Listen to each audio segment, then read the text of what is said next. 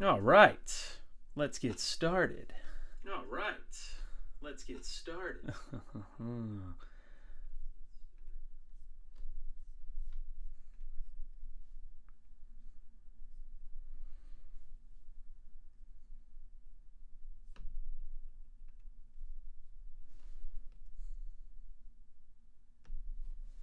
Okay, testing.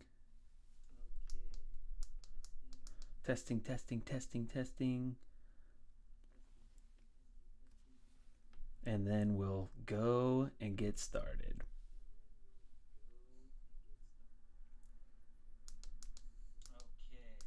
There we go. All right, it's great to see everybody. Wow, we have an exciting thing to talk about once again. We're getting started with our day, and we're about to cover some big subjects. I'm very excited about what it is that we have to cover today because it's everything that you need for your sovereignty and to go private. I want to thank you all for joining me today. This is going to be a big topic of conversation.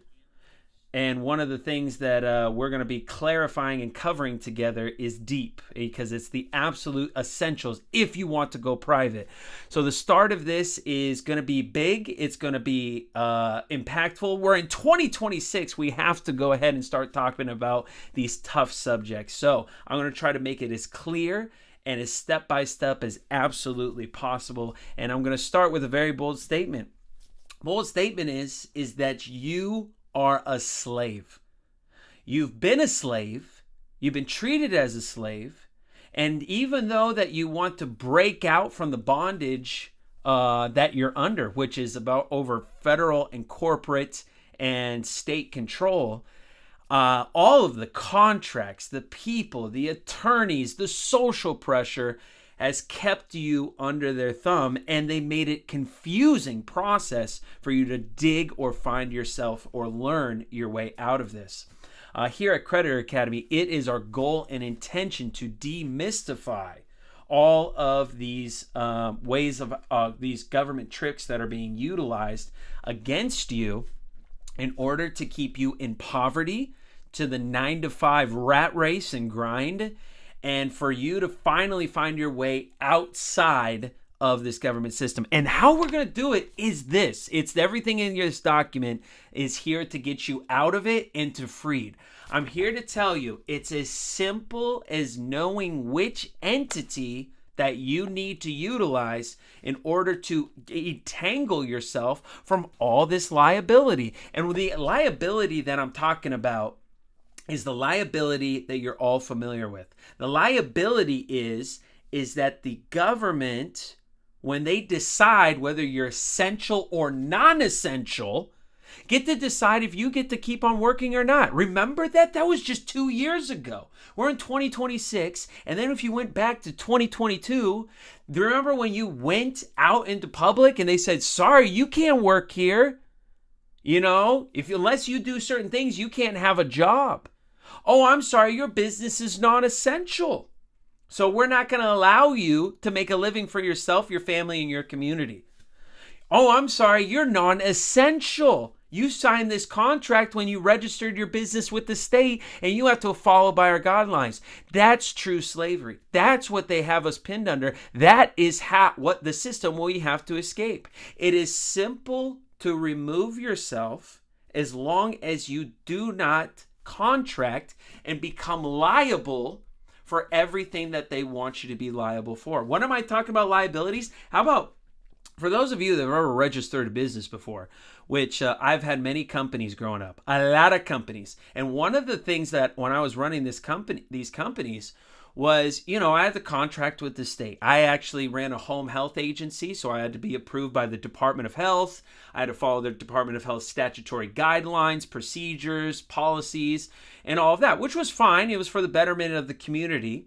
But man, when I registered a business, I mean, not only did I have the Department of Health down my throat and back, but I also had the Secretary of State down my back. I remember getting text messages, emails saying, hey, your filing fees are due this quarter. If you don't file your fees on time, if you don't pay your dues, if you don't tell us how much money you made, if you don't tell us how many employees are currently working for you, we're going to fine you. We're going to give you late fees. We're going to embarrass you publicly. We're going to put your name on Google. So then every time someone looks up your business, you have a bad reputation because you weren't doing what you were told. That's how the system operates if you contract with them. But it's a choice. You have a voluntary choice to be either incorporated, meaning signed and sealed with the state, or to be unincorporated, which is to not have to adhere to their statutory structure. And that's what we're here to talk about today. We need to remove the liability, the contracts from your straw man, from your position of no power to the private. To the private. What do I mean when I say the private? The private means that you're returning to the natural order that was intended to you by God and our founding fathers of this great nation. That order is God over we the people over the state, and the state over the federal government, and the federal government over artificial entities. You currently, whether you realize it or not, in the federal government's eyes and the state, are a artificial person. And that's what we mean by the straw man. Your artificial entity is what's contributing to their kleptocracy. This is the foreign banking cartel. This is the extension of the Roman Empire. We are the merchants of this system. And these merchants that we're operating under is under an entity, a corporate structure that they designed, that they had us contract through. And that contract says, you are our slave. You are my bitch. You do what I say when I say it, and when I tell you to fine and do certain filing fees or pay certain taxes, you ask me how high it is that you need to jump to meet those expectations. And the thing of it is we did this to ourselves. We contracted into that situation, and now we need to learn the way of the private to get ourselves out. Welcome, everybody, to Creditor Academy. This is the foundation by which everything you need to know about becoming private and operating privately is here right now. And I'm here to explain it to you in a very simple step-by-step format. You're going to have no problems succeeding. You're going to have no problems accomplishing this. And I hope that by the end of this presentation, everything is going to start clicking and making sense. The first thing that needs to make sense to you is two things. And you got to write this down. Take out a piece of paper and a pen right now and write this down about the private. Whether you've been doing this gurus or guru shopping or going to different organizations a long time, I want you to write down these two things. Say, this is what Creditor Academy believes. This is what Creditor Academy teaches. I'm going to see if he's right or wrong, and I'm going to ask other people. But write these things down. The whole entire movement about the private can be summed up into two categories. Number one is benefits, and number two is liabilities. Benefits and liabilities. I want the benefit of the house, the car, the line of credit. I want a boat, a yacht. I want a vacation. I want to get myself on airplane flights. I want to put my kids through private school. I want the benefits of what life is offering, but I don't want the liabilities if I can't pay it back or if I can't meet up to the expectation of the contract. You see, that's the defining nature of operating inside of the private. We want to get all of the benefits of what life has to offer, but we don't want to be held liable during times in life when it's tough. How many times have you gone through your life? Maybe you've been on earth only 20 years, 30 years, 40 years, or maybe more. And how many times in your life have you gone through a tough time? For a lot of us, that was very recently. Remember when we were told, hey, you're an essential or non-essential employee or business? I mean, that changed everything, right? That was a hard time. What about the 2008 market crash? A lot of people lost property, lost their investments. A lot of the money that they had invested went right out the door. That was a hard time. What about when we first had to go to war and continued going to war for more than 20 years, the Iraq War? I mean, that was a hard time for many families. Or what about the new introduction of artificial intelligence? I lost my job to AI. People saying that at Microsoft, Google, EA Sports, and so many other gaming companies and software companies, and even low-level intro jobs like customer service representatives are being replaced by AI. Those create hard times. So my question for you is not so much have you gone through hard times, but are you prepared for the next hard time?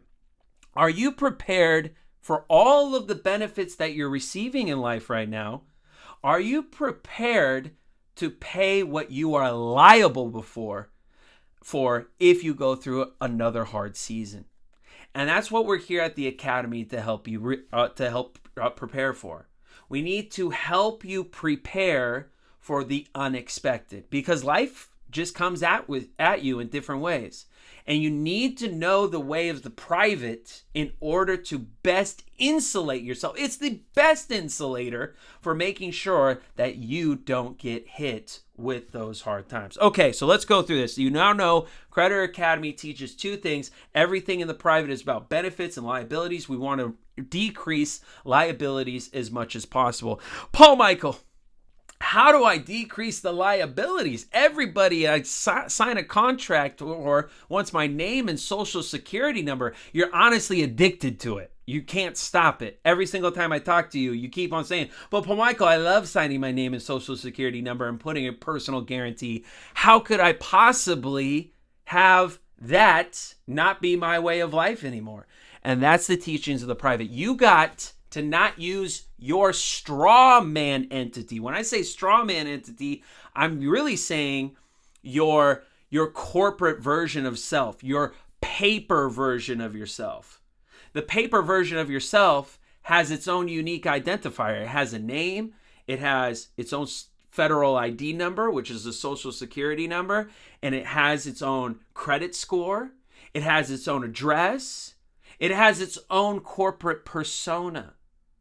So in the same way, we need to be able to contract with a straw man that is not the one given to us by the government, but ones that we control but don't have ownership over. See, ownership means liability. If you own something, then you're the one that people go for to be held liable. You own the social security number. You own the name. You own the contract that was set up for you by the federal government. And you don't control it. We need you to create an entity that allows you to do the exact same thing as your name and social security number does, but gives you none of that liability. This brings the introduction to the unincorporated business trust. What the? Huh? What do you say? What does that mean? Unincorporated who? The unincorporated business trust. So, before I introduce this formally, I want to give you some insight into my life. When I was registered with the state and having to follow all of the registration, the filing fees, the personal guarantees, and signing everything in my name, I had an individual come up to me, introduce me, and say, you know, Paul Michael, you're going through a lot of stress in your life. You have a lot of things on your shoulders. A lot of things are in your name. And if one of the house of cards falls, everything else, you risk losing everything. And I say, yeah, but what can you do about it? That's just life. And he just says, Paul Michael, you know, I have this entity. It's called a business trust that allows you to get access to everything that you want, all the benefits of life that you like, but allows you to be insulated.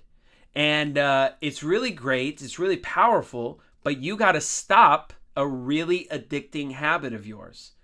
And that addicting habit is that you put your name and social security number on everything.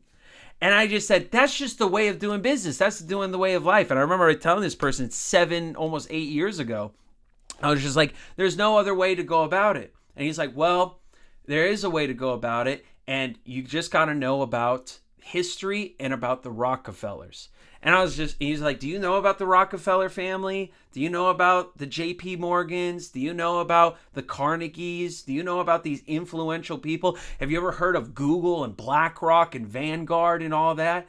And I was like, I've heard of those names in a very, stated way that was nefarious, especially when it comes to the Rockefellers and how much power and control and influence they have to our society. But what do they have to do about the topic of conversation that you're bringing up? And he's like, they are the contributors or the historical, I don't want to say inventors of what is known today as the business trust, the unincorporated business trust. You see, every single entity in the United States has case law that backs that entity. It basically is the provisions of how that entity operates. Thank you for joining, everybody. Hit the like, hit the subscribe button. Love to have you guys here. Thank you for the rose, the mirror as well. Appreciate it. The greatest place to get information on the case law for these entities is called American jurisprudence. American jurisprudence is basically volumes of all of the case law that gives the provisions for how an entity is supposed to be structured, operated, and what benefits and liabilities it has to adhere to. So there's this one volume, it's kind of a secret volume, It's like, you ever see the movies with a dusty book in the back? Like you're in this large library and then you're looking at all these different books and then you see that one dusty book that it's got that logo on it and you're just like, what is that book up there that no one has touched in decades or years? And your curiosity draws you to it because it's at such a high place to grab and whatever. And you go ahead, reach at the very top in the law library and you draw it out and you see all this dust on top of it and you start blowing it off and dust flies everywhere. Like, what is this thing? And then you start pulling back the first pages and you're like, unincorporated business trust. What is this? And then you start reading a little bit. You're like, wait a minute. John D. Rockefeller, JP Morgan, who are what? BlackRock people. Who are all these are some of the most influential people in American history. Wait a minute, their names are all over this book. What is this book about? And you start reading it, and you start reading more big people. Like you start seeing the Bartletts and the Leachmans, and you're just like, what? How did the Bartletts and the Leachmans get in here? And then you just go on, and you're like, oh my gosh, the Supreme Court is all over this thing? Supreme Court decisions everywhere. Wait a minute, Adams Oil Association? Wait, the Montoya Oil and Gas Company? I mean, some of the biggest companies in our American history. And you see how far back this is dating to the 18th and 1900s. And you're just like, wow, this is huge. And you go through this and you're like, this seems like a very valuable book. I don't understand it yet. But it's obviously an important volume out of all the American jurisprudence sections on here. And this is what I want you to find. I want to gather your attention to this. If you see the most influential names in all of American history with the most amount of power in the United States, even to this day, and their name is showing up in this book over and over again, I hope it gets your damn attention. I want you to read this. I want you to see with the people that own your entire life, that force you to work for their most multinational corporations, the very individuals that tax you every single year and force you to contribute to their foreign banking cartel, are trying to tell you something.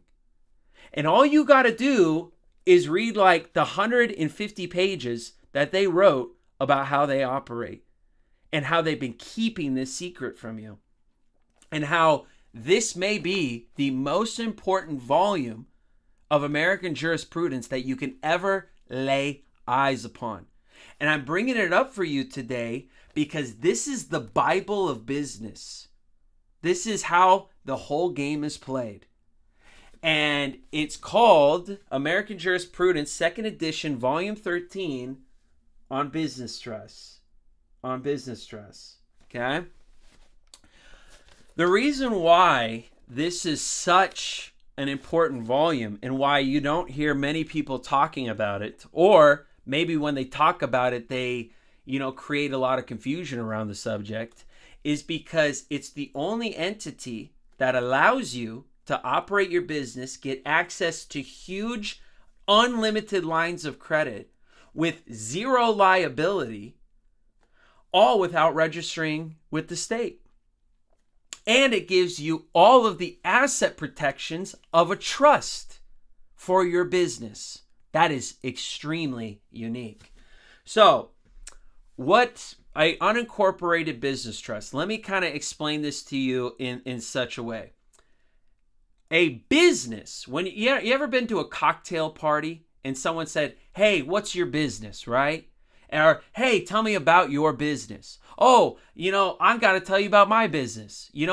Everybody asks about what your business is, but what is the definition of what a business is?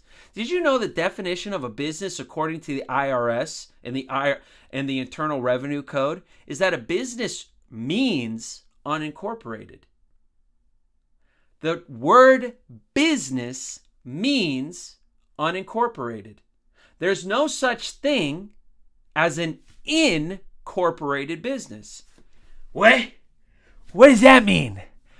I don't understand that, Paul Michael. What does that mean? It means that when you incorporate with the state, you incorporate to be an LLC, a C Corp, an S Corp, a sole proprietorship, a nonprofit, and so on.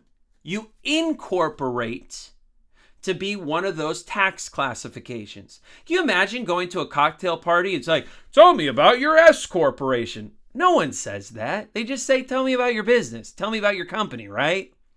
Tell me about your C corp or your LLC. No, just everybody says business, right? It says business.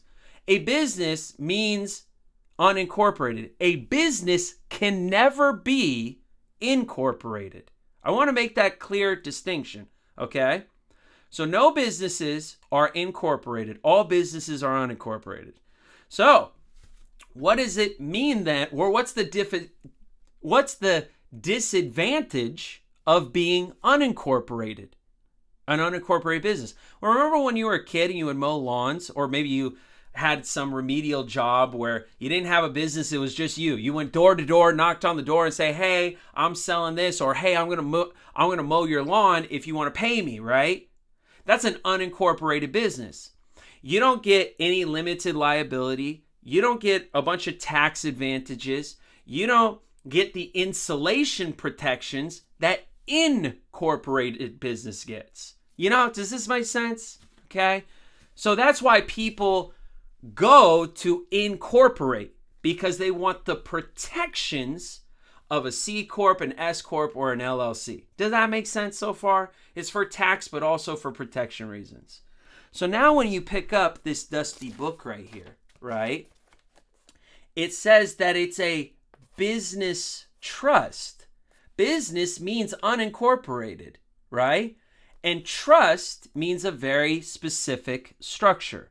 Like I said, trusts get the best amount of benefits. You get asset protection, you get privacy, you get limited liability, you get to not contribute to probate, you can skip inheritance taxes, you can avoid income taxes, and on and on and on. So what this entity does is it allows you to be unincorporated and have the benefits of a trust. But there's one other thing that makes a business trust super special.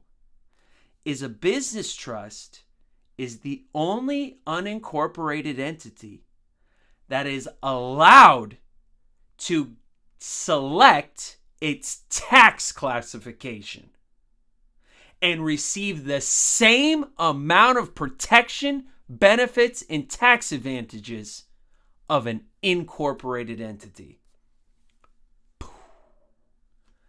I'll say that again. A business trust is the only entity that is allowed to be unincorporated, but still get the tax advantages and the liability protections as an incorporated entity. That, ladies and gentlemen, is the Rockefellers' biggest secret.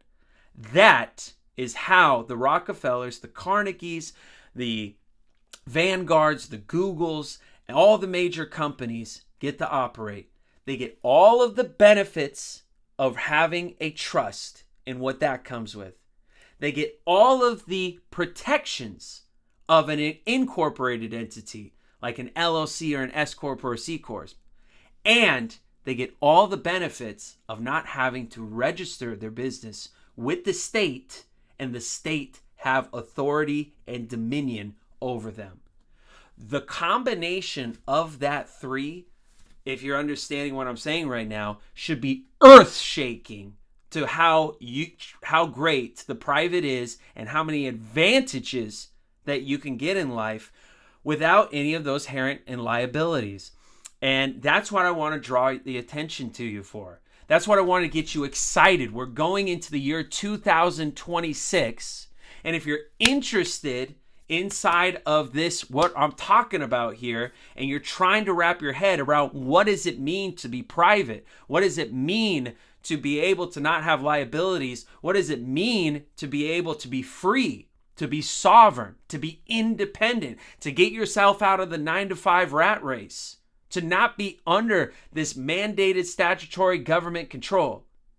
It means that you need to understand how to operate with an unincorporated business trust. And that's what Creditor Academy is here to do. One of the things Creditor Academy is here to do is to put every individual, no matter if you've been in this journey for 10 years, 5 years, 20 years, or longer, into the private as quickly as possible. Out of all the processes you could ever do in this private movement, getting a business trust set up with a bank account is the most essential thing that you need to start with. It's the only thing to start with. I'm here to say, as a very bold claim, that if you have been doing these private processes and been a part of this movement, I don't care for how long, or been listening to any other guru, and a guru has not told you that the first step in becoming private is to get your unincorporated business trust in a bank account, then they're leading you astray. Leading you astray. It's a bold statement. I've had individuals say, Paul Michael, I've done my SPC. I've done my status correction. I even discharged things. You're not in the private. Paul Michael, I have done everything. I've studied Black Law's Dictionary. I've been in the law library. I've watched thousands of hours of Gurus Network's videos. You're not in the private. I'm here to tell you there is nothing more essential to your safety and prosperity and your future than getting this business trust set up with a bank account. You can't. And the reason why I'm making this bold claim is because you haven't solved the number one problem with the entire private movement, is how do you get all the benefits of life without suffering any inherent liability? Until you solve the liability problem, I don't care if you've done your SPC. I don't care if you've done your status correction. I don't care if you're American national. I don't care if you discharge things. I don't care about all the paperwork that you've done for taxes, the IRS, or anything like that. You haven't. You're still liable for everything. And the reason why is because you don't have an entity to go to battle in your place. And that entity is only as strong as if you have it effectively put together, its structure, and it's in commerce. The only way to get into commerce is to go into Rome. You have to go into Rome. You have to walk into the Roman Empire. And you have to operate as a merchant within the Roman Empire.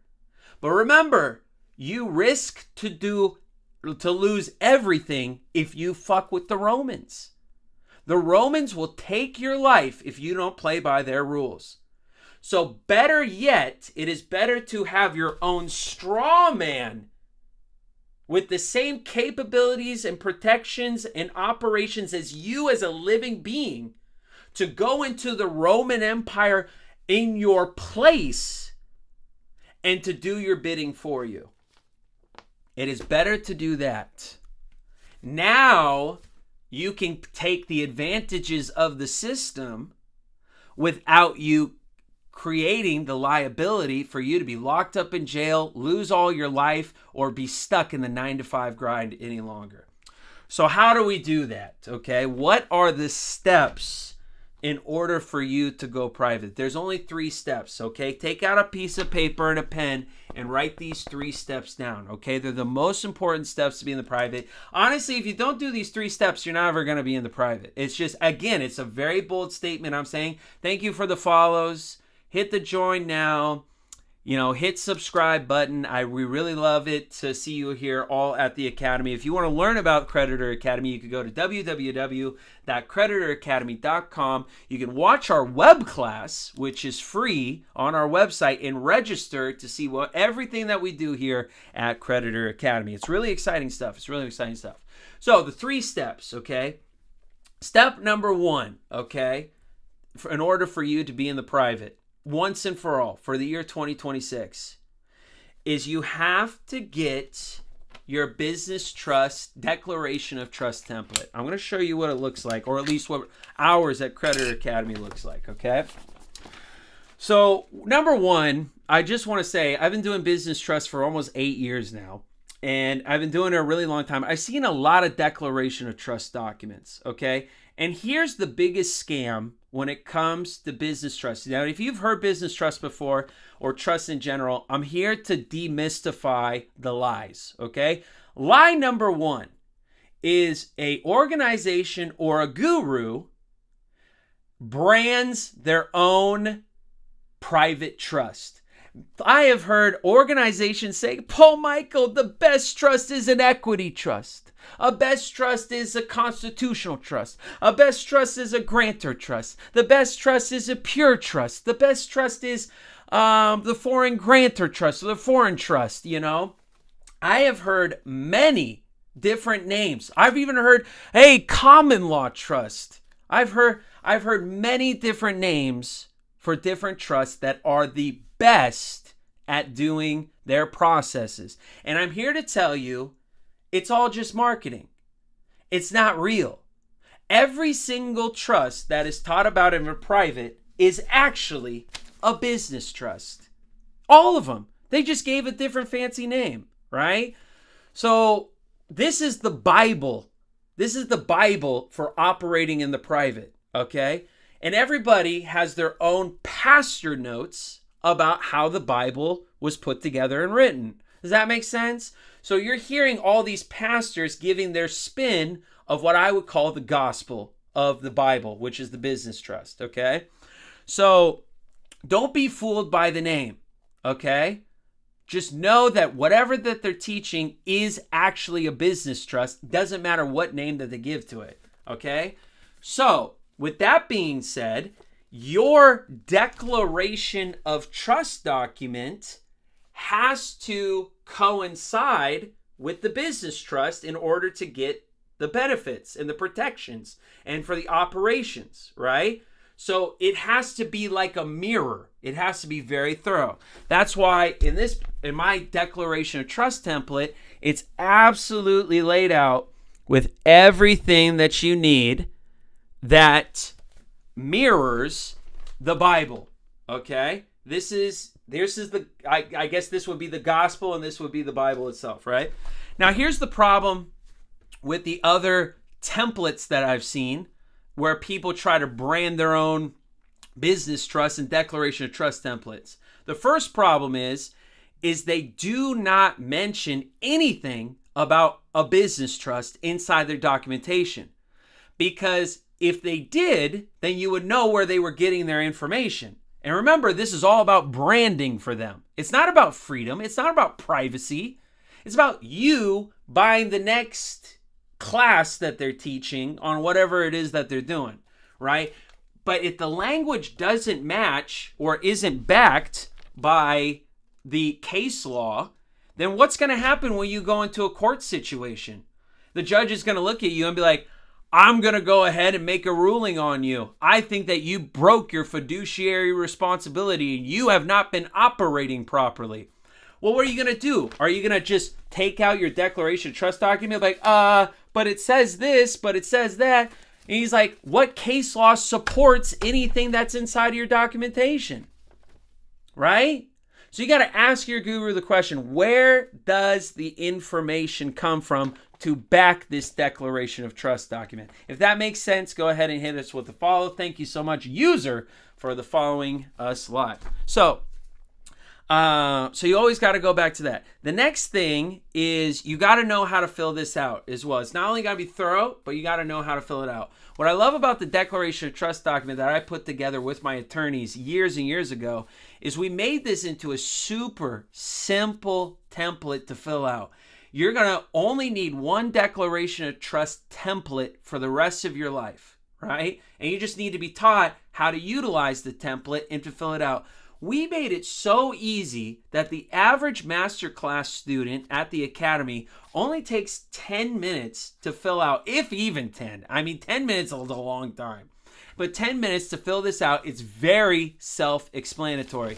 You just go ahead, you say, I just fill in this blank and put in the date. It takes no time at all. And then all you got to do is go get it notarized. And now you're officially in business, right? You get that public notary. They're there to stamp it. And now you're in full operation. And now you're ready for the bank. The bank is going to be great because it has everything organized for the bank. They can see it clearly. And they know the reference material and the case law that you're utilizing to open up the bank account.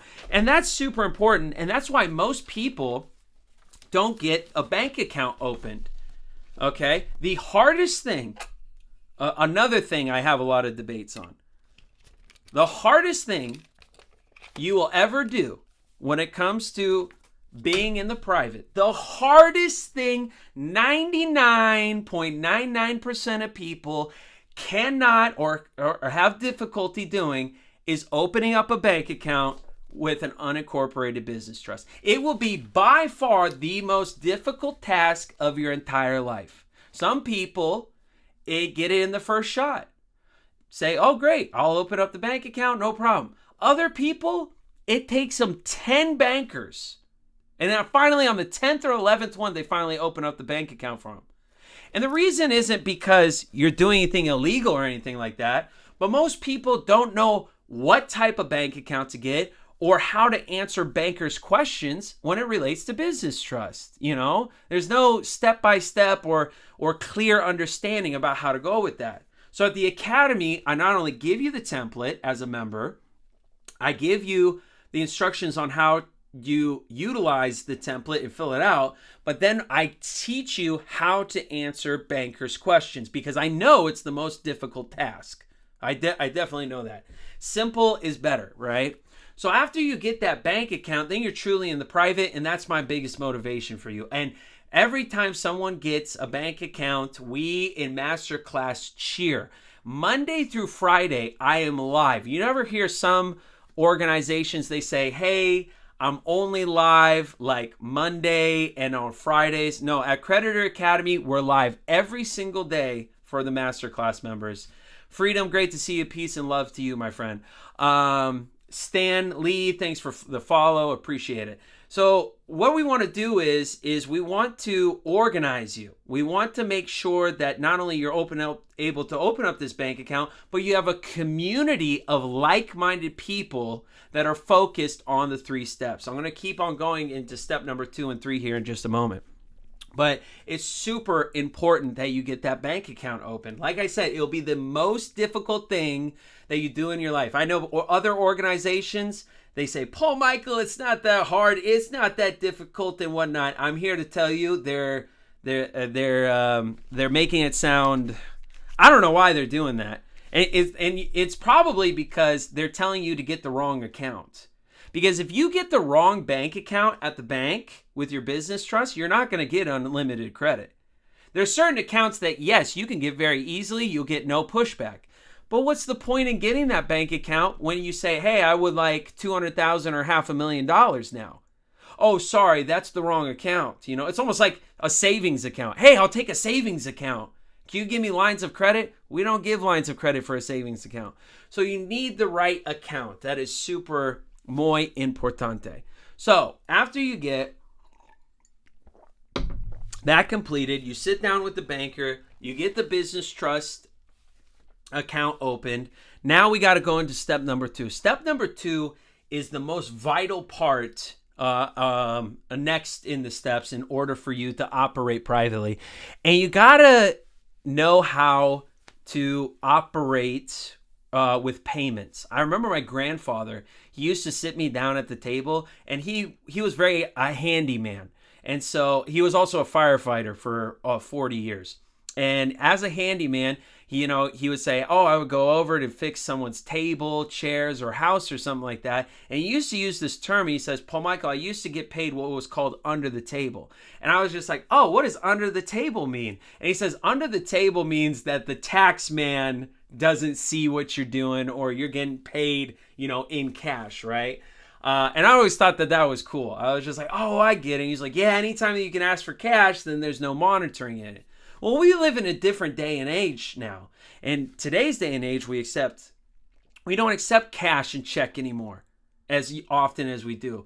Now we're debit cards, credit cards, software, technology, recurring payments, and so many other automation tools to make modern payments convenient. I can't even remember the last time I went to Safeway or Publix or the Piggly Wiggly and paid with cash or a check. I don't even think that they, have that anymore. So you have to get paid in the modern age, but it also has to be private. But here's the caveat. When you register your business with the state and don't use a business trust and you incorporate yourself, all of your transactions are for the public to see. The IRS gets into your business. They start to monitor every single dollar that gets to your account. So what's the solution? Well, as soon as you have a private entity, a straw man, that has the same legal standing as an actual living being does in commerce, you can now funnel all the money to that private entity. Now, I made a very bold claim right there. You said, Paul Michael, you're saying a business trust has the same identical thumbprint as an actual living person and is seen that way? Explain yourself. That doesn't make sense. A business trust is backed by 3 foundational laws: contract law, constitutional law, and common law. Okay? Contract law is the highest law of all commerce. There is no higher law in commerce than contract law. Common law is God's law. All right? It's an extension of natural law. It's the law for all human beings, not only in the United States, but around the world. Then there's constitutional law. Constitutional law by our founding fathers. It's the Declaration of Independence. It's the Bill of Rights. It's our inalienable rights that were given to us by our founding fathers of this nation. These 3 laws that back a business trust are the same laws that back us, the living. And that's why business trusts are also unique. They are most similar to an actual living person. A incorporated entity with the state is only following contract law. There's no common law or constitutional law. It's replaced by contract and statutory law is what that backs those entities. And that's why you're under their thumb of oppression. So know the power of a business trust. This is the Bible of your private entity. And this is why the Rockefellers, the Carnegies, and all the others, the JP Morgans, utilize this entity, and the big oil companies too, right? So you got to know that. Unincorporated business trust. Step number 2 is you get merchant processing. Now there are certain merchant processing companies that only work with business trusts. So inside of your masterclass, we teach you what private merchant processing is all about. You got to know about what it is to be a private merchant. You need to know how the credit system and how transactions affect your day-to-day life. And you need to make wise decisions about who you choose to be your merchant processor, your backing bank, and your gateway options. Those are the 3. The gateway is how you send invoices and do transactions and billing. The merchant processor is the merchant account provider in order for your business trust to even be a merchant. And then finally, the backing bank, okay? The acquiring bank. They're the ones that are backing your business. They're the ones putting up the insurance policy for you. If you do this right and you get the right combination of the 3, which we explained in detail in Masterclass, then you will be able to do what my grandfather did. Get paid under the table in the modern age. And I have to tell you, I have never heard another organization talk about this subject. If anything, it's been the pain in my side and the side of this whole entire movement. Hey, why don't you go into the private? And then you get into the private and they say, oh, you want merchant processing? Sorry, Stripe, PayPal, Clover, Wave Accounting, Square, and all the others, they don't accept business trusts. And everybody gets trapped. People are like, wait, so I can only accept cash and check? Who will do business with you? Can you imagine trying to run an e-commerce store or something online and you can only get paid cash or check? Guess what? Bye-bye. Cash App, Venmo, not a good option. Oh yeah, why don't you Cash App or Venmo me or whatever? What? How can you do automatic payments and memberships, recurring payments and invoicing with that? It's a peer-to-peer platform. It's ghetto. It's ghetto. That ain't professional. You think Bill Gates is doing that? You think Jeff Bezos is doing that? No. There's a way to accept payments in the private. It's the single most important thing that you do. That's why it's step number 2. Is 1, you got to get your entity established, and 2, you have to merchant process in the private. Finally, we have step number 3. Step number 3. Oh, if you're liking what I'm saying so far, hit the subscribe button, the notification bell. Go ahead and give us a follow here at Creditor Academy. We'd be super excited to have you as a member. Right now, we have a free web class at www.creditoracademy.com. I mean, if you want to see everything that we do at the Academy, please join there. So if you're just joining me just now, I'm making some very bold claims, and I do a lot of debates with other guru channels about this. And honestly, I've gotten a lot of heat for it because I'm saying, hey, if you've done your SPC, if you've done your status correction, if you've done all these other things, and you've been studying this movement for the 10 years, 20 years, or whatnot, and you haven't done these foundational 3 steps yet, you are not in the private. Which I'm not here to cause division. What I'm here to do is to make a very clear observation, make you aware of it, of what the biggest issue is when it comes to the private. So what you need to do is you need to hear what I'm saying and know why it is that I'm saying it. And honestly, if you go out into the world and you bring this up to your gurus or other network channels and say, hey, you know what? It's fine to do your SPC, your status correction, or learn about negotiable instruments and discharging and all that, but you're never going to be in the private. Let me tell you, you'll have more people turn on you. You'll have so many people attack you. You will have, honestly, No, you'll be an outcast in like 2 seconds, because people don't want the truth. People can't handle the truth.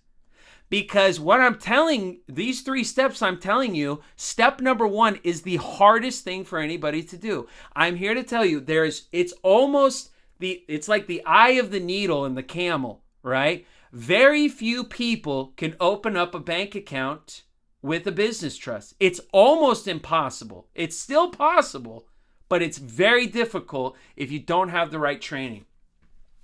And if you end up accomplishing that, you will have accomplished something that most of these gurus have never done in their life. It is to that level of difficulty, because it's easy to do SPC and status correction because you don't care about them giving you a reply. Okay, I put something on public record. I put something in an envelope and mailed it off, whether you know what you're talking about or not. Remember that. I don't know if this document is right, but I'm just going to fill out the template and send it anyways. Which you should not do. You should really have an above standing of what you're doing before you send any federal documents or state documents or whatever. But that's just easy stuff. I mean, you weren't worried about sending that documentation because no one was going to disagree with you at any time. Try sitting down with a banker, with him sitting right in front of you, and have him say, how can I help you? And then starting from there. Have a banker look you in the eye and say, why should I let you operate in the private at our bank and get merchant processing on top of it when we don't do that for anybody else? Imagine sitting with a banker who has been at his senior at that bank for 20 years, and for him to look you dead in the eye and say, out of all the customers I have ever had at this bank, you are the first one to ever bring up this subject to me or try to do the process that you're doing. That's courage. That's conviction. That takes determination and grit to make happen. All this other stuff is just bullshit. It's easy. I have no problems doing something when I don't have someone arguing with you. Making a banker's relationship with a representative of the Roman Empire is true test on whether you have what it takes or not. And at the academy, that's what we prepare you for, is for that banker's meeting, for you to fully operate in the private and be professional when you do it. Our intention is not to make you a conspiracy theorist. Our intention is for not people to laugh you out of the bank, but rather to say, I like your professionalism and how you present it to yourself. Because when you do it in the right way, you get the ultimate benefit. The ultimate benefit of unlimited credit and for you to have a Bankers Connect is simply this. If you can acquire this bank account and address yourself professionally and do the steps as they're intended to, you'll be able to walk into any bank and do the Paul Michael process. This is the only process that I teach at Creditor Academy, and this is how it goes.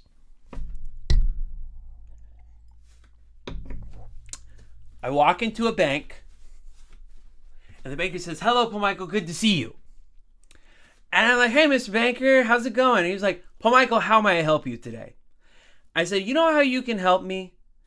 You can go in the back, grab the key to the vault, unlock the vault, open its door, let me walk into the vault, let me grab as much money as I want, and let me walk out the front door.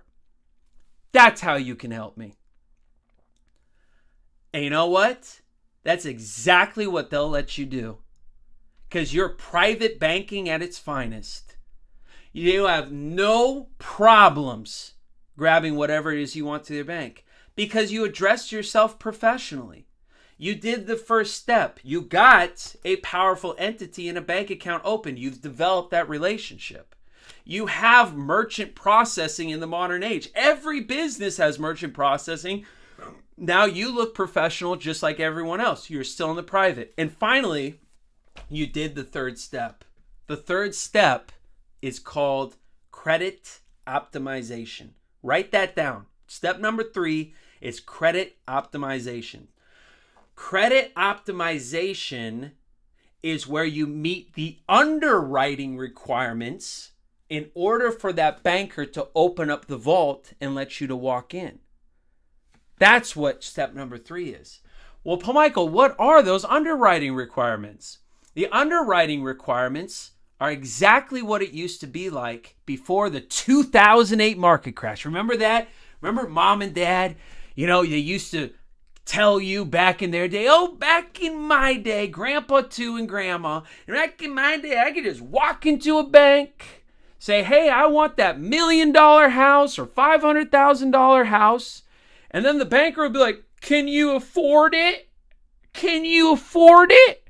And they'd be like, yeah, I think we can. And they'd be like, really? And I'm like, yeah, we can. Okay, you're approved. I mean, it was a different world back then, man. I mean, absolute different world. Gosh, can you imagine being back in that time? I would own 100 houses. I would own 100 houses. And that's what it used to be. And you know what? To be honest, that's how it still is today. It really is. Since the 2008 market crash, the banks still give out money as freely as they did before. They just added a few underwriting requirements that you must meet in order for them to say yes to again. And step number 3 is we teach you the underwriting requirements checklist that you have to meet so then they can open up that vault, let you grab whatever you want. Because it's exactly what your and my parents went through. This isn't conspiracy. This isn't theory. This is actual facts from our parents' standpoint on the lives that they lived. And actually, some of you have lived through those times yourself. You're like, yeah, I do remember that, Paul Michael, how easy it was for me to get a house or a car or whatever I wanted. All I had to do was just say that I can get it. And it's exactly that. If you say it, it comes into reality. Only you need to say it through your own corporate straw man to make it happen. You need to make this entity say it for you, and the doors will open. And there's the key to it all. You have all 3 steps accomplished. Step number 1 is you're able to make your business profile. You're able to create the most powerful private entity available in the market, the unincorporated business trust. And you are able to walk in to Rome itself and to get a bank account. And then you are able to transact in the modern age with credit cards, debit cards, recurring payments, automatic payments, e-commerce, and so much more with your private entity, which is almost like getting paid under the table. And then finally, you were able to meet the banker's requirements so then they can open up the vault and gladly give you anything that you need to grow and succeed. Because remember, banks are just lending institutions. That's all they are. They only make money if they can lend it out. They're begging to lend out money. That's why they did it so easily before 2008. And then all of a sudden, you know, the government got involved and they're like, we should have stricter requirements. And then the bank was like, do we have to? So they don't really want strict requirements. They want to give you money, you know, just like anything. But yes, Ronnie, in the beginning was the word, and our word should be bond. It's a very good one. It's undisputed. And that's what you got to be. Go ahead and hit us with a follow and a like if you haven't already. This is an exciting journey for you because we're going into 2026. 2026 is your year to become and operate privately. If you want to operate privately here with us at Creditor Academy and also find a community, a home of individuals that you can relate with that have been maybe on this journey like you have. For a year or months or many decades even, come into our community. We're a non-judgmental community. We meet Monday through Friday live. And you get access to me to ask me questions, make comments, and really to make sense of the big picture. And every day I talk to my masterclass members, and I am motivated for the year of 2026 as I was in 2025 to your success in getting to the ultimate goal. And that's what I want to end this conversation with, or come to a kind of a conclusion to. The ultimate goal of becoming and operating in the private is only one thing. It's your goal, your vision, your passion, and most importantly, it's your dream. If you got to do something for your family and your community that benefits everybody, whether it's a service or a product or whatever it is, that vision that you've been holding inside that you wanted to contribute to the world is the most important thing for you to accomplish. And the private is just a stepping stone for you to get to your vision, passion, and dream that you want to do for your family and your community faster. It's actually the fastest way to do that with the most amount of protections and the most amount of financial benefit. You see, so many of us fell into the get rich quick. So many of us said, if I fill out such and such document, put it in the mail, and send it to this federal or state entity, I'm going to have $1 million check arrive inside my mailbox in just a couple weeks to a month, right? You need to get your head out of that, because that's not a motivator. That's not what's going to get you to become free. That's what's going to get you to sign up for a program. That's what's going to get you to invest in their templates. That's what's going to get you to, sign up for any courses or consultations. Absolutely. I mean, who doesn't want somebody to say, oh, if you just do A, B, and C, you're going to have a bunch of money, and I'm the only one teaching this, right? So you need to get over that. You need to put that to your side, because it's all Satan's distraction, right?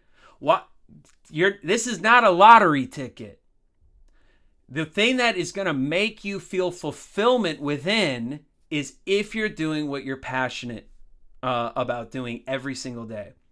And if that's your motivator, if that's what's driving you, which is a great motivator and a drive, by the way, then the private is going to complement that. And in the end result is you'll get access to unlimited credit. It's almost like Harry Potter and the Sorcerer's Stone. And Harry Potter went through the chambers, and he was trying to beat Voldemort, and he went through all these trials and stuff, and the big chessboard, and all these, three-headed dogs and whatever. And then he gets to the very end, where the Sorcerer's Stone is located. And all there was this huge mirror. Remember the mirror? And remember Voldemort showed up there at the same time that he did? And he was looking at the mirror, and all he saw in his reflection was that Voldemort was a king, that he could take over. He had all the images being displayed to him of a perfect life. And that's the distraction with some of these templates that you're filling out and turning in. You have the imagination of grandeur, but in reality is you're never going to get that stone. You're never going to get to the end here. So when Harry Potter got the stone, what did he had to do? He says a very wise thing that Dumbledore did, says the stone will only be revealed and given to the ones that don't actually want it. Smart guy. And then it was put into his pocket. But you got to figure out how to get your vision out into the world. You got to be able to get yourself out there. And you got to be able to make it happen. Ronnie, thank you for joining us. A lot of people viewing us right now. What do you think about what I'm saying?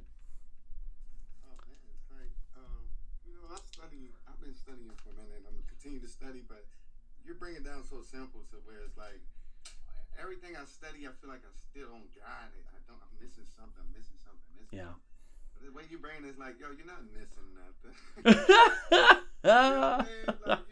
make it feel so confident. I'm like, yeah, I'm not missing Bruh. nothing. You got it, bro. It's like only fear that I have is something I haven't even tried yet. It's just my only fear, and it's like it's no. I don't think it's no failure, man. Like, cause I haven't really failed yet. It's just things I haven't tried. I just fear it, but it's like really, I really feel like it's no fear, man. And the way you break it down, it's like, yeah. That's what it's supposed to be. Like, really, when you go in there, because, like, when you think about it, when your signature, if you have unlimited credit, you can have a. It's not like you said, it's back in the days how people can just get what they want. Like nowadays, it's basically the same way. It's like if I feel like I sign my signature and I make that into an instrument or make that, it's all about how these people give us a headache of how we need to discharge or get whatever we need now. Like you said, they put that little extra stuff in there, making that a headache for us. But I guess they done that because so many people, when people wake up, they was like, okay, I'm just go buy up everything, and people was just grabbing stuff and just having it for no reason instead of like, coming up with an idea to like let's try to break this stuff back down so people won't just take from others that might need it and having a hard time getting it. Yeah. It it is a lot simple. The private's meant to be simple. It's not meant to be complicated. It's supposed to enhance your life. I mean, remember when we would start businesses and dude, the state would just be hollering at us like, hey, did you do your filing fees? Hey, did you use our software system that we gave you? Hey, did you do your quarterly and annual report? They harass us, man. But in the private, you're only just responsible for yourself. Ain't nobody calling you, And that's what I want to get to. That's why I'm still studying, because I want to get to that overall understanding, to that point where like, oh, they call me, I'm like, okay, I'm aware of it. Instead of being frightened of it, I'm like, okay, no, you better not be calling me or having things already set up to where they don't have to call me. You know what I mean? Yeah, true. Well, let me just throw something at you. Let me, kind of put an idea in your head here. But before I do, let me ask you a question. How long have you been studying this subject now? How long? Tell me about your journey. My journey, basically, I grew up in the hood. I learned this when, when I got incarcerated. It was like, it found me. So I was able to sit down, read a few things. I went through a few different religions. I went through different religions to get an overall understanding about, even with different religions and the language of people. And then it broke it down to the status of things. And then we broke it all the way down to how your name is spelled, and broken down to straw man. So now it was more of like, okay, I had to go through something in order to get it. So it's been like maybe 5 years at the most of really maybe 5 to 10 years at the most. But it was still like getting complicated because it was like, I want to know some of everything, But it's like every time I learned one thing, it was other things coming out of otherwhere. But I'm like, okay, now I have to learn how to separate it all. Learn the difference, like how you broke it down, the difference between the common law, the difference between the commercial laws, the difference. You know what I'm saying? So I wouldn't get confused. I know what is what and what to do, where. So I just continue studying. I'm still getting there. So Well, we're going to get you there, my friend. I'm going to put something into your mind here in just a moment from personal experience. But Leah, thank you for joining me as well. Great to have you here. How are you doing? I'm good. How are you? Doing well. I caught you live at first, and then I had to jump off because I caught a phone call. But then now I'm back, and I'm like, damn, what did I miss? No worries. Nothing that The one thing that I think my struggle is that when I go in to the bank or whatever, I do ask for wealth management, like that. I know, what side to go to, but then it seems like I start to get gaslit or they kind of like, oh, we don't do that here. When I know damn well that they do, and I'm just not like this argumentative person. I'm not going to sit here and try to debate with somebody. Right. And that's where my frustration kind of starts to go, oh, come on.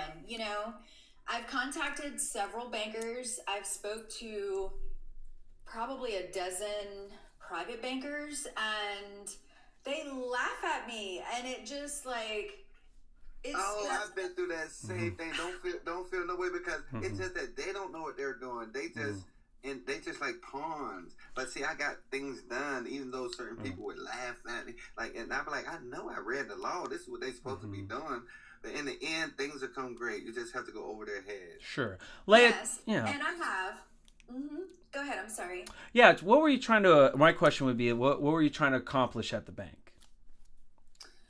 What I was trying to accomplish is now I do have I did, I guess, start the account with my trust, right? Okay. And so I wanted to fund it, and I wanted to use the settlement certificate to use a, special deposit it into the account, use as collateral, even borrow against it, kind of a thing. And they started asking me, well, what's a settlement? Well, what kind of bond do you have? What kind of security do you have? That kind of thing. And I tell them now, obviously I do not ever say the word birth certificate. Like I can't, because they fall off the apple cart so quick. Yeah. But it just, I don't know, it bothers me. But what I was trying to do is special deposit it into the account, use as collateral, and borrow against it. And the lady that I spoke to, she was actually Bank of America private side. She was actually the VP.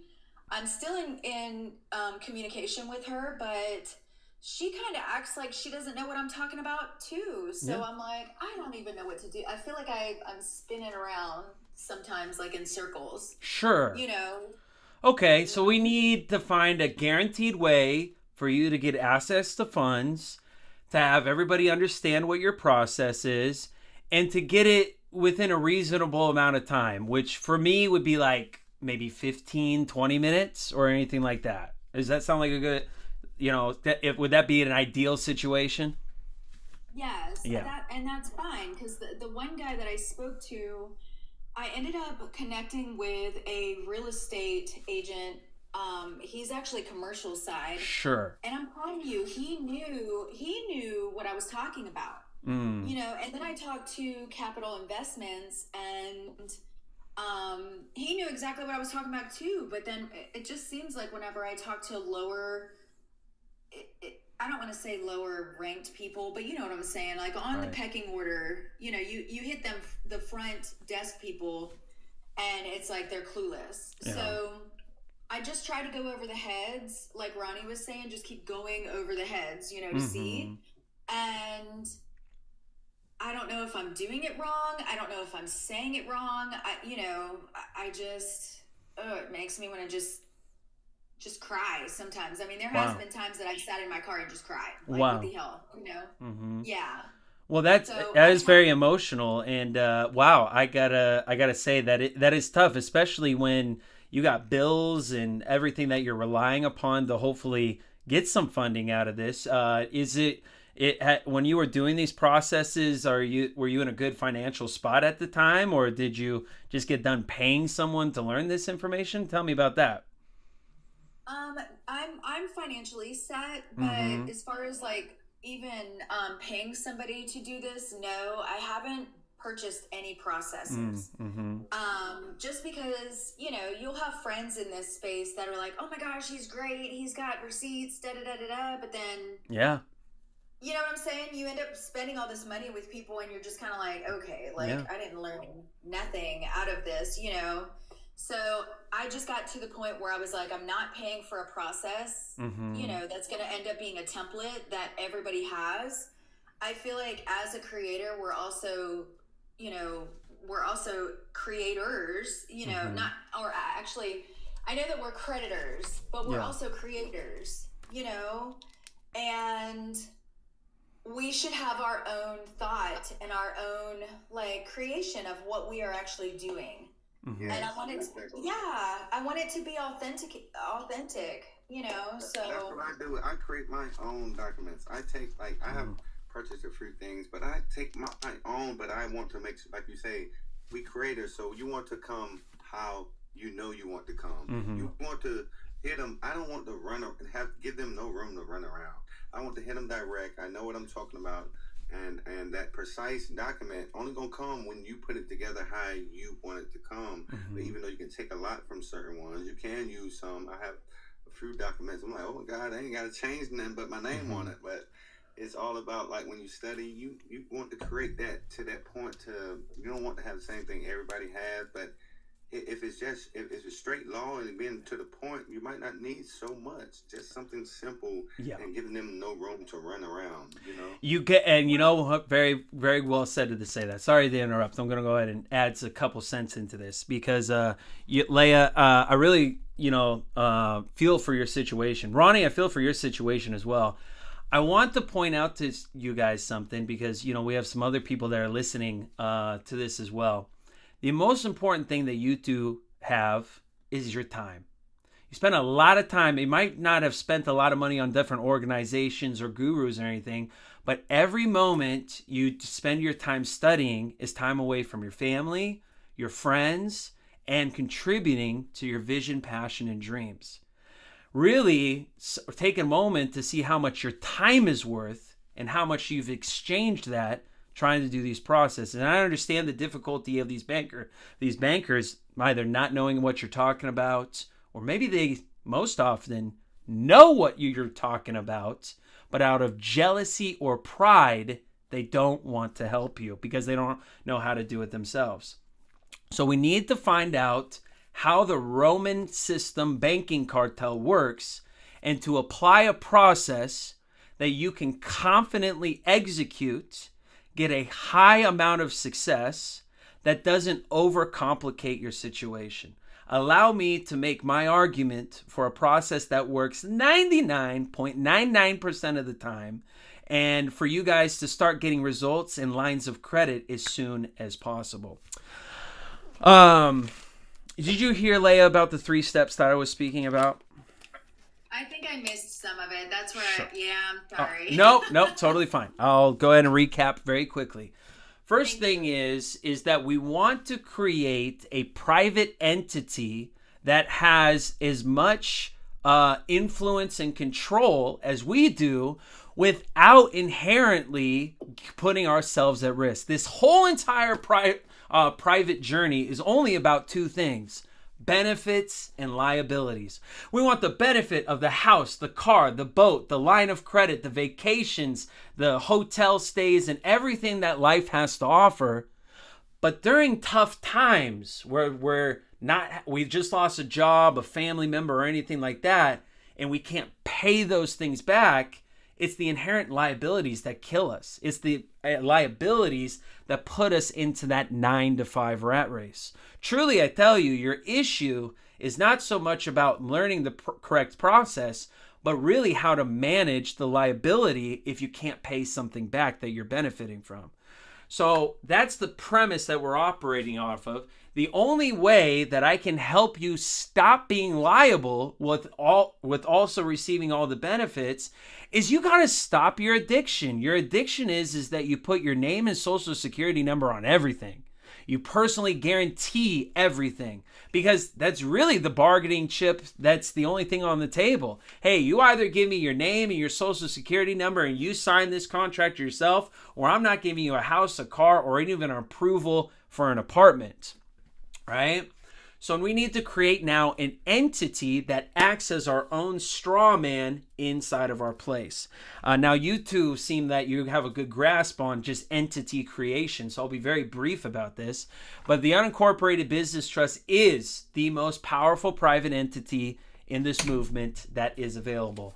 It is under American Jurisprudence, 2nd edition, volume 13. You will see the Rockefellers, the JP Morgans, the Carnegies, the big oil and gas companies and electric companies, all within inside of here that helped put together this private entity. The benefits is that it's not registered with the state, it's unincorporated. The 3 main laws that back it are the common law, constitutional law, and contract law, which are the same laws that back us, the living. This is almost equal to an actual natural person.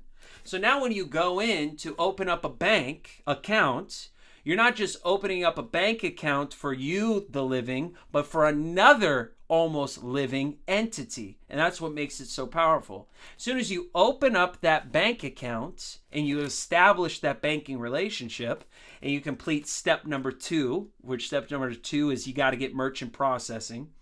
The reason why that's important is because the frustrating thing about being in the private is that if you can't accept credit and debit cards in the modern age, and you can only accept checks and cash, you're losing out on an entire market of individuals who want to do business with you. That's the tough part. And Stripe, PayPal, Square, Wave Accounting, Toast, and the other merchant PSPs, payment service providers, they don't accept business trusts. And that's the frustrating part, is either you got to live like a hermit or you got to be able to get over, accepting cash and check. So step number 2 that we teach at the Academy is how to get access to private merchant processing in the modern age with your business trust. Now, as soon as you get that connection with the merchant processing, now it's like getting paid under the table in the modern age. And what leads us to step number 3. Step number 3 is where you're currently at, Leah,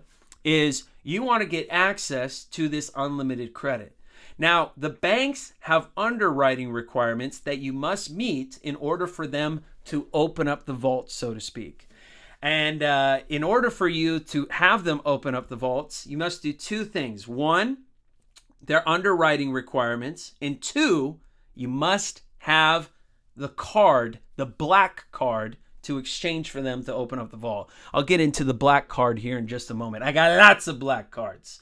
Blue cards even too. But the first one is the underwriting requirements. The underwriting requirements are very simple. Since 2008, they changed the requirements and they don't hand out credit as easily. They said you got to do A, B, C, D, and E. This is, you need a business email address. You need a business phone number and a couple other business requirements that are simple to tick off.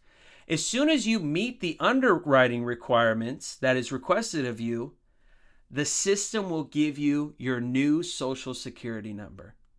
That new Social Security number is the Dun & Bradstreet number. It itself creates its own credit profile through the 3 bureaus, Equifax Business, Experian Business, and Dun & Bradstreet. From there, after your entity now has its own credit profile, banking relationship, merchant processing, and meets all of the bank's underwriting requirements, now for the rest of your life, in order to get access to truly unlimited credit, is as easy as filling out a credit card application. And not just one credit card, but many credit cards. 5 of them, 10 of them, 15, 30, or even more. And every single credit card is like actually getting paid. And in the Roman system, it views income as credit.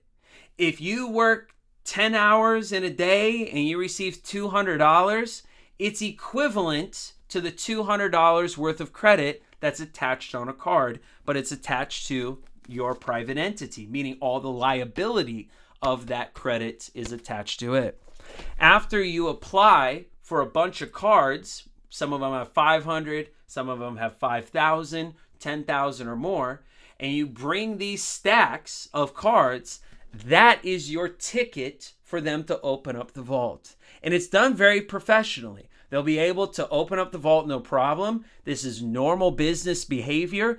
But the power of this is it's not in your name. It's not on your Social Security number. It's all on this private entity. And what you do with that credit is only 2 things. Everybody that's listening, I would write this down. There's only 2 things that you can use the credit for. Only 2. So I want you to imagine you got a stack, 200,000, $500,000, whatever it might be. The first thing that you do is you got to get yourself out of the 9-to-5 rat race. You got to stop. You have to look at your finances and say, all right, I got 200 grand out of that vault. How much money do I need to put food on the table, pay for my overhead expenses, put gas in the car, and pay for my kids' private school. And how many months do I need to float myself? Might be 6 months, maybe even to 1 year. You take that chunk of cash, you divide it, and you put that over here. And that's what's going to float you for the next 6 months to 1 year. That's what you'll live off of. The other half of the money is for you to totally invest in your vision, passion, or dream. The thing that you always wanted to do for your community. The thing that you always wanted to start, whether it's a service or a company or even an investment of a property. And to go ahead and contribute to the benefit of your neighbors and society. And that's what's going to give you the drive and the passion to go further and further into the private. It's the main motivator. Now, you have two things that are taken care of. You have all of the risk associated with the business invested in what it is that you want to accomplish. And on the other half, you just took care of all of your personal expenses. And this is one of the highest forms of sovereignty that you can do in the United States. This is what it means to be a capitalist. You use other people's time and energy and other people's money to fund your dream. Does that make sense? Yeah, absolutely. Because I spoke to a loan officer about DSCR loans. Yeah. Yeah. Have you heard of those? Yeah, absolutely. Yeah. So, and I talked to a hard money lender, and I was kind of explaining this kind of stuff to him, and you could tell it was kind of clicking. You know, it was like because I was, you know, he kept saying, "Well, I'm going to loan you the money," and I was like, "Well, essentially, you're not. I would be the lender, but you know, like I was trying to explain it to him, and I sent him over some stuff, and he read it and then got back with me, and he was like, "Where did you learn this?" Mm-hmm. And I'm like, it kind of seems a little culty, but it, you know, but there are a lot of people in this space that are really learning this stuff and learning who we are and where we come from. So I think over time, with the bank being the service provider, like you said, the what did you call it? A merchant processing. That's what they are, right? Just a service provider, yes? They are. They're also a lending institution themselves, and let them be a lending institution. That's kind of how they make their money and how you get access to your credit. In order for you to get all of these credits from the bank, after you complete the first 3 steps, don't go right to the bank and start asking for money because you're not ready for it. What you got to do now is the 3 tiers. The tiers are vendors, banks, and credit unions. You see, you just got your Dun & Bradstreet number. You're at your infancy with your lines of credit. So what you need to do is you need to go to Fortune 500 companies and get credit cards extended from them, which the approval is super easy. This is Best Buy, this is Macy's, Nordstrom's, Home Depot, Lowe's, and whatnot. You stack up a bunch of these cards, and now you go over to the banks and you say, hey, I want to get a line of credit. I have great credit report on my Dun & Bradstreet, and I have these major Fortune 500 companies that have trusted me with these lines of credit. Now, what can you do for me? And now they're able to open up their wings and the door and be like, hey, we'll go ahead and accept you. But again, the banks are not the final destination. The banks are only a stepping stone to the ultimate section, which is the credit unions. The credit unions will give you millions and billions of dollars, and they'll give it to you much more easily than a bank will because they operate off of 2 contentions. One, their underwriting requirements, which that you're going to meet that no matter where you go. But 2, how they feel about you. Banks are very analytical. They're just like A plus B equals C. Where the credit unions, they kind of feel you out. They're mostly nonprofit organizations. If they feel like they have confidence in you and they feel confident that you're going to be successful, they'll just write the check because you have a really good story. And that's what they're all about. They're still lending institutions, but that's your ultimate in order for you to really get the most bang for your buck on that. But you have to be very diligent about filling out credit card applications. I mean, you need to fill out almost 2, 3, 5 credit card applications a week. And it takes due diligence in order for you to take the 15 minutes to fill it out and get the card and put it inside of your notebook and go ahead and say, okay, here's this limit on here. And, it takes a little bit of organization. But this is truly banking at its at its finest, because you're building your credit rapport. Does that make sense? Much easier, too. Yeah, absolutely. Yeah, and I did notice that it's easier to go through a credit union versus a regular traditional bank. Mm-hmm. Yeah. Mm-hmm. Yeah. It's so Yeah. true. It's so true. Well, I'm excited for your journey. And I'm excited, if we keep it simple like this, and people aren't going to think you're a conspiracy theorist either. People are going to be like, wait, that's just normal business. And I'm like, yeah, but can you do it in the private? And very few people can. Isn't that amazing? It's the business relationship. Exactly. 369, great to see you. Black Swan, great to see you as well, my friend. Glad to have you here. How are you doing? Good, how about yourself? Doing well, man. Dude, I gotta tell you, man, you get put through the ringer. God, dude, that day, bro, I was screaming. I had to put myself on mute. I was so, bro, you controlled yourself. I had to leave. I was like, oh my I God. know. I'm used to it because I just say how it is, I don't know. Tell them. They don't like it. They don't. They're there's no basis. so emotional, Like, bro. for real. Like, they're so worried about the wrong things. It's like, yo, this shit's irrelevant. Bro, this shit, Why you- dude, it was fucking. You know? I was like, dude, you guys are the fucking ghettoest people I've ever heard of. I was like, bro. I got a question. Yeah.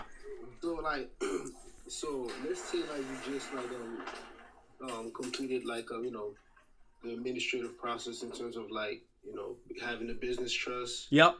And also having a collateral corporation, right? Sure. And also, how long does it take for you to build a relationship with the vendors, with the credit unions and the banks? How long to build that relationship till you able to get the real amount that you want? Because last time you spoke, you said it's like a baby steps. For example, you make the first Yeah, I can only be realistic with you, I go off of my personal experience and the business. The most I have seen that you can get is like 200,000 in 4 months, right? And that's that you're grinding and you're committed to filling out those credit card applications and utilizing all those cards, because the game is how many accounts can you get reporting to each one of the bureaus, right? So you not only got to apply for the card, get approved for the card, have them mail that card to your business address, and then it's forwarded over to your personal address, but you got to start spending only a 10% utilization on the card, which is kind of easy to do, and then you got to be active about asking for credit limit increases as well. But if you in 4 months are diligent and you got your online accounts, you got 10 or 15 trade lines going, bro, you're sitting pretty, you're looking super fresh. So yeah, and so 200,000 is a realistic number within 4 months, maybe possibly 5 months. Right. Yeah. Okay.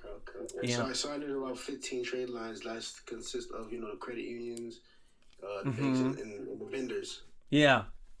So you got 15 of them? No. Oh shit! I was like, damn, bro. Like, hey, call me, right? No. I'm just making sure because you gotta do it like you said. Yeah. You gotta know the details. Right. Exactly. You really do. And what happens at the academy is this, right? And I'm throwing some game here, or trying to, is what inside the academy.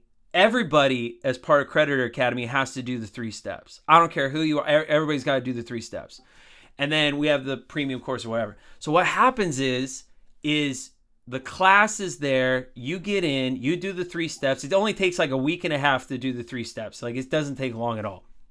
And after you do the 3 steps, you start applying for the credit card applications, right? So what happens is the certain students, within the 2 to 3 month time frame, they get like $100,000, right? Some people are just like, hey, I would love to get 200, but I mean, 100 is available right now, so I'll just kind of take that. Well, the rest of guess what the rest of the students do? Hey, 369, wait, you got $100,000? Hey, so I want to suddenly do business with you. Can we talk? Like, whatever. And then you like, all right, see, It's a networking hub. You become the proof of the pudding, right? You're just like, because very few people, do these private processes can actually say, hey, I got $100,000 out of doing these private processes, right?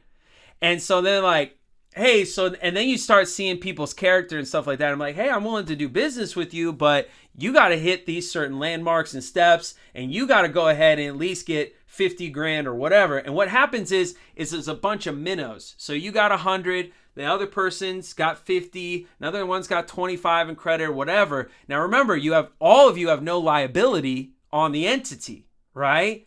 So that's where, people start combining and doing their empire. I had one guy, he got $60,000, and then he just jumped ship from his job. He was like, hey, I'll take 30 of it, kind of float myself for 4 or 5 months, whatever he did, and I'm going to put the rest in my other business, and he's going to get going, whatever. It actually didn't work out, and that's the fact of life, right? Sometimes you do business, yeah, you're very well intentioned, but sometimes it does not work out. So anyways, he had to drop the entity. So basically take the entity, throw it in the trash or the shredder, and then just basically start over, which is fine, right? Basically bankruptcy. Right. Well, no, it wasn't even bankruptcy. You don't have to do bankruptcy. You just put this it's a private entity. You just put it in the shredder. Oh, okay. Yeah. So that's what I love about it too. But Okay. he hit me up and he's like, Paul Michael, I kind of got to start over and whatnot, but hey, I got something to tell you. And I was like, what's that? And he's like, all the credit is gone and got burnt up, but 2 things happened. One, I bought a lot of toys. He bought construction tools, he bought drills, he bought table saws and all this stuff, right? So they didn't take that away from him. So he got all of his toys. And then the second thing is that all of those bank credit cards that he was spending for the cash back, for the travel rewards points, the hotel stays, and all of that, he got to keep all of those points because those were put on the Hilton account or the Alaska Airlines account and whatever like that. So even though the credit's gone, all of those benefits were still there, right? So now he's like, well, damn, I'm starting over with my construction company again. But shit, I'm in round 2. I got all of this equipment that I bought in round 1 that now I don't have to spend with the new entity that I'm building. And I got all these perks from the cash back and whatever and the points from that the banks all get me. So now when I'm up again, I won't have to spend so much on my business the second time. And this time around, I'm going to do, I'm going to live and learn from that first experience. Does that make sense? Oh, mate. Absolutely. Man, I know. I love that too. So you really never lose. You never lose, no matter what it is, and things kind of happen there. If all of you are listening, hit the like and the subscribe button or the follow, and go to www.creditoracademy.com and learn about what it is that we do. We have a free web class about everything that we do here at the Academy at www.creditoracademy.com. At Creditor Academy is we have started almost 2 years ago when Creditor Academy got started, when I was live on social media. And one of the things that I had a YouTube video that really blew up after that, and got a lot of attention from talking about Patrick Devine and so many other things. Since then, we are now 110 full-time staff at Creditor Academy. We have our own learning management system software where we host all of the courses.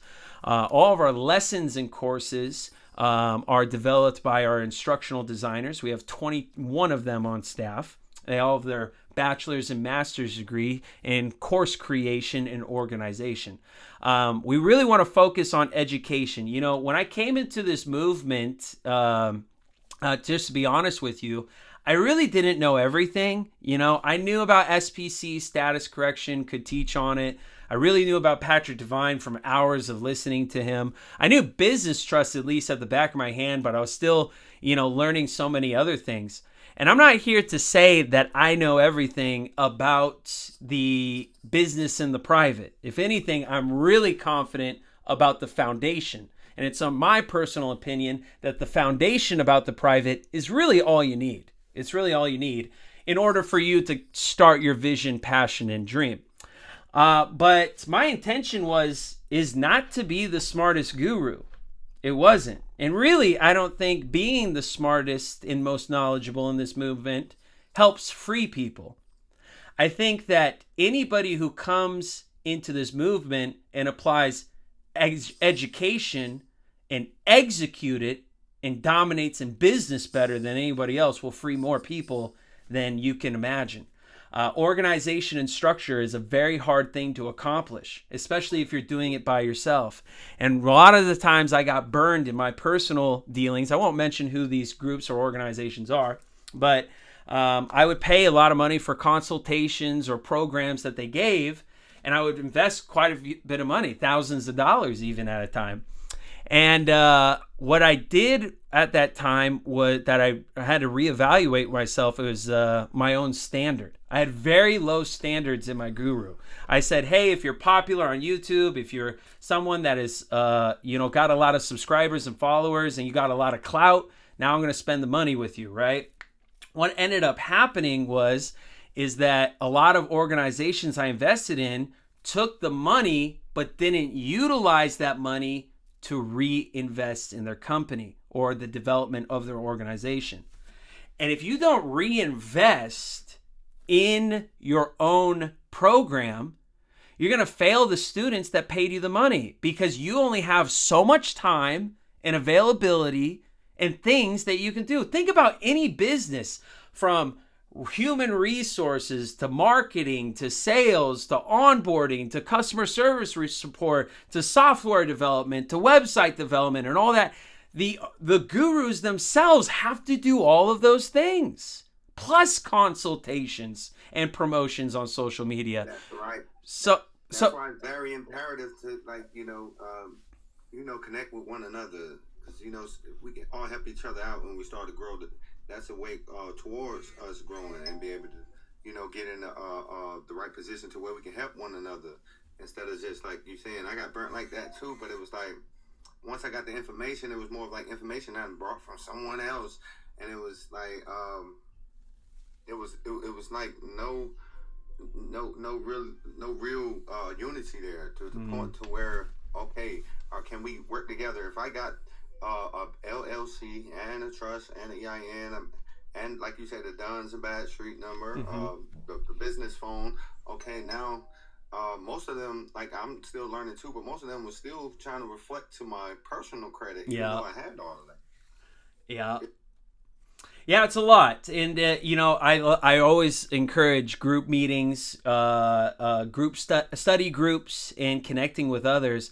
Well, let me tell you, man, you need a staff. Like, if you're going to be the responsible to be a guru in this space, you need to have the staff to support the masses. And my biggest investment for every company that I've done, because I come from the corporate world, I was in a very corporate structured environment before I started Creditor Academy. And so I was just like, wow, there's a lot of disorganization. Okay, how do I go ahead and do that? And every time someone becomes a masterclass member, every time someone takes our courses, or anytime someone's successful and get lines of credit and does business with me, I put it right back into getting more staff. And now that I have 110 very motivated, highly intelligent staff members, and every single one of them is full-time. No one is part-time. We work around the clock to be the best of the best. And really, what it the benefit that we're trying to do is for the benefit of you. It's the same struggles that I went through that you did, where it was the lack of structure, customer service, and really clear understanding that led me astray for so many years. And kind of like what we were just talking about, the most valuable thing that Leah was saying and what we agreed upon is our time. And man, you can't get that time back, especially if you've been in this for a long time. It's time to just say, I want to do the private. I'm passionate about it, but I kind of just want to get it done. I want to put it behind me. I don't want to study anymore. I don't want to watch another YouTube video. I just want to do what I like doing. And if the private is a stepping stone for me to get there, great. But don't make this movement about studying the private and have it be something you endlessly study. It's a great topic and it's an interesting subject, but don't make it your life. There's so many better things that you could do for the world than talk about, different theories on different processes. It's not a good use of your time. It's not a good use of my time. 90% of the time that I spend in the private movement is actually not even doing private procedures.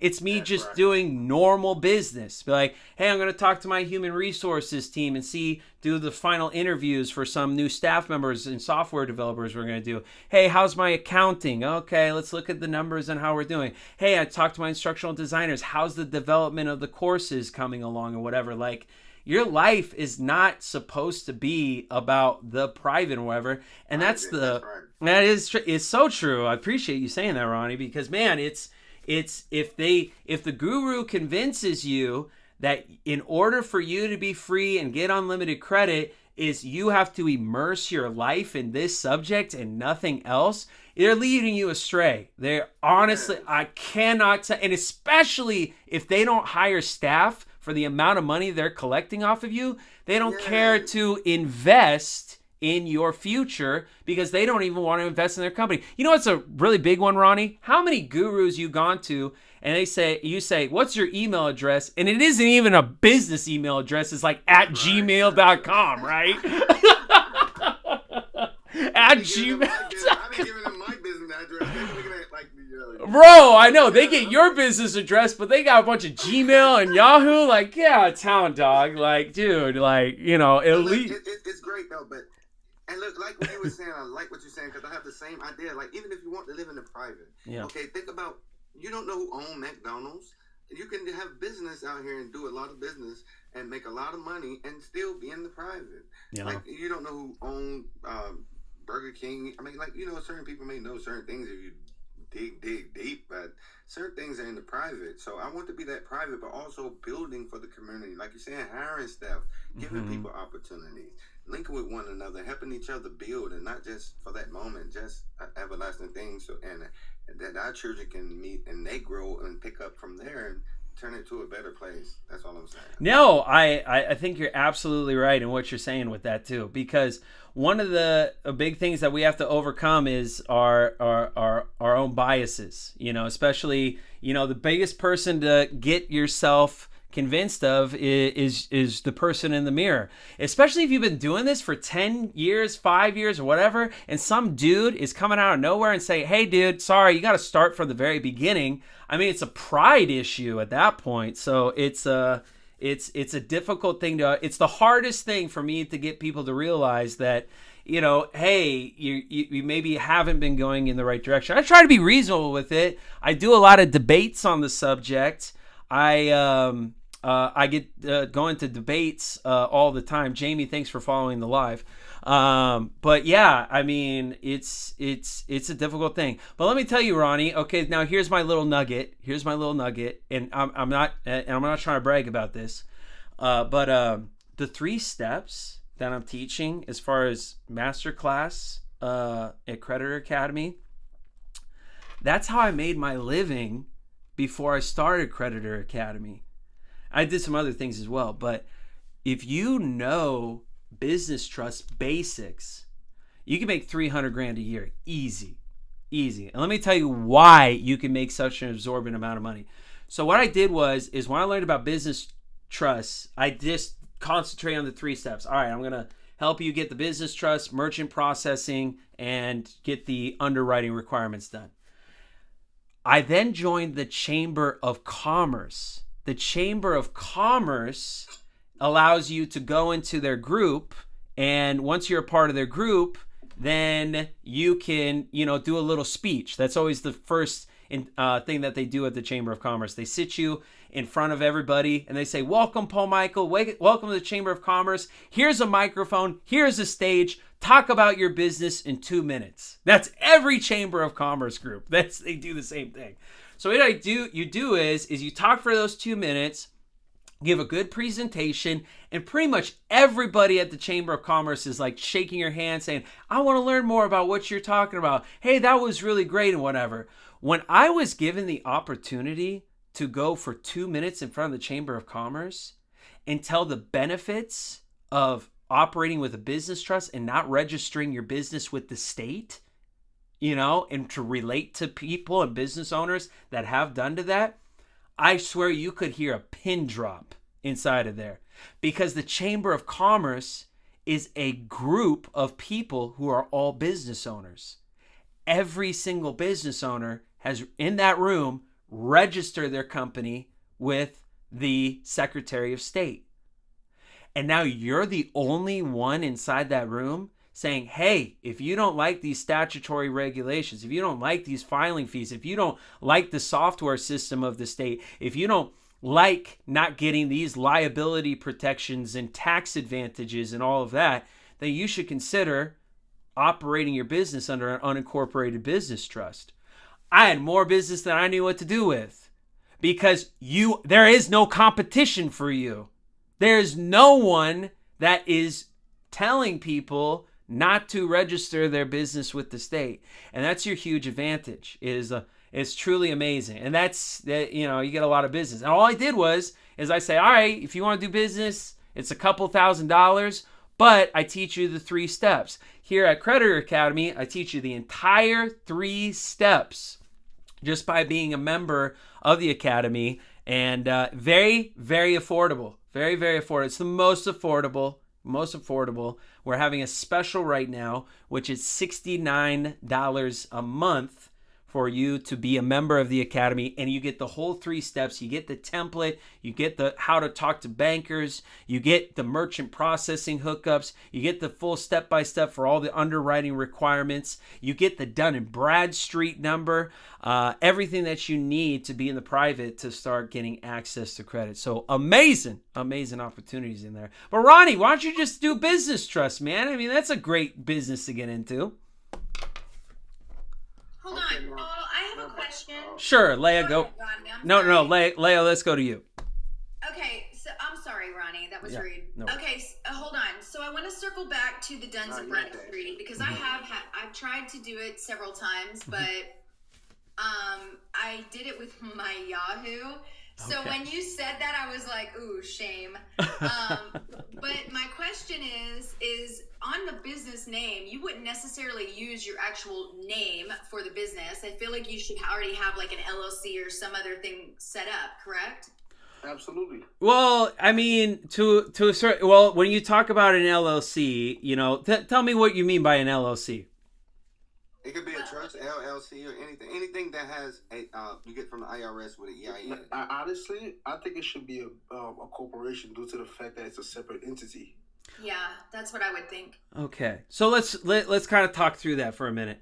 So your declaration of trust document is the body of your business. Declaration of trust, there's duality within the business trust world, okay? Between unincorporated business trust and an incorporated business, okay? An incorporated business has a president. An unincorporated business trust has a grantor. The incorporated business has a board of directors, where business trust has a board of trustees. A business that's incorporated has stockholders. A unincorporated business trust has beneficiaries. So there's a lot of duality between the two.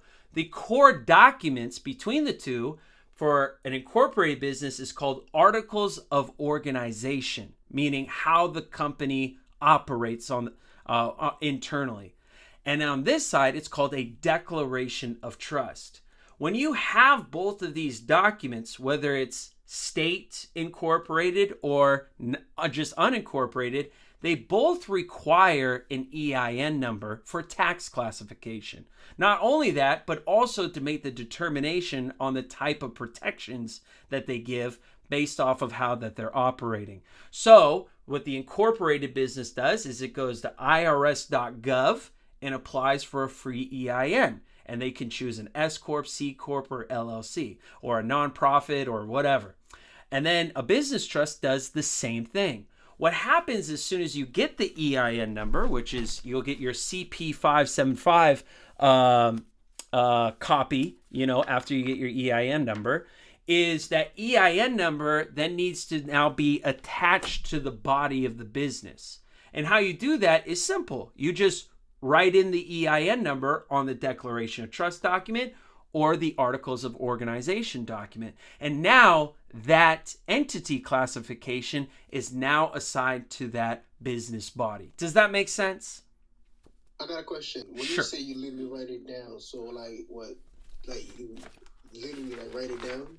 Yeah, so if you go Yeah, to... you declare it. That's what a declaration is. You're declaring it. You're putting your word on, like I say, the word is bond. You're putting your word. You're declaring it now. You're creating the declaration for it. You're giving it the power about what you put in it. You're giving it whether you want it to be, or who the beneficiaries are, or you're the trustee or the grantor. Yeah. My question was,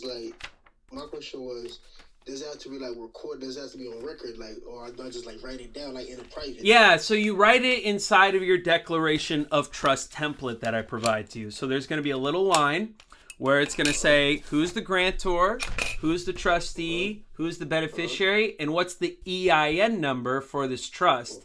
And then you just write it down, and then you go get it notarized, and now your business trust is in full effect and recognized. Okay. Yeah. That makes sense. Absolutely. So either way, it has to be written down. Yeah, it has to be. I got that. Yeah. So I guess like the witness would be like the the notary. That is correct. Mm-hmm. Okay, makes sense. Yeah, then it's in full effect. Private Sojourner, so great to see you, one of our great masterclass members here. Thank you for joining the round table here. Great to see you after masterclass once again. Thank you. I love listening to everybody's banter. Beautiful. And I just wanted to give testimony that I was trying to follow different processes before, and I'm being illogical. I was trying to figure out, okay, how does that work? How am I going to just send a letter to the trustees of the United States of America if they, and they don't want to contract with me? Then I'm like, okay, wait, so they have the right to contract just like I have the right to contract. So if they don't want to contract with me, then I'm just stuck holding the bag. No. What I want you to feel with that is that they have a right to contract, but they have a right also not to contract. Yeah. But you can send notice, and whether they accept it or not, your notice is what stands. So if they don't respond, that doesn't mean that you lost. It means that they may not want the contract or go against what you're saying, but that doesn't mean that what you're saying is wrong. You see what I'm saying? No, I do see what you're saying, but please allow me to finish. So I was just, watching people do that because I was kind of chicken shit. I'll just admit it, to do it myself. And so I didn't do it. And so I was like, okay, and I'm just trying to like mind map the entire thing while I'm listening to others do it, and I'm hearing their struggles, and I'm coming from the statutory world for 17 years. I've had an LLC where I had to do the registration and I had to pay the fees every year. So when I heard Paul Michael's work around that, I was like, hello, that's the way I go. I'll just go that direction. And I'm not saying that this other direction isn't working, Ronnie. I totally agree with you on I may not have done anything wrong. When Paul Michael said in class, you can do everything right. You can do everything perfect. You could be the A+ student, the valedictorian, but whoever's receiving your paperwork, they're the ones that are deciding whether where they're going to execute your process or not, the way that they, like Paul Michael just said, out of because they're too prideful, or they just don't want you to have it. Wow. And that's right. yeah. You are exactly right. Yeah. And this is the thing that he was saying earlier too. It was that some of these people are in places that may not even know. In some places you have to go through arbitration. But if you're right, you see what I'm saying? If you're right, and you're right, and even if they say something that's against of the law, then arbitration, you're going to win in front of a judge who's not going to violate his oath for office on his seat. That's it. That's exactly it. Curbco, thank you for the roses. Oh, thank you for the rose. Thank you for the rose. Yeah, and private sojourn, I'm glad you brought that up. Actually, I'm going to jump right into that, which is personal experience. And I want to give you guys some perspective to this, because as a researcher and inside of this movement, we go and get a lot of information as it relates to, the private side and all that. It's different when you become a social media influencer. When I started Creditor Academy, I got allowed, or I get the privilege to get access to information that, unless you're a social media influencer, you may not have. So let me be your friend at the factory with this information. When I first started consultations with Creditor Academy, I got thousands of consultations in the last 2 years. Daily, weekly basis, still do to this day. And what allotted me a great opportunity was actually to learn from the masses. I was like, there's never been a situation where I can hear everybody's situation, their process, their paperwork, and all of that be presented to me, and for them to explain to me the problems that they're experiencing. And I met some highly intelligent people. I mean, way smarter than me. I mean, doing this 20, 25 years or whatever. And they would come in with their processes and their administrative paperwork, and they say, Paul Michael, I want you and your attorneys to look at my paperwork, and I want you to figure out if there's any deviation in my administrative procedure that I'm trying to do with the banks and the lenders that I'm dealing with, and the credit unions. And so That's it. So we sat down, me and my legal team. If any of you know my story, I do a lot of international recruiting and staffing, and I have my own international attorney team and stuff like that. They help me with my business organization, putting contracts together, just tightening up. It's nice to have them, right?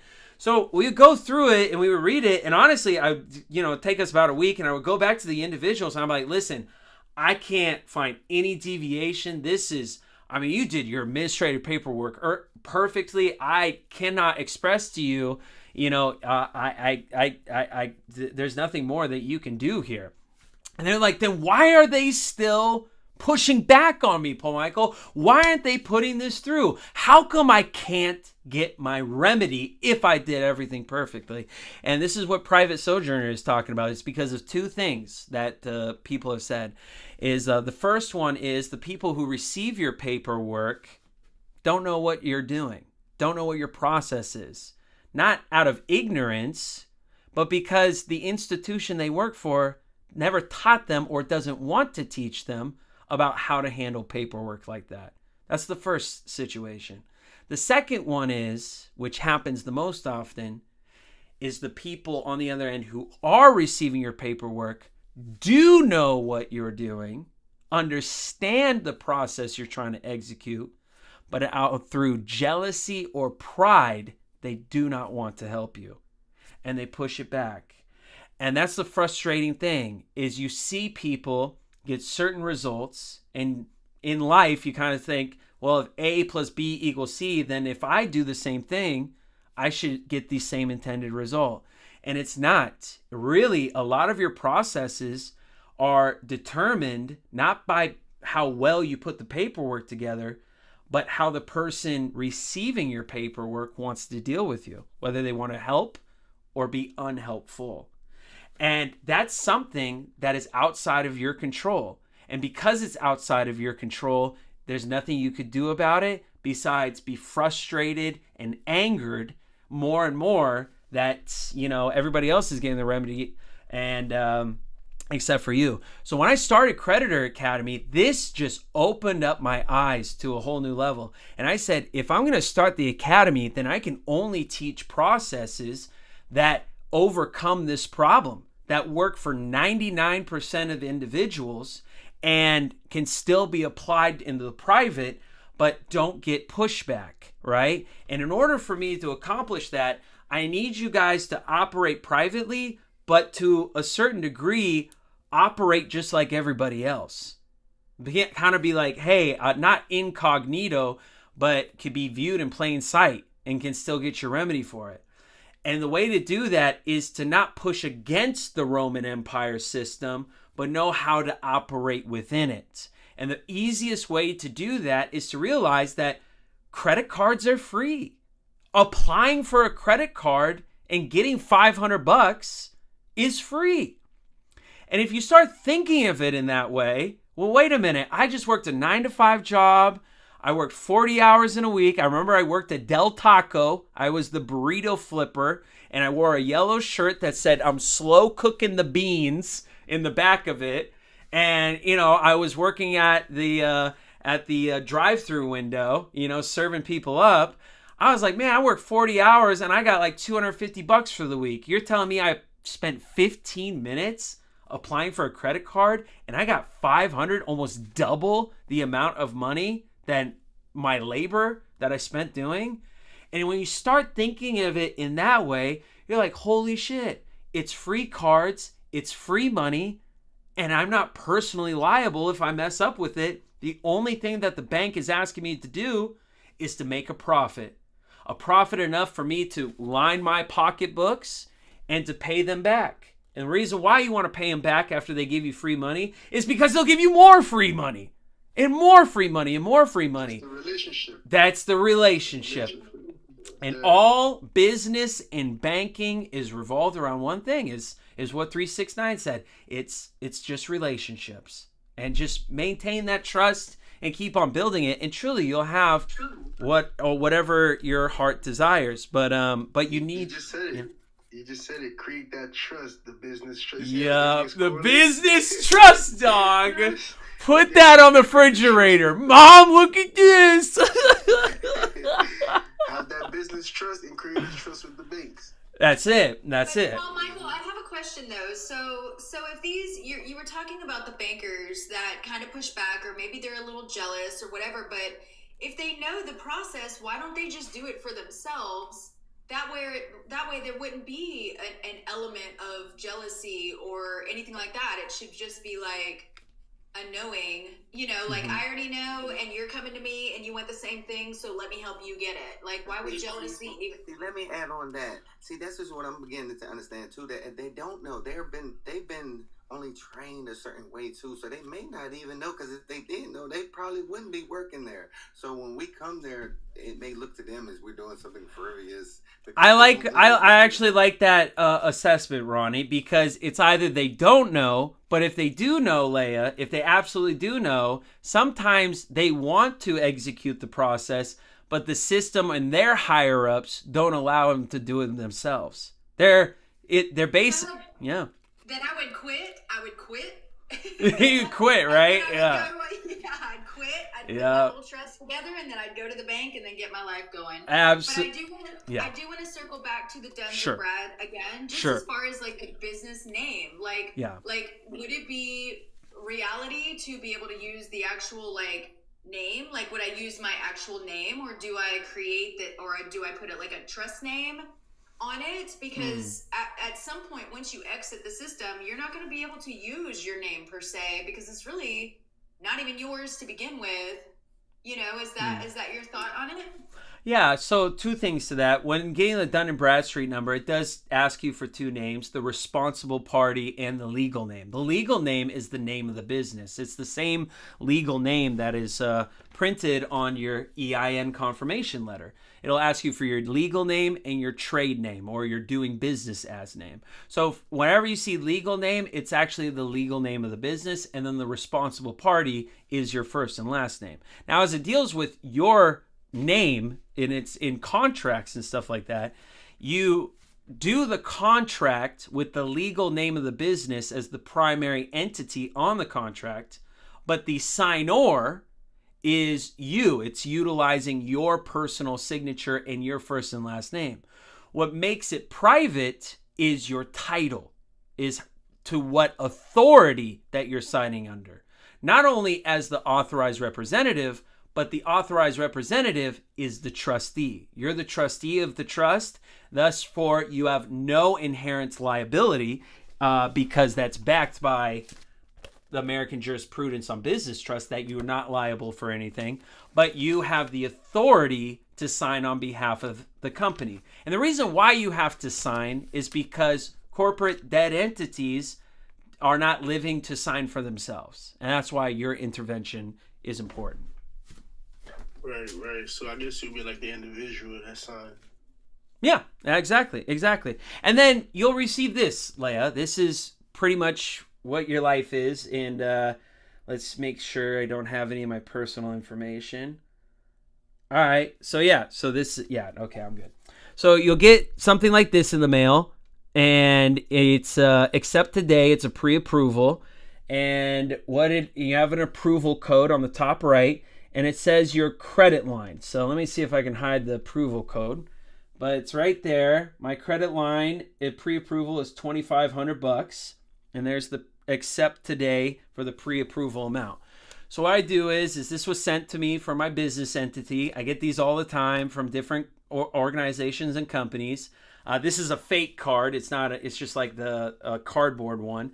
But I go ahead and I say, okay, I accept the $2,500 that you're giving to me, and then they'll ship it to my business address, and then it'll forward that to my personal address, and then I put this inside what I call my sleeve. Okay, it's a book. Like, remember when we had Pokemon cards and then we had them in the sleeve, keep them not bent and organized and flip the pages. It's just like that for credit cards. And then I'll keep a little sticky note on it to say, okay, this is the amount. And I'll write a note like, this is my cash back for each one and whatnot. And I have even an Excel spreadsheet to keep the same. But that's pretty much it, is you'll get pre-approved. That means there's no hard inquiries.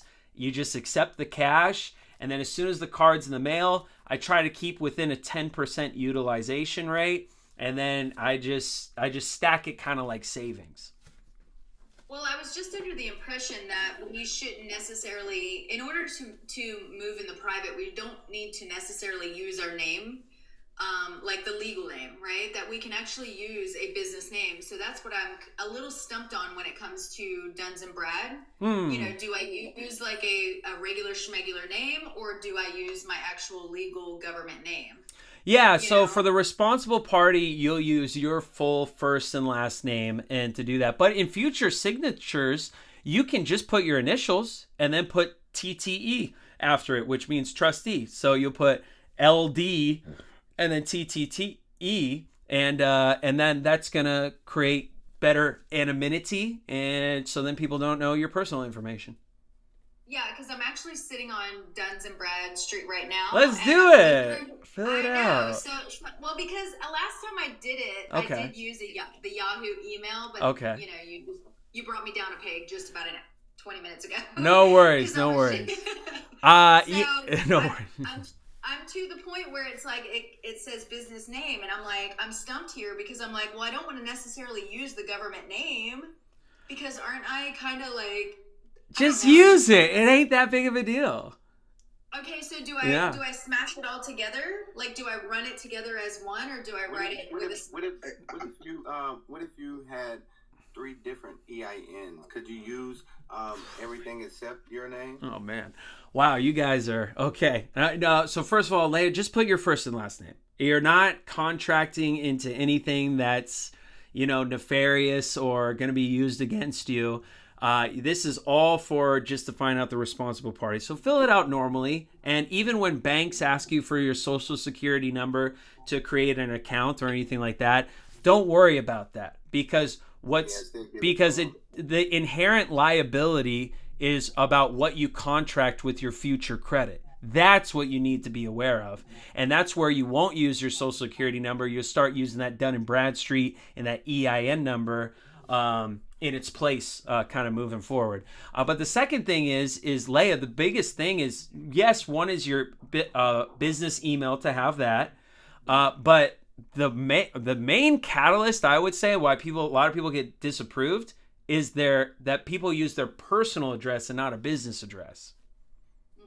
Yeah. So would that business structure be a sole prop, a partnership, or a corporation LLC? Yeah. So we talk about all that in masterclass, what the benefits are and what the drawbacks of each one of those entities and what your structure is ultimately what you want to set up. Some people choose certain structures because they say, oh, well, this is my intention with this specific business. I want an S Corp or a C Corp. And other people, for simplicity, want an LLC. I have even other people, they're like, hey, I want a nonprofit. And I talk about the pros and cons of a nonprofit, and stuff like that. So there's not any one size fits all. Really, what I need to do, Leia, is just see you Monday through Friday, go through the courses and the lesson plans and the modules. And me and you just talk about you, not about anybody else. The other people in the class, just like this live, are learning from the experience you and I have. But I just need to be like, all right, you're on this step. This is what we should consider. And based off of what you want to try to accomplish, let's start here. Okay. Yeah.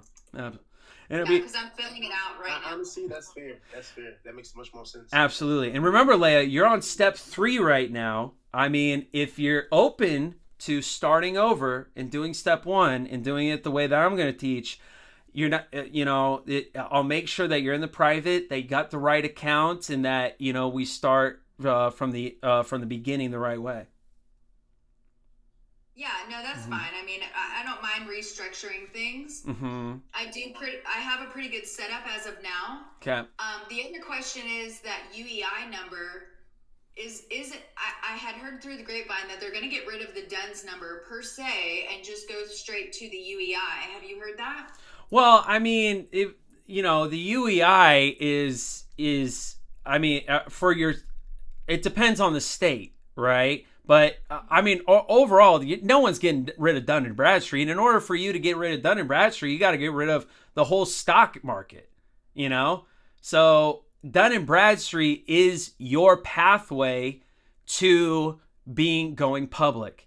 And that's why banks give you $200,000, $500,000 to $1 million so quickly with your business trust or even a registered business entity. Is because your intention is to go public. You're going to go on the stock market. And as soon as you go public on the stock market, now everybody becomes rich, So every time I write a business plan for a credit union or anything like that, it's with the underlying tone, hey, I want to go public. I want to have stock shares and values and stuff like that. And then they'll follow that line of reasoning. So I don't think Dun & Bradstreet is going to be replaced anytime or even ever because you gotta even think about it. Even the state of Washington, it's all caps name. That is a corporation. It has its own DUNS number, right? So unless the entire Roman Empire system is going to restructure itself and get rid of all of its corporate entities and contracts, I don't see Dun & Bradstreet going anywhere. Honestly, that would be a bigger problem too because there's a lot of how do I say, BLOOD contracts that that's around it that's involved these corporations. Get what I'm saying? No, I do. Yeah, absolutely. So that would reveal a lot of truth, and I don't think they'll want that to happen. Nah, definitely not. Well, but I do think everything's being structured right now. We are, there's a transfer of wealth. I know that there's a couple banks that are under fire right now. I do think that it is being structured. If it already hasn't been, we just haven't seen the rollout or the final announcement. Sure. Mm-hmm. But I do think they're going to be more I don't want to say user friendly, but I think it's going to be more focused on us as the creditors, and Right. Yeah. Hi, Adam. I just got a text message that says DUNS was dissolved in 2019. Amazing. Have you heard that? Nah, DUNS is still up. I just got, I got 10 masterclass members that got Dun & Bradstreet numbers last week. I'm literally doing mine right now. I love it. I love it. I love it. Yeah. The SIC code. With the you know, you gotta choose your SIC code and your NCAIS code and stuff like that. But remember, be careful about which one you choose. You know, so. Well, some banks don't. Some banks don't like certain. You know, it's more high risk. They don't. They don't. Yeah. So it's more like stay kind of neutral, like consultations. You know, just something less risk. Yeah. Absolutely. It's amazing. Oh, there's so much details on here. All right. Well, first of all, let me go ahead and go back to everybody who's viewing this right now. If you have not hit the subscribe or the follow or anything like that, please go to it. Throw a rose if you for the channel. It supports everything in the work that we do here at the Academy. We spent the better part of a year building our own software system in order for us to succeed. And let me tell you, it's with 110 staff, our investment here at the Academy for your masterclass membership or any of our premium courses does not go in vain. We hire the best of the best in order for us to give you the most comprehensive educational platform available. And for us to do that, we really recognize the two industries of the private. And if you've never heard me say this before, buckle up, because it's a big one that I'm really exposing here. There's only two industries that all gurus teach from, and they're both big industries. The first one is called PDF farming.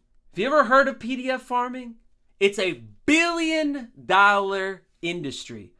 It's so popular because it brings all of the convenience of a particular subject and provides templates, PDFs, books, a resource material, and even video series that are contributed to a single platform.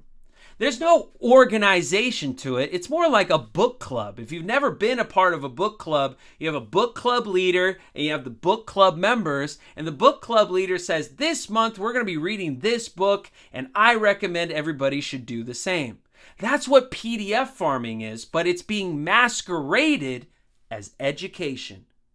Education has structure, order, and organization in order for you, as a student, to grasp certain learning concepts and master it and be able to execute it.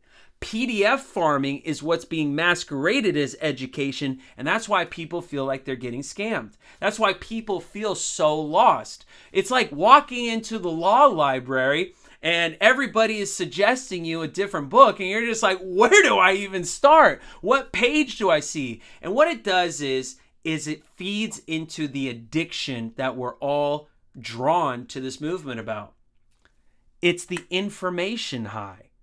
The information high is, I just got a nugget of knowledge. I just got a puzzle piece, and I feel high that I now know something that I didn't know before. And what it does is you get so many of these high, this little dopamine hit with all these little facts, and you think that it's just another puzzle piece, and now you're trying to put the picture together. When in actuality, what it is it's just the rabbit hole. It's the abyss. And you know, I remember someone once told me when I was going deep into researching conspiracy theories and whatnot, and the darker and darker that I went down the rabbit hole and saw how corrupt the world is, my friend told me, you know, Paul Michael, if you keep this up and looking down the abyss ends up looking right back at you.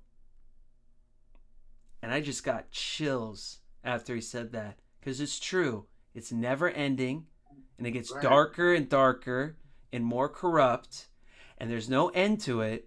And then you start to realize these dopamine hits are for a demon or some spirit to keep you going down darker and darker paths in your research, and you need to get out of that. It's catchy to sensitive ears. Yeah, it's very catchy to sensitive ears. Wow, we're all drawn to corruption and drama and stuff like that, and trying to put puzzle pieces together, but it's a distraction. This is the ultimate distraction for what God intended you to accomplish, which is your vision, passion, and dream for your family and your community.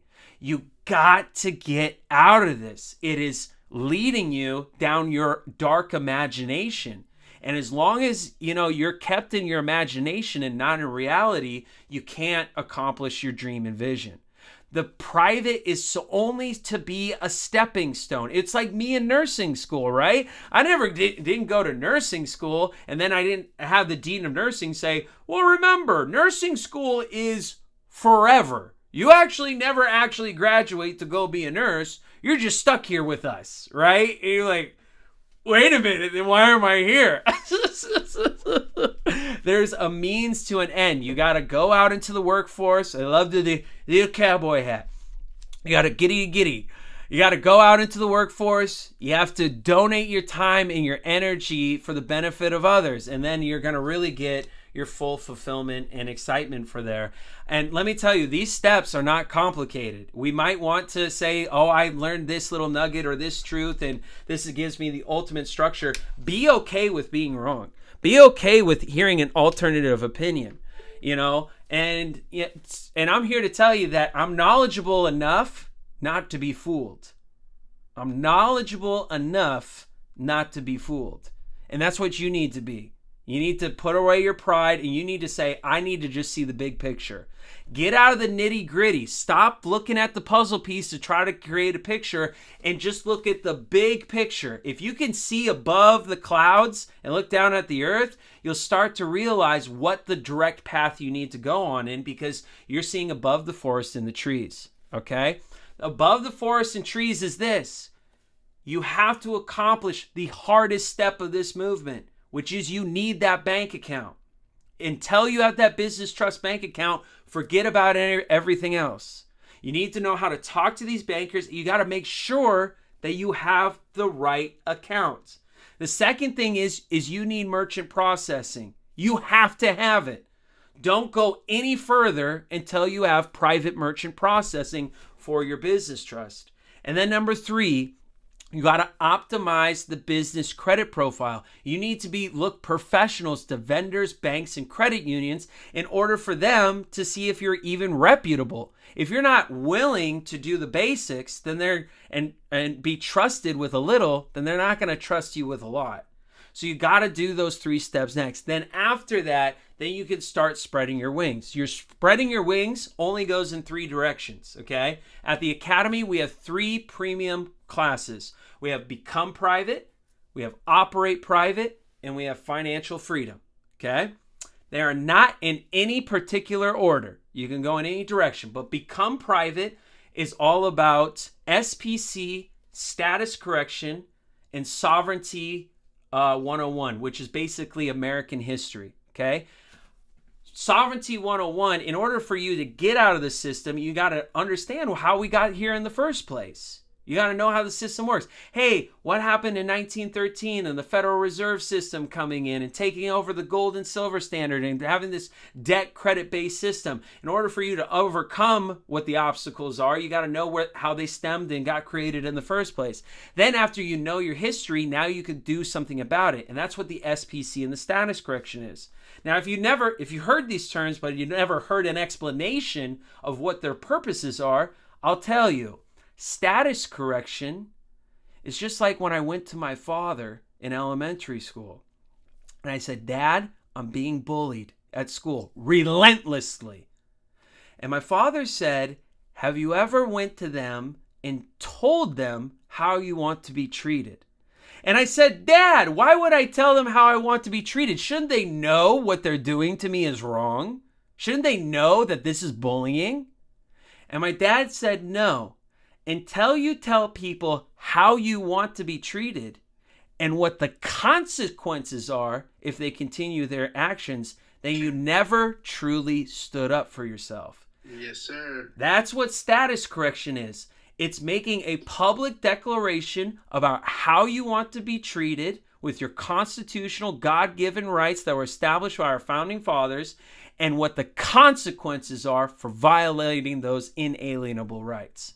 The second thing is the SPC, the secured party creditor process. It's like moving out of your parents' home. I remember at my parents' house, I had to ask permission to borrow the car, to leave the house, and I didn't have say what was going to be cooked for dinner, and I had a curfew and all these rules. SPC is moving out of your parents' house. They're no longer borrowing the assets of your parents. You now have your own established domicile. You got your own couch, your own car, your own rules, and your own day-to-day living. And that's what the SPC is. It's you taking control over what the government tried to control for you. And this is why ever since you do your SPC process, you don't have to worry about your social security number being used and abused. You don't have to worry about writing your name anymore. Your name is now officially yours. If anybody violates your name or uses your social security number incorrectly, now you have the full force to say that you're taking what's rightfully mine because you claimed it. And now you're the secured party in power. The second pillar of the academy after become private is called operate private. That deals with business trusts and private membership associations. These are the two most powerful entities in the private that you can utilize. Business trusts in Masterclass, I teach a very high level version of it, how to fill out the form, get the bank account, what it's used for, give you business trust basics. But if you want to be a professional at operating in the private, you have to get a deep education on what it means to be a trustee and what your fiduciary responsibility is. And really how to use the Bible of business trust to protect assets, operating commerce, and do taxes and deal with employees and structures and all of that. The second thing, which I really think is unique, is private membership associations. You see, a business trust does business with any Tom, Dick, and Harry that it comes into. So it's still liable to certain statutory laws, rules, and regulations because it's operating in commerce with the general public. But a business but a PMA is not that way. A PMA, what's interesting about it is you can only do business with the PMA if you're a member of the PMA first. So it brings the public into the private with it before it does an exchange. When you utilize both of these entities in tandem together, you get the most amount of protection, benefits, credit, and private operations. So what we do is we teach you at the academy how to utilize both of them, what the paperwork means, and how to deal with it for real estate, family legacy planning, and your everyday operations and stuff like that. Creditor Academy is a private education association, but it's also got some business trusts utilized within the platform as well for its course development. I use this in tandem with one another. The third and final pillar of Creditor Academy is called Financial Freedom. Okay. It has two courses within inside of there. One is the private business credit course, which it goes through the 3-tier system. It goes through vendors, banks, and credit unions. You start with utilizing the private business credit course after you've completed Masterclass in the foundational 3 steps. But no doubt, our most popular course at Creditor Academy by far is a course called I Want Remedy Now. I want to type that into the comments. The course is actually called I Want Remedy Now. It's not only a course, it's a statement. It's what we've all been looking for. Paul Michael, I'm financially hurting. My credit is shit. I can't get an apartment. I ruined everything. I can't get a loan. I can't get a car. I can't get a house or anything like that. I Want Remedy Now is about discharging and leveling the playing field. Okay? It's taking the most powerful 3 entities in the entire world and getting them to bend on their knees, which is Equifax, Experian, and TransUnion. They run the world. They not only run the United States, but Experian and Equifax is over in Europe, in the UK, and they're monitoring the financial banking cartel over there. So I Want Remedy Now teaches you how to discharge and remove negative things on your credit on your own within 30 to 45 days is the usual thing. People have discharged taking that course. I mean, I think we're over 7 million at this point. It's probably more than that. But yeah, 7 million in discharge. It's really effective course because I'm not here to be your guru. I'm not here to do discharging for you. I'm here to teach you how to fish and take care of your credit yourself.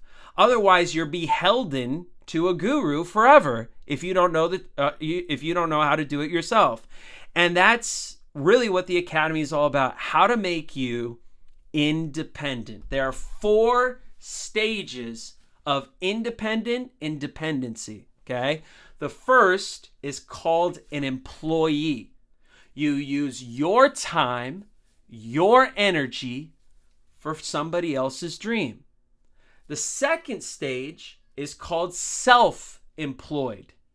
You use your time, your energy, and your money for your dream. Then there's the third stage. It's called an entrepreneur. You use other people's time, other people's energy, and your money for your dream. Then finally, stage number 4. You use other people's time and energy and other people's money for your dream. And that's called a capitalist. Our goal at the Academy is to make you a sovereign capitalist, the highest form of independence and privacy that America can offer, where you absolutely owe nothing but control everything, and you live the American dream to the fullest. And there's no one in your way to stop you, keep you down, oppress you, or tell you what you can or cannot do.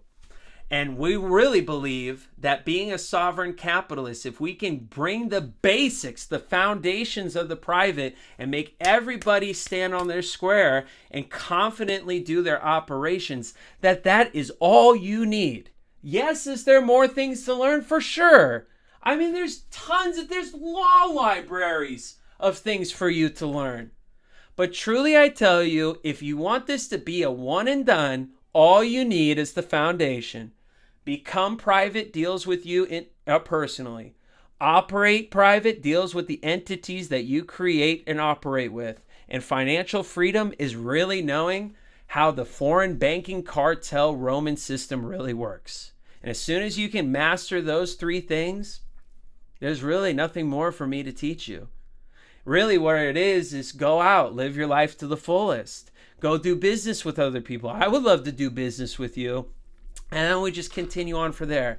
And I think that's enough. I don't think I need to create another course or go any deeper than that. And that's where I stay in my lane. And I say, these are the basics. So that's my opinion and my, forwardness with it. Thank you for the rosemary. Rosemary. Oh, thank you for the rose, Sir Ellsworth. Yeah.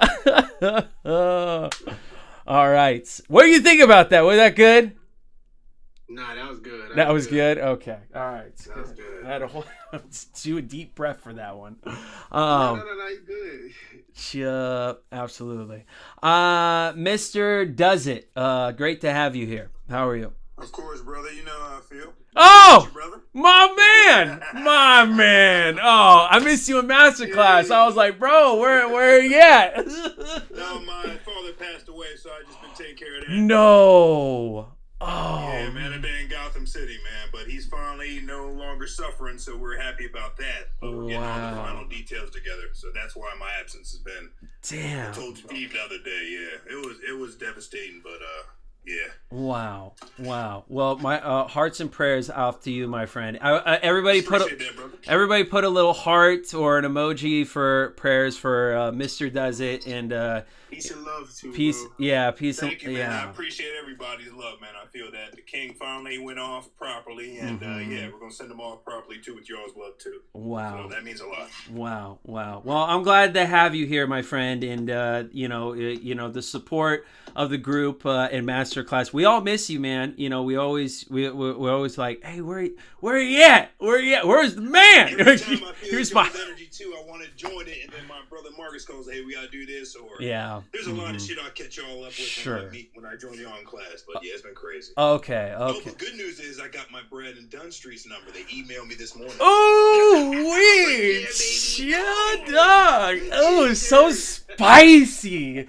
Make it spicy. Oh, you're like, Shake that banker. I'm gonna shake that banker's hand, baby. no, you got the 3 steps down packed. So let me tell you. After 16 years. Well, you know, just not a day later, a dollar short, right? Well, tell us, give us some encouragement. Were the 3 steps hard? I mean, you're all about it. I mean, kind of tell about, Okay. yeah. Mm-hmm. I'll tell y'all really honestly what it is. It really depends on like what your vision is first and foremost. Because me and Paul's been like jump roping forever, and he always kept on reminding me, "What's your vision?" And I was like, "I want to do this and this." So first, find your passion. And then second, you have to build confidence enough with the knowledge that you learned through Paul Michael. So when you meet the banker, you don't let them push you out off of their bullshit due to the fact, like Paul always reminds us, they may not even want to help you, even though you're doing all the steps because they're jealous or whatever the case is. Yeah. So you have to have enough knowledge to go in there. And if you see or sense rejection, just go above them or just walk out like a car dealership and just go to the next person and give them your attention, which is your money. Well, you know me, energy's currency, so you know what I mean? It is. So it's really easy once I learned the steps and I went in there confidently, and Tracy actually helped me with the banker's packet. Nice. It just gives you all the like bullet points for the bankers so they can understand the terminology, so you don't have to do much talking. You just hand over the paperwork, they follow the bullet points, and then it's bada bigs. And it's really that simple. Man, I love it. So tell us, a lot of people inside of here are, they're nervous about the banker. Like, tell us about your mindset. Like, how do you, we were talking beforehand, before you went in, you're like business trust ready. You got everything. You're like, oh my God, I'm going in there. But tell us what mindset you got to be in for that. Okay, first of all right. I dreamt about the whole process like I do with everything. I always dream about the what I'm going to do and what that next person's going to do. So it's like you're puppeteering it with your confidence. So I went in there and I just said, what I'm going to do is I'm going to make the person smile. I'm going to shake their hand and I'm going to walk in there, and then I'm just going to keep it on a jovial, comedic level. So I just want to take out the whole business, energy. Let's not even focus about that. Let's just have fun with this transaction so you and I can be completed, and then we can focus on the millions of dollars we're going to make together. So that's what I put in his hand. I was like, man, let's just sit down, brother. We gonna make billions of dollars. I can't wait. I know I can't wait either, right? Oh. Instructions. I just crossed my legs and watched it. It was funny as shit. I was looking out the window. I was like, hey man, how long you been in this business? Yeah, how long you been? I'm just keeping his mind distracted from everything else. And then by the time we got to one road bump or a hiccup, he was like, oh, well, is your business registered? And I kind of got a little nervous, and I was like, he's like, but don't worry about it. I'm going to make a phone call. So he called his assistant or whatever, and then I heard her voice over it. She was like, don't worry about it. It's an unassociated business trust, so just skip that step. He looked at me and was like, no problem, Mr. Hayes, we're good. Yes, sir. Like, here you go. Here's your business card. Here's your void checks, or here's your checks to start off with, and your business card or your debit card will be mailed to your business address. Have a nice day. I was like, bet. So I walked out there like George Jefferson. Yeah, you did. Yeah, you did, bro. And was that your first bankers meeting you went through? The very first one. You're a lucky man. You're a lucky man. Yes, Question: was your heart jumping? Oh, it was, but I had to control it because I dreamt about it the previous night. So I was like, it's gonna go like this. But when I walked in the bank and everybody started looking at me and stuff, I had to recontrol that energy. I just started smiling. Yeah. Hey, It's like, quick question: was the only hiccup you had was the the unincorporated part? It was, but I gotta remind you guys, the banker's packet that Tracy hopefully will share with you guys. Yeah, it's inside a Time. master class now, you know. Inside the Yeah, master it's class, inside a exactly. master See what I'm class. saying? Mm-hmm. And then basically that packet just bypasses all the other stuff that we have to talk. It just takes away the rhetoric. Yeah. You know what I mean? They don't have to ask questions. Like, so what do you want to do, Mr. Hayes, or whatever? You're just like, no, just follow these bullet points. It tells you exactly how your banking system works. Mm-hmm.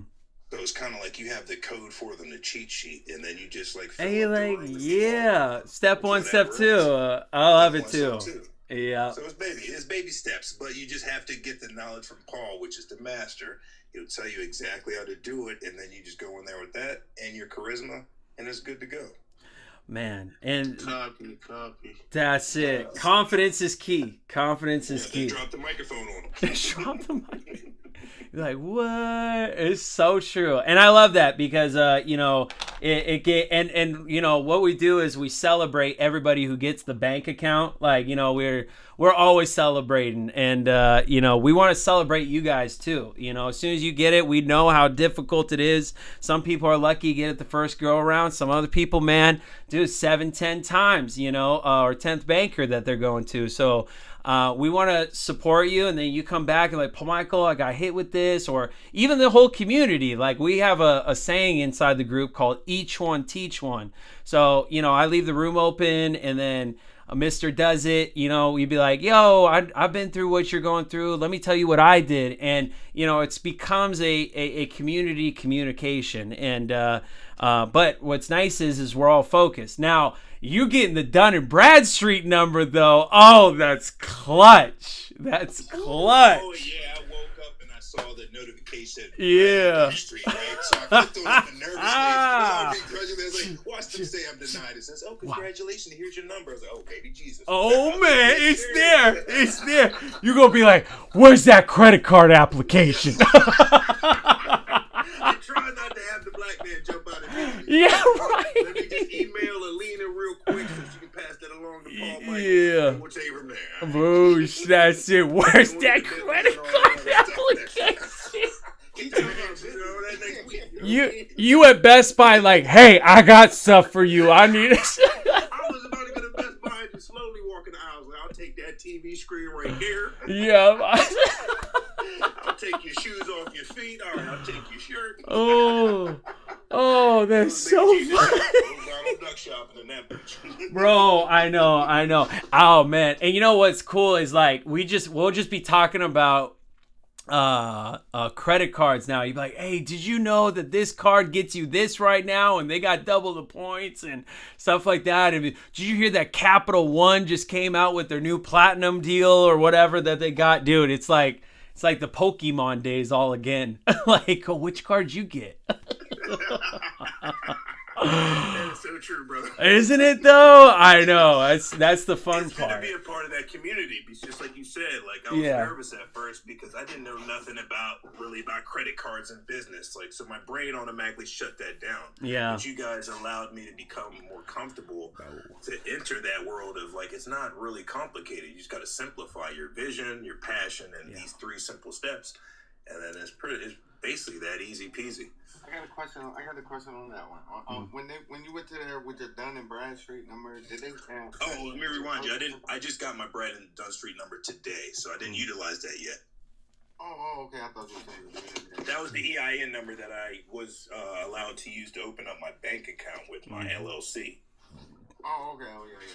Yeah, absolutely. No, it's Wait, hold on. So he used the Duns & Bradstreet number to open up the bank account? no. Oh no, babe. I used my bad. I didn't mean to call you babe. I used I used the EIN number that I got off the IRS.gov site with my Venus Visions company I formed to open up my Chase account. Okay.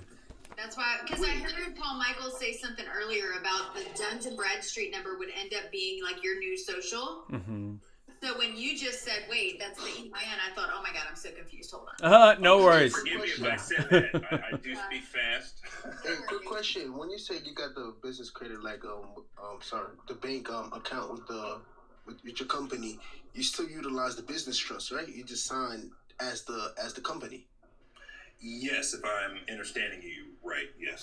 As the TTE. Yes, I did not associate my social security number at all with that bank transaction. It was just Venus Visions, used this EIN number associated with my bank account from here on out. Man. You have like a trust certificate. I didn't even bring my trust in there, but you'll learn the next steps further through Paul Michael's masterclass. Mm-hmm. Otherwise, I would have to have you guys cash at me like $1,000. Bro. You want to do it to you? Well, that's why, bro, like... As long as I can endorse it and you accept it, then we're in the game. That's... You fucking... Keep Paul Michael's class nice and kosher, you know what I'm saying? Yeah. By the bank. But I got you, brother. You know, we'll share the information when it's necessary, but I don't want to do that. No. I appreciate it, my friend. But, you know, what you're bringing up is a good point. Is so many people want and need this information because, bro, if you go to the Chamber of Commerce like this, like, everybody's going to be the same thing. Like, wait, what did you do? How'd you do that? What? Yes, hey, you know, and whatnot. And, hey, that's outside the academy. So, you know, you do you. You know what I'm saying? So let's... You have your clipboard and you get all their emails, then you... Man, and you just hit them with those 3 steps. You say, all right, we got to get the bank account, the business trust template. We're going to get you the merchant processing, and we're going to get you that Dun & Bradstreet number. You know, can you slide me some bills real quick, you know? They're going to be forming single form lines, I promise He going to be the middleman. Like Black Friday. Yeah, right? He the middleman. No, bro. You got to be the middleman. That's what I'm saying. Paul's dropping the jewels right now. He's giving us the template. So once we know the knowledge, then we can, that's a skill, like the craft we're learning, and we can reutilize that. We can pass that to our kids. Yeah. That's where we can form a business on how to create trust for other people's business. I mean, other business owners that don't know about PMAs and so forth. Yeah, exactly. And, you know, it's a blue ocean of opportunity. Like, there's no reason to be greedy or be like, oh, I want to be the hoarder of this knowledge and that's it. That's true. Dude, I have actually never been to a Chamber of Commerce meeting and ever met someone who didn't have their business registered with the state. I've never. If I saw someone that was private, I'd be like, me too. What? Like, You'd be pointing across their back and like, you too? You too? Oh, man. Are you been trying to... Yeah, right. High fiving and shit. Yeah. Too awkward, buddy in the back. Yeah, that's the buddy in funny. the back to keep his head down. He don't want to be seen. Oh, man. Oh, that's so funny. Oh, it's so true. It's so true. Yeah, it was for the 3 steps. Like, I was selling it for $2,500 when I was on my own, like kind of just going through it.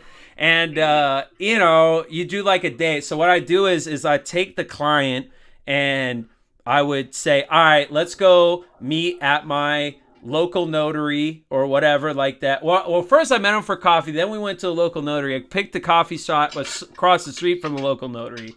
And so I sit down with all the documents and I'm like, all right, we're going to get the EIN number right here, right now. We're going to fill out this document. I'm going to guide you on how to fill it out.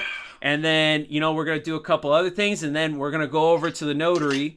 And then the notary would stamp it. And I already scheduled a banker's appointment already. Perfect. So then when we went into the bank, I kind of just did all the talking. Not that I'm not trying to teach my client how to not get the bank account or get it or whatnot, but I was kind of like, all right, I'm going to give you some premium service, you know. Guarantee it for them. I'm going to guarantee it. I'm going to do this. And the banker is like my banker. You know what I'm saying? So like when I bring up to my banker what I did before and I just want the same thing done for them and I just do a nice introduction, a smooth thing and whatever. And then it just goes out without a hitch. And then they're done. And then they say, hey, Paul Michael, you know, this was great. What do I do now? And I say, now apply for a Dun & Bradstreet number and you're on your own. That was pretty much it.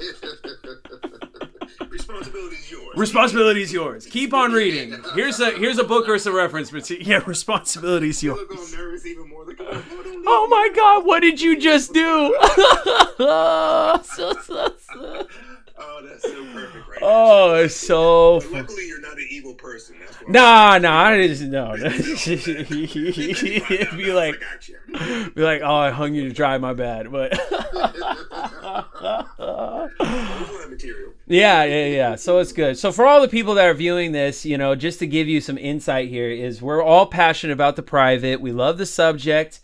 We just want to make it streamlined for you. You know, we want to give you the foundation of what it means to get yourself out of the 9-to-5 rat race. You know, I think we can all relate that, you know, that the 9-to-5 rat race is not paying us or treating us how we would treat ourselves. You know, oftentimes in business, you know, it's easy to criticize your employer and say to your employer, hey, I know what I'm worth. But then to actually go and live the life according to your worth, you know, we kind of undervalue ourselves.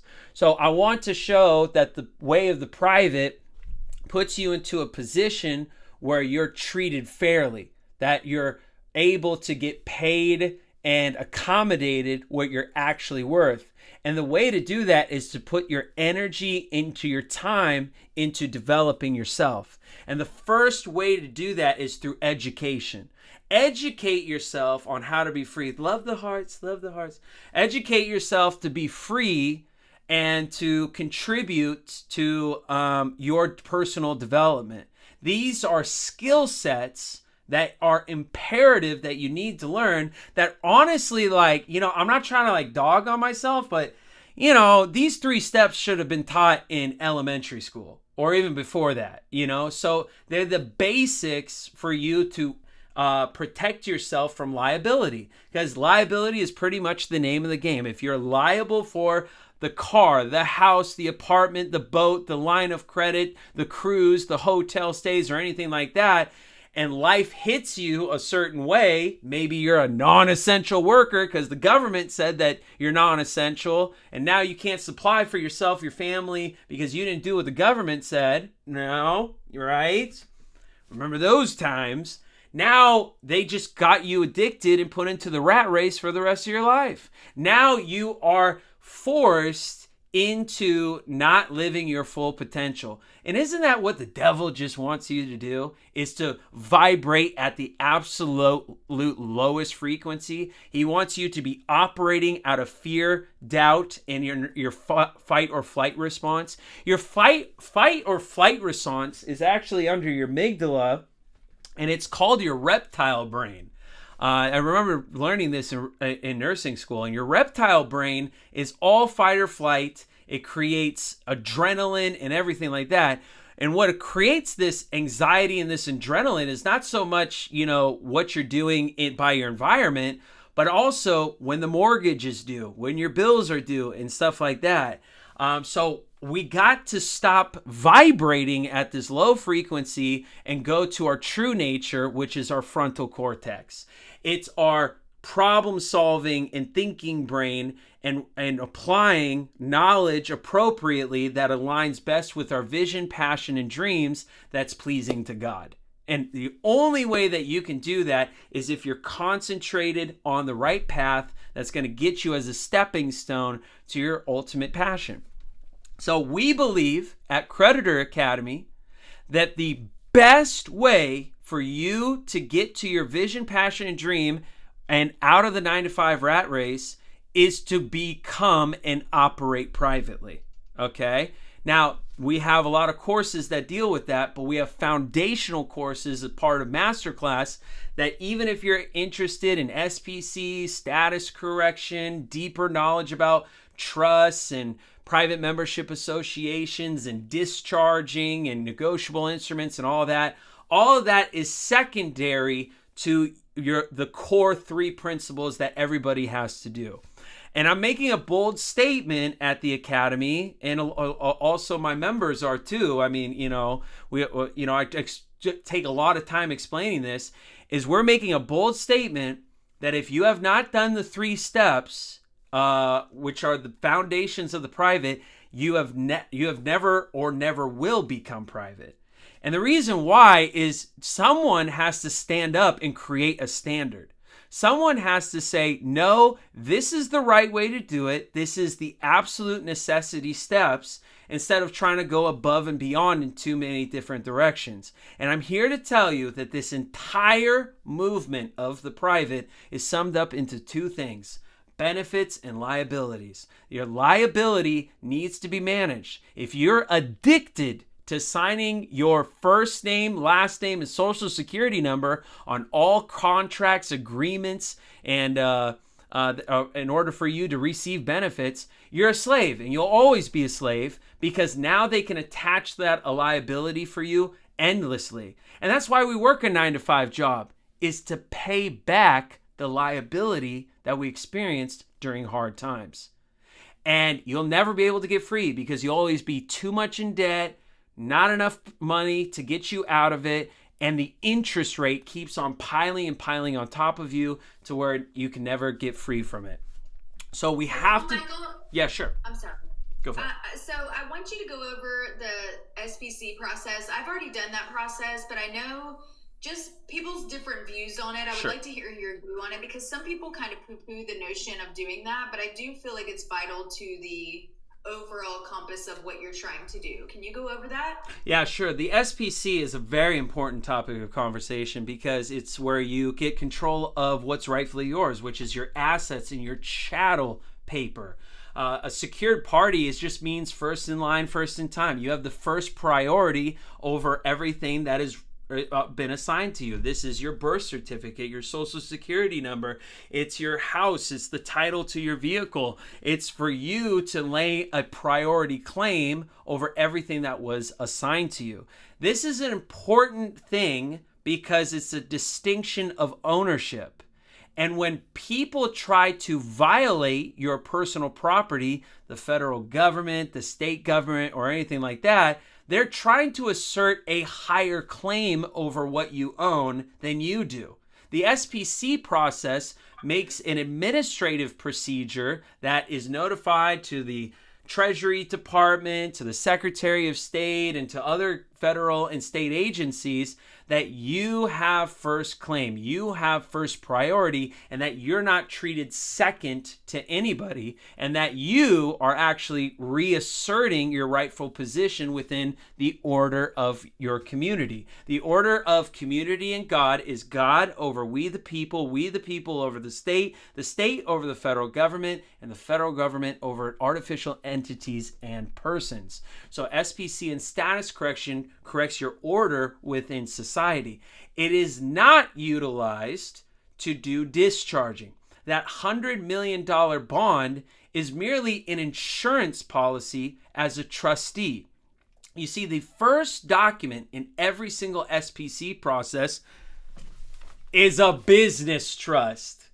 Now, I know a lot of you have heard, oh, it's the common law trust, it's an equity trust, every single trust with all those other names are actually business trusts. There's no such thing as anything but this in the private. This is the Bible of operating privately, is the business trust. They can call it whatever they want, but it's all this. This is where it gets back to the case law that's referenced. So it starts with that foundational document. It's your own straw man entity that you're saying that, hey, I want this new entity that I'm creating to take ownership over all my chattel paper. You're replacing the dead version of you, which is from the birth certificate and the social security number. That's your straw man that's created by the state. So now you're replacing that straw man with this new entity to go ahead and take control of that. How that is done is really, if you look at the documents through the whole SPC, I won't go over everything, but there are certain documents that are used in everyday business when you're doing business trusts or just business in general. There's a security agreement. There's a promissory note. There's, your organization of how you're going to be operating. There's notices and demands that are inside of there. There's IRS forms and whatnot. What I think the biggest confusion of the entire SPC process is actually because of the fault of Patrick Devine. Now, if you know who I am, I got my claim to fame, so to speak, on Creditor Academy from Patrick Devine. And I love the guy, but I'm a little frustrated on what he called the foreign grantor trust. And he was the discoverer of the FGT and has been a part of everybody's processes ever since. He is correct in his finding. It was the most pivotal, most important find in discovery for what we have as the standard SPC process today. The problem is that there's a lot of confusion on the title that he gave it. He called it a foreign grantor trust, when really the name I would have given it to not cause confusion is just a foreign EIN. See, he called it a foreign grantor trust because he was relating to the grantor trust in the tax classification of the business trust entity that started the SPC paperwork, right? So that's that business trust. So what happened is as soon as he created the EIN, he thought he would make it simple for people to understand that EIN number is for your grantor type trust. There's 3 types of tax classifications for a business trust: a grantor trust, simple trust, and a complex trust. So the grantor trust was his intention, meaning that all the tax liability goes to the grantor, right? Not to the beneficiaries and not to the trust itself. So he was like, oh, well, I'll just, play with that name. I'll call it the Foreign Grantor Trust because I'm getting a foreign EIN and I'm applying it to this grantor type trust entity. And then from there, absolute chaos and confusion ensued. People started debating what that meant. People just said, oh, if I get the foreign grantor trust EIN, then I'm going to be sovereign, free, and independent and can escape taxes and liability and give that number to get out of my mortgage liability and whatever. And I was just like, Patrick, you opened up the absolute pit of conspiracy theory. I'll get to you. Let me finish. You open up the absolute pit to this discussion and create a lot of confusion around it. It's just a foreign EIN. And just like I was telling you guys with the 3 steps that we teach at the Academy, it's literally just adding a foreign EIN number to the trust document. Now, the reason why a foreign EIN is because you are foreign to the statutory state, which is the 10 square miles of Washington, D.C. You're not a federal employee. So you being foreign to that is where Patrick Devine added this into how he identified himself. Now, with our SPC and status correction, we follow Patrick Devine's documentation. We provide you a private ID and the badge, okay? Now, if you look at the badge, you're going to see that it is under the U.S. Republic, okay? And you're going to see EO, you're going to see BH, and then you're going to see PAG. That's right at the top here, right? That stands for Executive Officer, Bounty Hunter, and Private Attorney General. And your authority is given to you by your grantor trust number, okay? This is my FGT number, okay? Right on there. And then the date of incorporation is right below it there. So this has now become a part of my private identity. So not only my status correction, but my SPC paperwork backs me by my personal authority that was given to me by the Constitution. The second is the private ID. The private ID has your face and it has the 4 seals. I go through my YouTube channel about the 4 seals of Patrick Devine and my fingerprints and blood. And it says that I am part of the United States of America Republic, and this is my affidavit travel presentment, and I got all my language on the back here. This and this was exactly written, I just modernized it a little bit, to what Patrick Devine did on how he operated. He took these documents along with his SPC and status correction, and he created himself this. Now watch this. This is Patrick's SPC and status correction template that mirrors the physical version. I mean, this is more important. But this is what he called himself. This is his proof of public law identification document, with the badge and the ID to mirror it. And this is how he operated. He called himself, and I'll read you this sentence, the following, okay?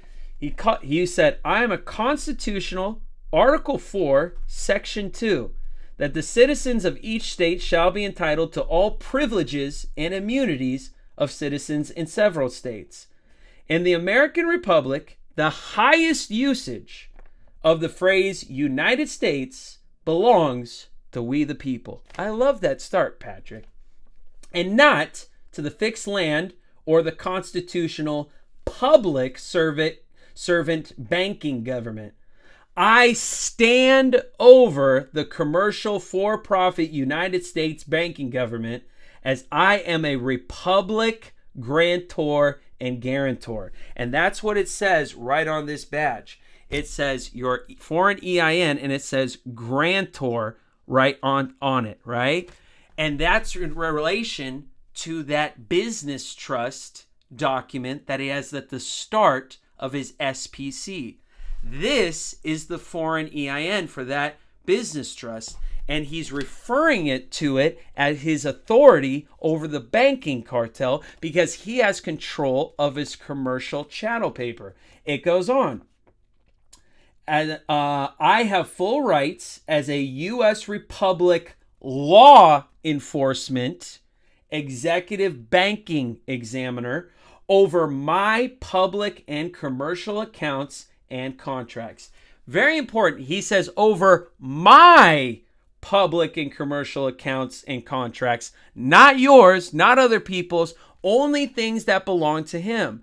What belongs to him is what he put into his security agreement and put a lien over, which was all of his contracts, chattel paper, and everything that he owns in his life through his SPC documentation. And then he says, as an American public citizen's rights and freedoms, as a privilege is a right to contract. Using an implied surety, fictional slave, he's talking about the straw man, person, and an immunity means you are not to be forced into a contract. You're not to be forced into a contract. What Patrick is saying there is no matter what, whether if he's pulled over for speeding, if he's being accused of drinking in public, if he's done anything that is deemed in the statutory that they want to force him to contract and make his payments to or be extorted for, he's not to be forced into that contract. And because the state, through licenses or previous contracts, are now all null and void, they don't have authority over him. The SPC is complementary to the status correction. It is how you operate in the private thereafter. And the final piece to all of this is through your federal recognition, which is your passport. You are then updated to an American national. You're no longer a U.S. statutory citizen, known as a federal employee. Your ID, badge, and private identification is now reflected on your passport now for there as well. Isn't that amazing? All right. Probably a longer answer than you wanted, but... Nah, that was a beautiful answer, bro. That was beautiful. Oh, fun. Yeah, no, that was good. That was good. I appreciate that. Just because I know that whenever I did the SVC process, like I did kind of get a little kickback from it. Like people were kind of poo-pooing it. Oh, you don't need that, and then you hear about the authentication of the birth certificate. Oh, you don't need to do that. And oh, you don't need it. And I'm like, literally, it just comes down to what you want to create, how you want to create it. It's almost like each of us are building our own castle. Mm-hmm. So you may want 4 rooms in your castle, and maybe I only want 2. So it just depends on which way we're building. Yeah, I totally agree. And that's what's going to really make us free too, because all of these again are the foundation. You're just telling people how you want to be treated, what is in your control and not into your control. And then, just how you're going to be operating thereafter with different entities. But, so yeah, it's a good step. It's an important step. That's why as part of the academy, we have, I think, over 60 plus lessons on it to go over that my instructional designers put together, because it's not just about filling out templates. I mean, we provide the templates and whatnot, but we spend a lot of time explaining it and how to utilize it in administrative procedure and what to and not to utilize it for. You know, sometimes you want to be very specific, but it's not for discharge, or it's for discharging only liabilities. So if someone is suing your master trust, let's just call it that, and all these inherent liabilities are going against it, then you have that $100 million bond as your insurance policy to say, okay, I don't want to be sued. I don't want to go to court. Let's go ahead and discharge that. Now people have said, well, it's a liability when I get a traffic violation. I can use that bond to like offset and whatnot. And you absolutely can. I would keep in mind that when you do that process, you got to really know how to do the commercial affidavit process.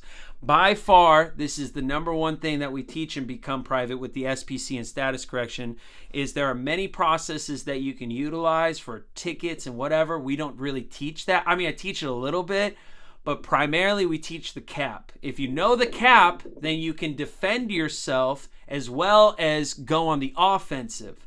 Because if you can't go on the offensive and know how to apply a lien against someone who's violating you, then you don't get the full protections, because they don't fear retaliation. So you got to learn how to retaliate responsibly. A lien is a most potent weapon, but I want you to think of it, it's not like a gun. It's more like nitroglycerin. It can blow up in your face if you utilize it incorrectly. And there's certain procedures that you need to follow. You need to be able to reference your foundational documentation to execute it properly. Does that make sense? Yes, absolutely. Okay. I have a question. Sure. Michael, good to see you. Does this, thanks by the way, I'm enjoying it. Cool. I've been doing a little research into this, but can this process be done with a felony?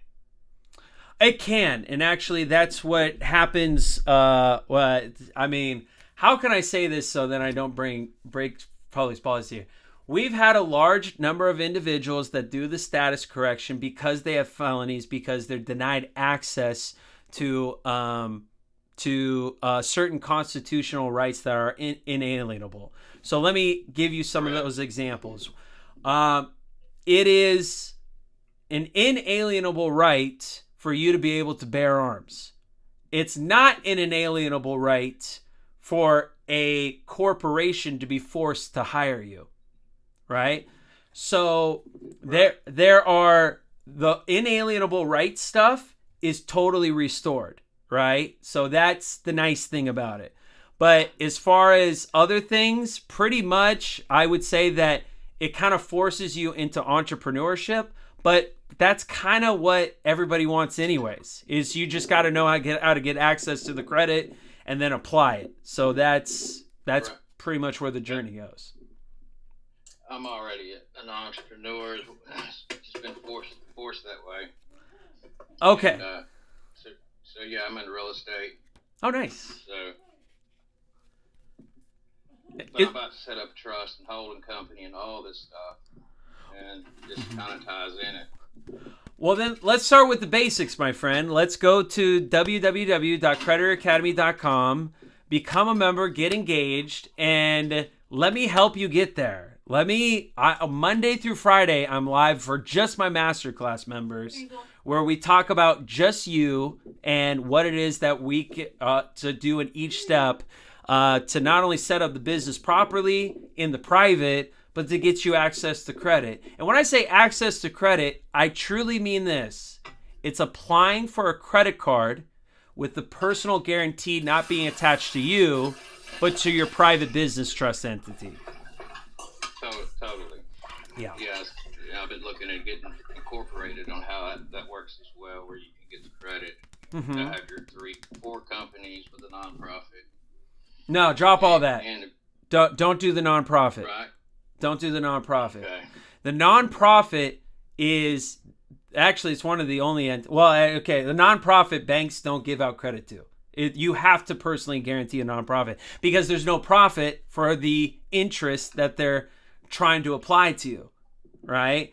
So Right. nonprofits, no matter what, cannot do anything with have to have a personal guarantee. So you have to pick a corporate structure and execute it, a certain way, and get your bankers connect. What we do inside of Masterclass is we focus just on the 3 steps: getting your entity started with and getting you the bankers connect, setting up merchant processing in the private, so it's like you're getting paid under the table, and then finally the third one, which is optimizing your business trust credit profile, so then the vendors, banks, and credit unions can extend you lines of credit in the personal guarantee of the business.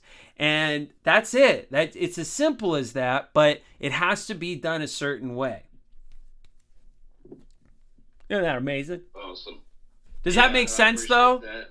Yes. Yeah. Totally. Okay. I'll be making an appointment with you. Yes, definitely. Look forward to it. Everybody go to, Sure. if you like the content that we're giving here, give a follow, give a comment, and join me at www.creditoracademy.com. We have 110 full-time staff here at the Academy, really just motivated for your guys' success. And I want everybody to be in the private. Everybody and their mama be inside of the private. And I really do think it's very easy. The 3 steps can be accomplished in like a week and a half, right? And it's exciting because you receive something for all 3 steps. You receive your business and your bank account in step 1. And step 2, you receive merchant processing. That means all the latest software and technology for your business trust. And number 3, you receive a Dun & Bradstreet number. I mean, I was so frustrated when I was studying this, and I'd be telling my family about all of this stuff I'm learning about the private and SPC and status correction, and all they would say is, well, until, we see proof of it. Until, you do it first, Paul Michael, whatever. Right.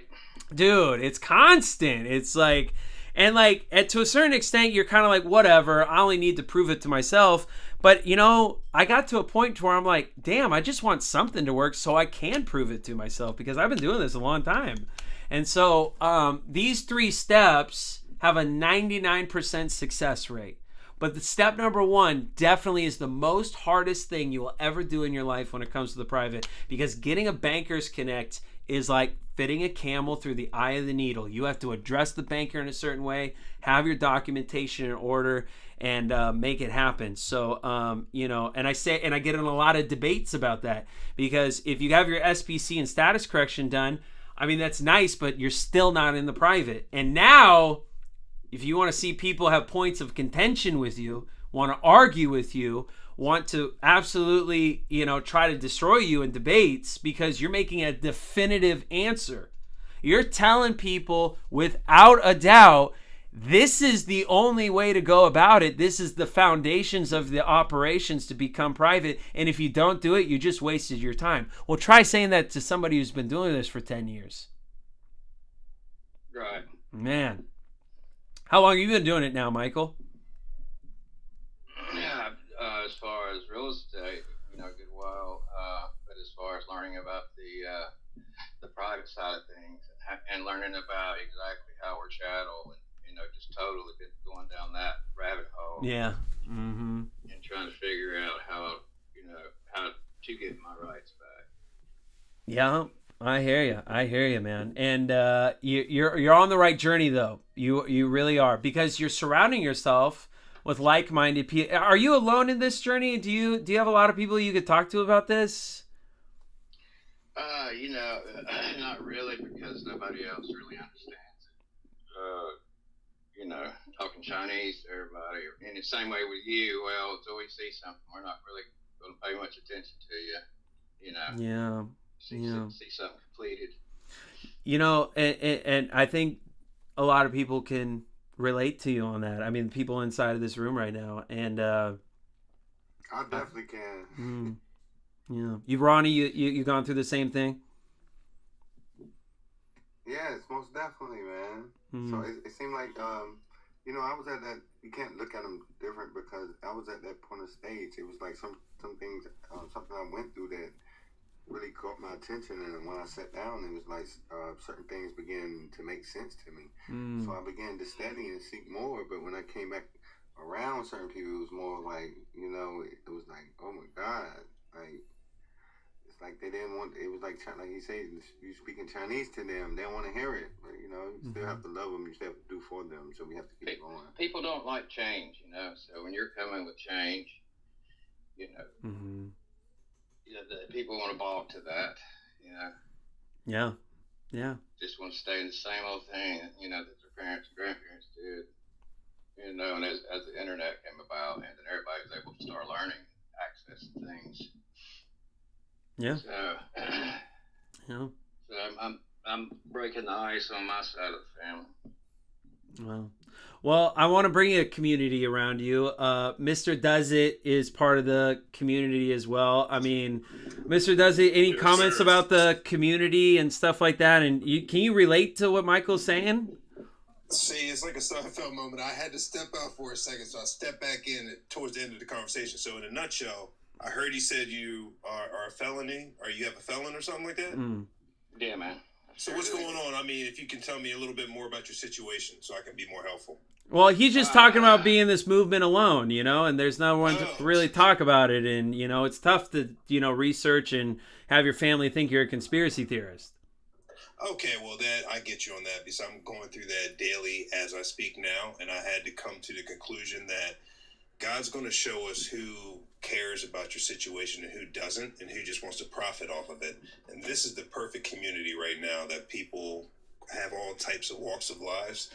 You know, they all have their different situations, and we don't look at them differently. We look at each other as one because that's who we are. So I believe this is a good starting point. So I won't talk your head off, but I think you'll find the right solution within this group of people. Because I robbed a bank years ago, you know what I'm saying, off of some dumb shit.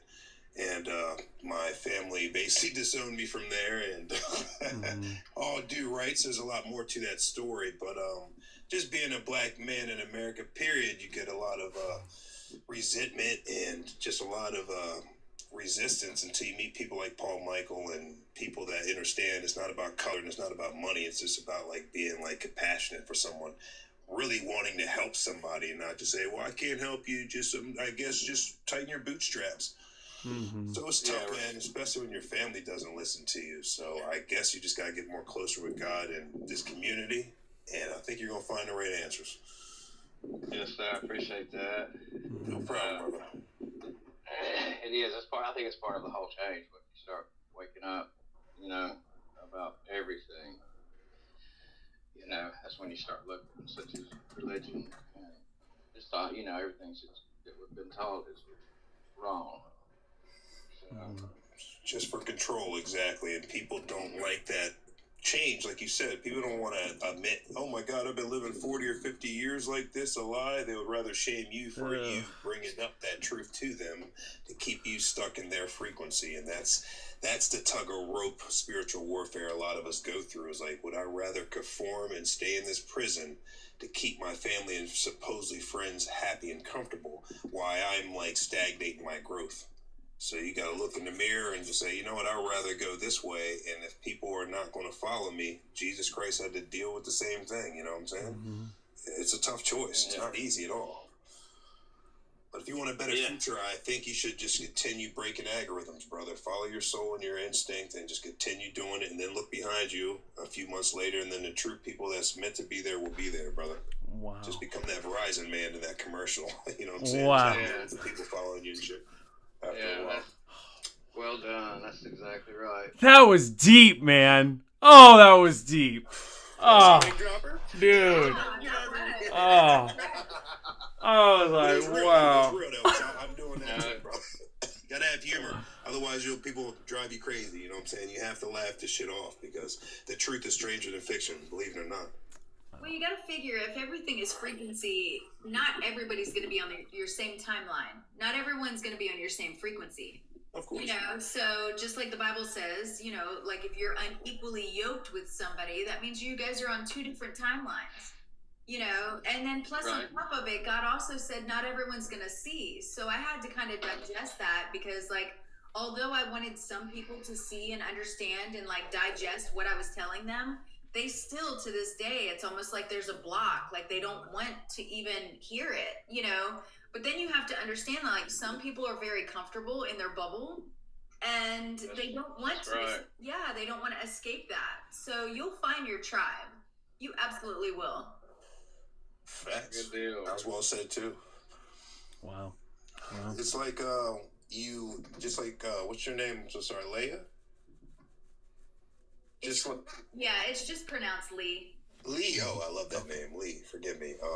Just like she said, like people are on different frequencies, so it's like you got to be like not got to be, but I highly recommend if you can meet people at their frequencies without like shaming them or looking down at them, you will have a lot more people gather around the water.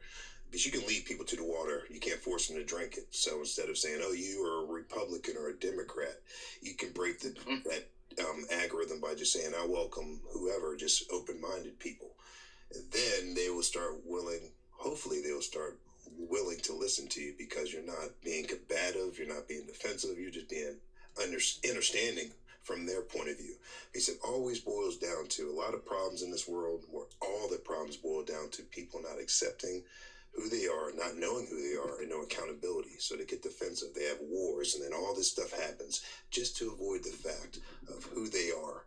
You know what I'm saying? Like back in the 80s, a lot of people were homosexual and stuff, right? But they hid that from the television shows because they thought that was against the Bible. I'm not here to, for people's beliefs, but people are people, right?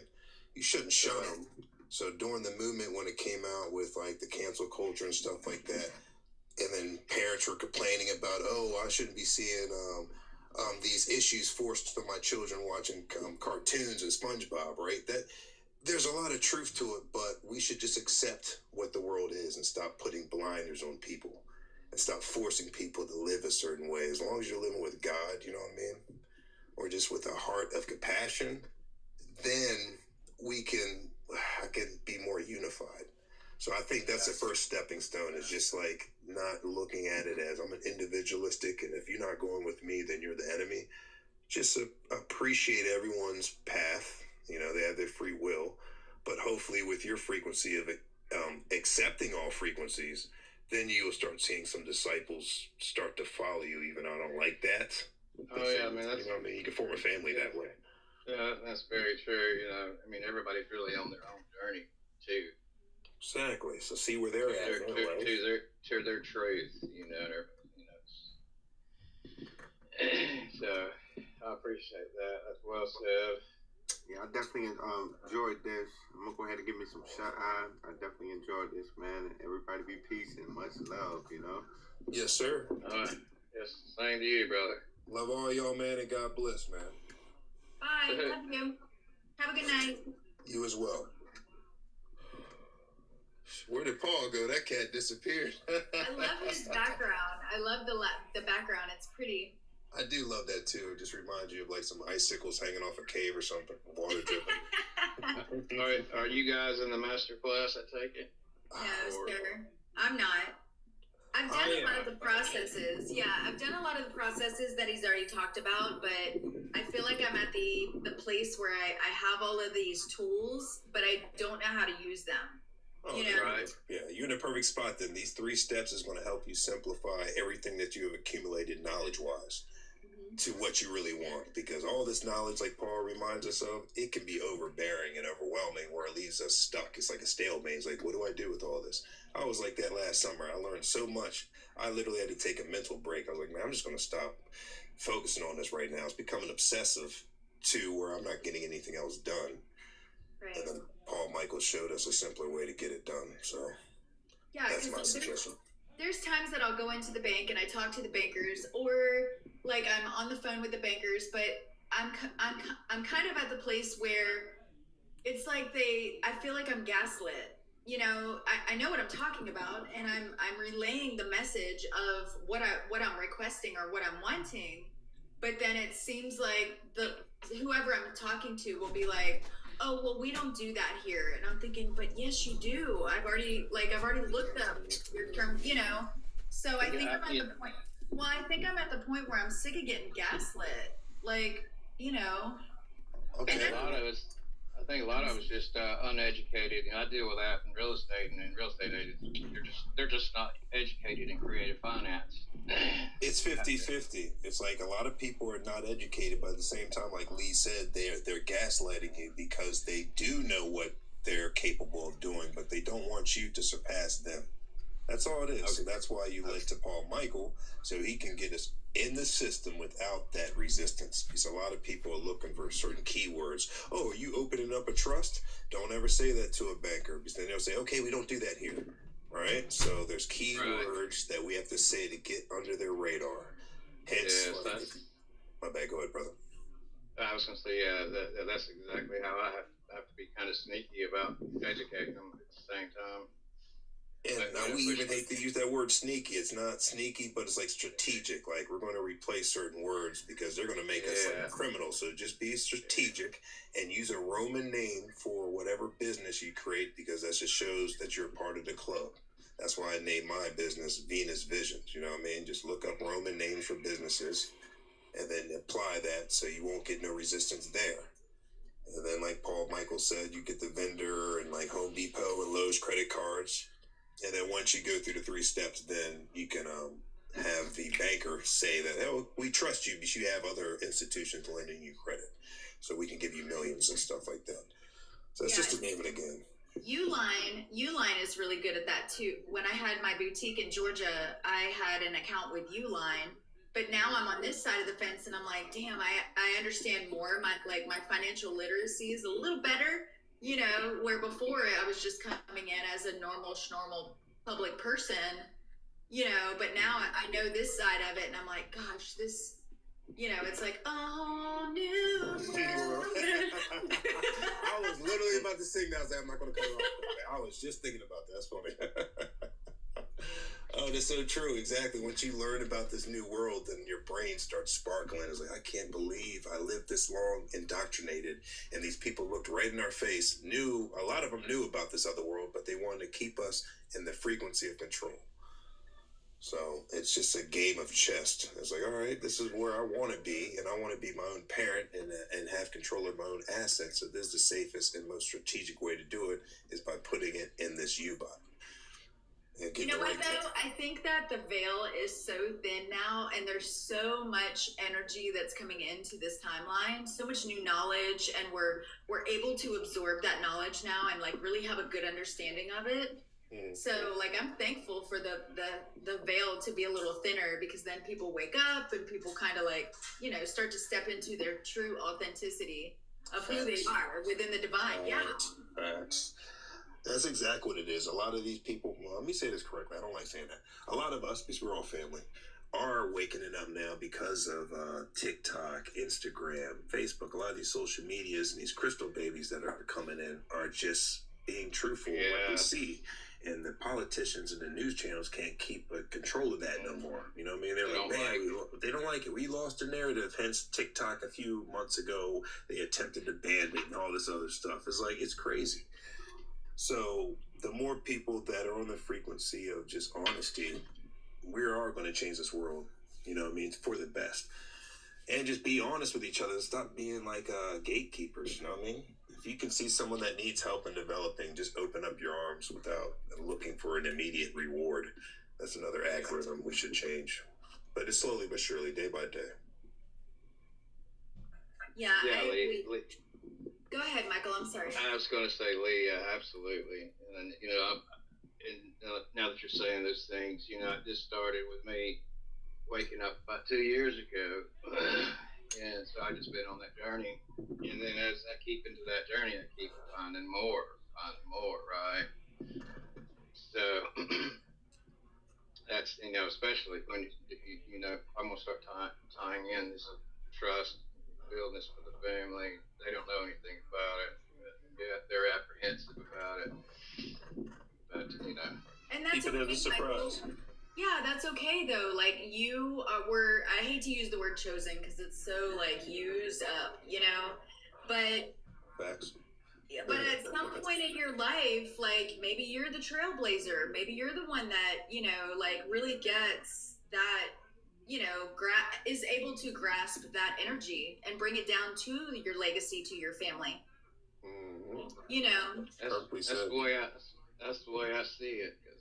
Yeah, so you're gonna feel alone. You're gonna feel alone, but I promise you, you are not. You are not. There are so many people on this journey, and just like I don't know what your name is, Mr. Batman. Hold on. Oh, Mr. Does It All. Okay. I just see your little, but like he said, like we're just one collective. And I know that we come down here in colors, but we're just the shades of wheat. It's just, I like that. when people can get past all of that, is I've when been coughing on weed. I'm a wheat. No, I know. It's so funny you said it, the color of weeds, and I'm literally smoking weed right now. Yeah. Funny I as didn't shit. say weed. I didn't say like cannabis. I was wheat. Like wheat. Oh, weeds! I thought you yes. said like different colors of weeds, like in the forest and so forth. That was a good analogy. That was just funny. We're all cannabis out here. That's true on that. I think you're spot on, Lee. You're spot on. She definitely is. Absolutely. I love that perspective too. You just got to be the trailblazer. The more uncomfortable you feel, which is something they're not going to teach you, but we are. The more uncomfortable you feel, that means the closer you are to the right frequency of the divine, of the earth. That's right. And people don't want that. They're like, wait a minute, why are you changing on us, Michael? We don't like that. We like the old Michael. We like the old way that we just can tell you whatever. Then you followed us. Keep telling them about this man-made religion, Yeah, You but can't think tell them about no. it. You can't tell them no more. You got to show I them. know. Think about this though. When you're in, like when you were in your mom's portal, right? And Right. she was having contractions. That was probably very uncomfortable for you. I feel like right now we're in the contractions. And then once we come out, now it's like we're born again. We're coming back to life again. And some have to kind of, go through that contraction. Yeah, we got to be kind of smushed a little bit to, it's like a diamond. You get. That's right. Yeah, Pressure forms diamonds. Mm-hmm. Yeah, That's awesome. That's so true. The further I get along in this journey, I thought Lee said we, W-E, of different colors, but I have found that we have all had certain experiences that have brought us together. Mm-hmm. We have been beaten down in one fashion or another. We have had to overcome adversity, and we have had our eyes opened. Yes, sir. As I say that, as you said that, I'm looking at Paul Michael's screen. I just see him like half in the screen. Look like the Undertaker. Shit. Like, what do you? I was like, Hey, Paul. Oh, Michael. hey, Paul, where's your audience? Where are you? What's It's been a while. it's been a hot minute. Give me 1 second. I'm gonna shut the door. Sorry about that. I just saw that. That was meeting. You're right about that. I saw that too. His little face. I'm like hitting the invite button and all that. Yeah. Like a kid sneaking around a Christmas tree, seeing his parents get something on the tree. What are you doing? We interrupted his dinner, didn't we? Yeah, I had to take a quick Yeah, second. I was wiping his mouth and shit. Just finish my biscuits over here. Just wait for the biscuit. Oh, but it's great to see you again, Kentucky. How have you been? I've been great, buddy. Been working at it. I've got the triangles, got my PMA. Nice. I'm getting things together. Good. Got ways to go. Experienced some of the things they're talking about with the bankers. Yeah. The bankers not knowing what they can do. Yeah. I actually just had that experience this week with my foreign grantor trust bank account. I decided I wanted to put in using the same EIN. I wanted to set up another account under that EIN, and the same lady that set up my foreign bankers trust account told me, I don't think we can do a foreign grantors trust here. And I decided right then and there, okay, You know what? I don't think I need one anyway. I'm glad you said that because it gave me an idea of how to do what I want to do without that. Okay. And I decided just to do it the same thing under the same bank account, but through my trust, have the documentation of what I was doing. Mm-hmm. So I did not need a separate external bank account to do my accounting for me. Yeah, that's nice. And yeah, you can use any EIN number, like regular one, to open up the account and operate with. And, you know, your end goal, if it's just to get credit, is it doesn't matter what trust entity and EIN that you use. Right. Mm-hmm. What's y'all's feelings on being incorporated? Well, that's just the deal that we're talking about, which is kind of the deal with the devil, right? You're just like, all right, I'll, incorporate, I'll follow your statutory rules, filing, regulations, software system for me to do all my updating and reporting and stuff like that. So that becomes the difficulty of the situation that, you're under their thumb. And if you've ever incorporated a business with your state before, you have a very unique perception that most people do not. You know what it's like to have the thumb of the state on top of you because they text you, email you, harass you, and publicly humiliate you all the time if you do not abide by their rules, regulations, filing procedure, and taxes. Wow. Okay. Mm-hmm. Yeah. I understand it a little bit better now. Yeah, no worries. So being unincorporated, just, they don't know about you and how you're operating, and nor is it any of their business. And that's what the Rockefellers and the Carnegie and JP Morgan and the oil companies outlined in American Jurisprudence, 2nd edition, volume 13 on business trust. They just said, this is the state's limit that they can't impose their jurisdiction on us. And here are our protections, and here's how we're operating. And it makes it very clear so then the state doesn't overstep their boundaries. And as long as you can stay within the confines of this, which is your fiduciary duty, that's overseen by fiduciary law and by this, you're totally fine. They can't touch you. And it doesn't take like tons and tons of research and data and processes and paperwork. You just understand, this is what I have to do to keep compliance with what this states. And as long as I keep in compliance with this and know how to operate my own business, you're not going to have an issue. You're never going to tattle on yourself, basically. Right. Yeah, that's pretty much it. So, it's a first step. It's a big one. And if you get the first 3 steps of getting the bank account with your business trust, getting the merchant processing, and optimize your business trust credit profile, I mean, you essentially not only put yourself in the private, but you've learned a skill set that you can not only teach others, but you can create a business out of, right? Like, take the example of what I'm doing at Creditor Academy. As part of your membership, we teach you the 3 steps, but that's how I earned my living. These 3 steps are like $2,000 to $2,500 in value on the streets because 99% of the businesses are registered with the state and they have no idea that there's another option to be unincorporated, get all the same benefits, protections, credit, account, and all of that.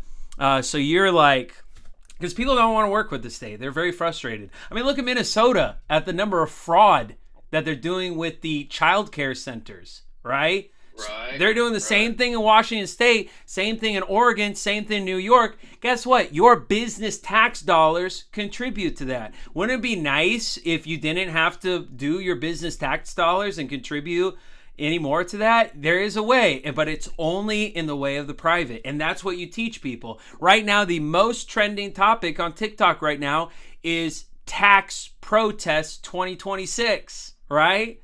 You see people talk about, I'm getting out of that. This is the ultimate tax protest because you're removing yourself from being an incorporated entity And through the SPC and status correction, you're making it clear that you're not an artificial corporation. You're never meant to be taxed anyways. So, Paul, you don't want to have your kid at the Leering Academy? Or what is it? At the Leering. Yeah, I know what you're talking without the N, right? Right. Without the N. Yeah, the Leering Academy. I saw that too. Oh, that was so funny. That was so obvious, dude. Like, are there kids here leering around? That was so good. Oh, I've been watching that. But yeah, I mean, that's all over in Washington State too, and they're prominent, especially in Kent, Renton, and Federal Way, where I'm just like, how does a Somalian have a $1.2 million house and I don't? What happened here? Like, you just got here like 2 years ago. What business idea did you have? That's what they do.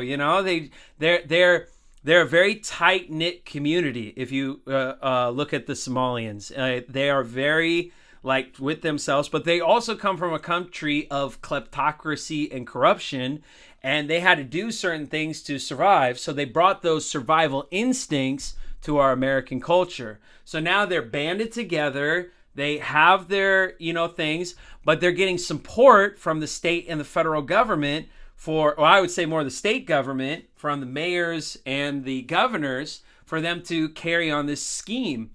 And the reason why is because they're actually not the smart people in charge. They're like the money runners. So they take all the money, get it into cash, put it into bags, and then bring it to different countries where these politicians have their guest houses, and then the Somalians dump the cash to them in order for them to receive the American dream.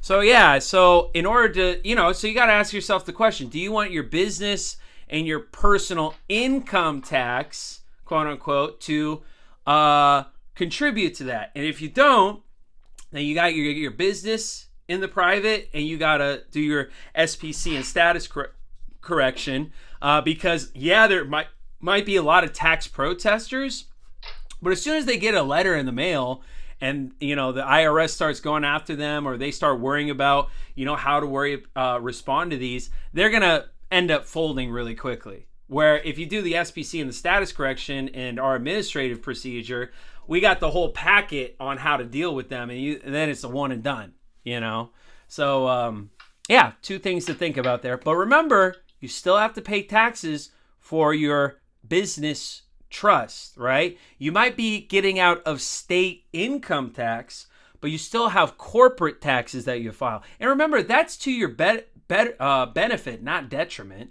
Because when you file taxes for your business trust corporation structure, and by the way, you have a lot of exemptions and a lot of tax benefits that you can yield from that. So the little tax that you pay, the IRS is going to give you that note that, hey, you've reported your taxes this year, good job. And you bring that to the banker, and now the banker is just going to extend you huge lines of credit for your private business trust for that. So it's basically just a administrative paper strategy to build up your wealth a lot quicker. No. Paul, can I ask a question? Sure. Okay, so regarding that, when I received my step one, when I did the step one, right? Mm-hmm. Yeah. With the IRS, I don't recall.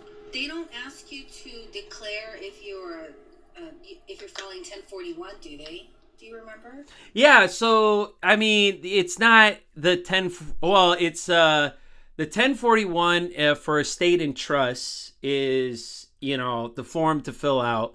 And if you're doing a complex trust, then all the tax liability is on the business anyways. A simple trust extends the tax liabilities to the beneficiary, and then a grantor trust extends all the tax liability to the grantor.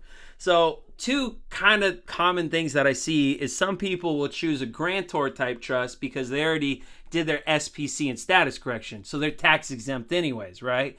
So it's basically like, great, I'll just pay myself, I'll be in charge of the taxes, I'm tax exempt anyway, I'm not a corporate entity, I'm the living human being, and so there's that.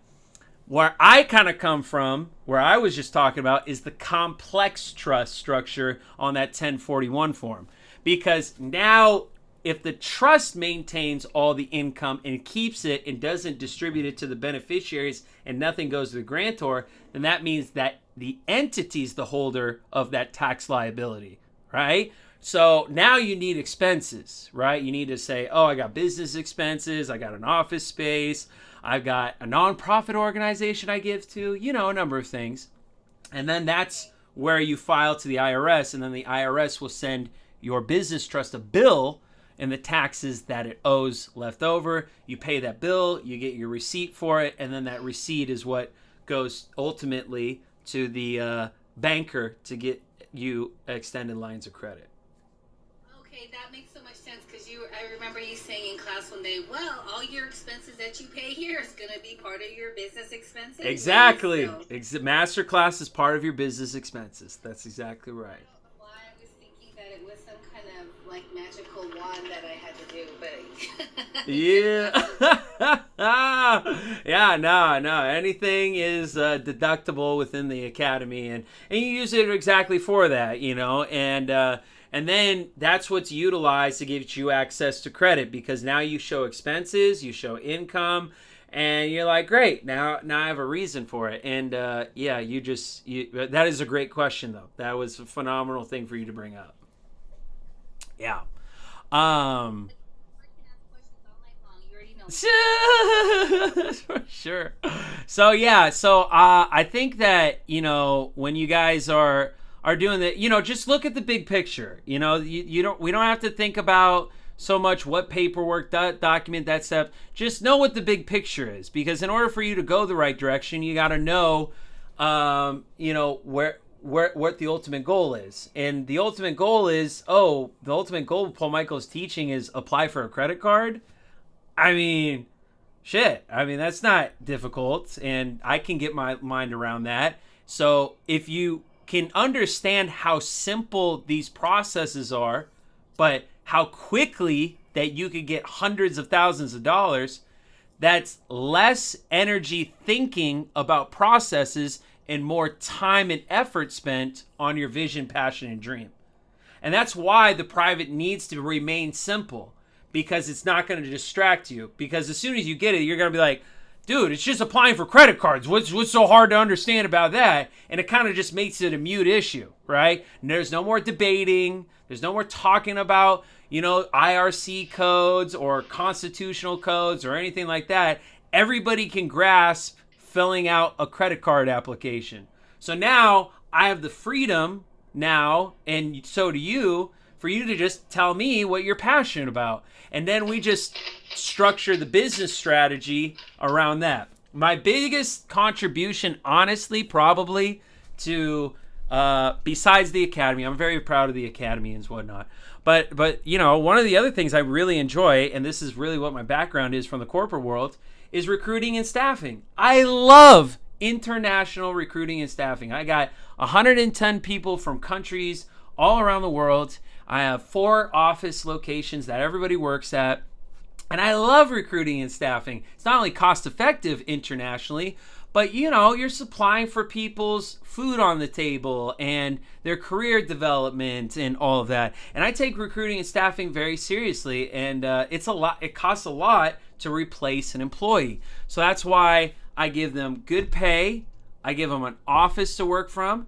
I pay for their computer, their internet, the security guards at the office. The office location is in a prominent downtown area with restaurants, coffees, bars that are located near there. And I apply, I do accommodations too. I pay for my employees what's called flats. Flats is like a European word for an apartment, okay? So, you know, so I pay for their apartments as well, and for them to live. So I make it easy for them right out of college, or if they're looking for a great job opportunity, to stay with me on a 2-year contract. My ultimate goal and intention to maintain staff is to get them to sign that contract. But no one commits unless you give them a really great deal. And you know, sometimes pay isn't just enough. They gotta you got to sell them on the lifestyle. Oh, I'm at the same building that Google and Microsoft are at. I mean, it's this beautiful glass building. You got all the happening spots and stuff like that. And I pay for all their furniture. I give them their television. I provide their utilities, you know, to where it makes it easy for them to say yes and not have an excuse. And their flats are about 6 to 10 blocks away from the office. So, and I separate them, boys and girls, right? So we have the boys' flats and then the girls' flats. You know, culturally, that's the right thing to do as well. But yeah, so now they can make it to work. They don't have a long commute, and we go from there.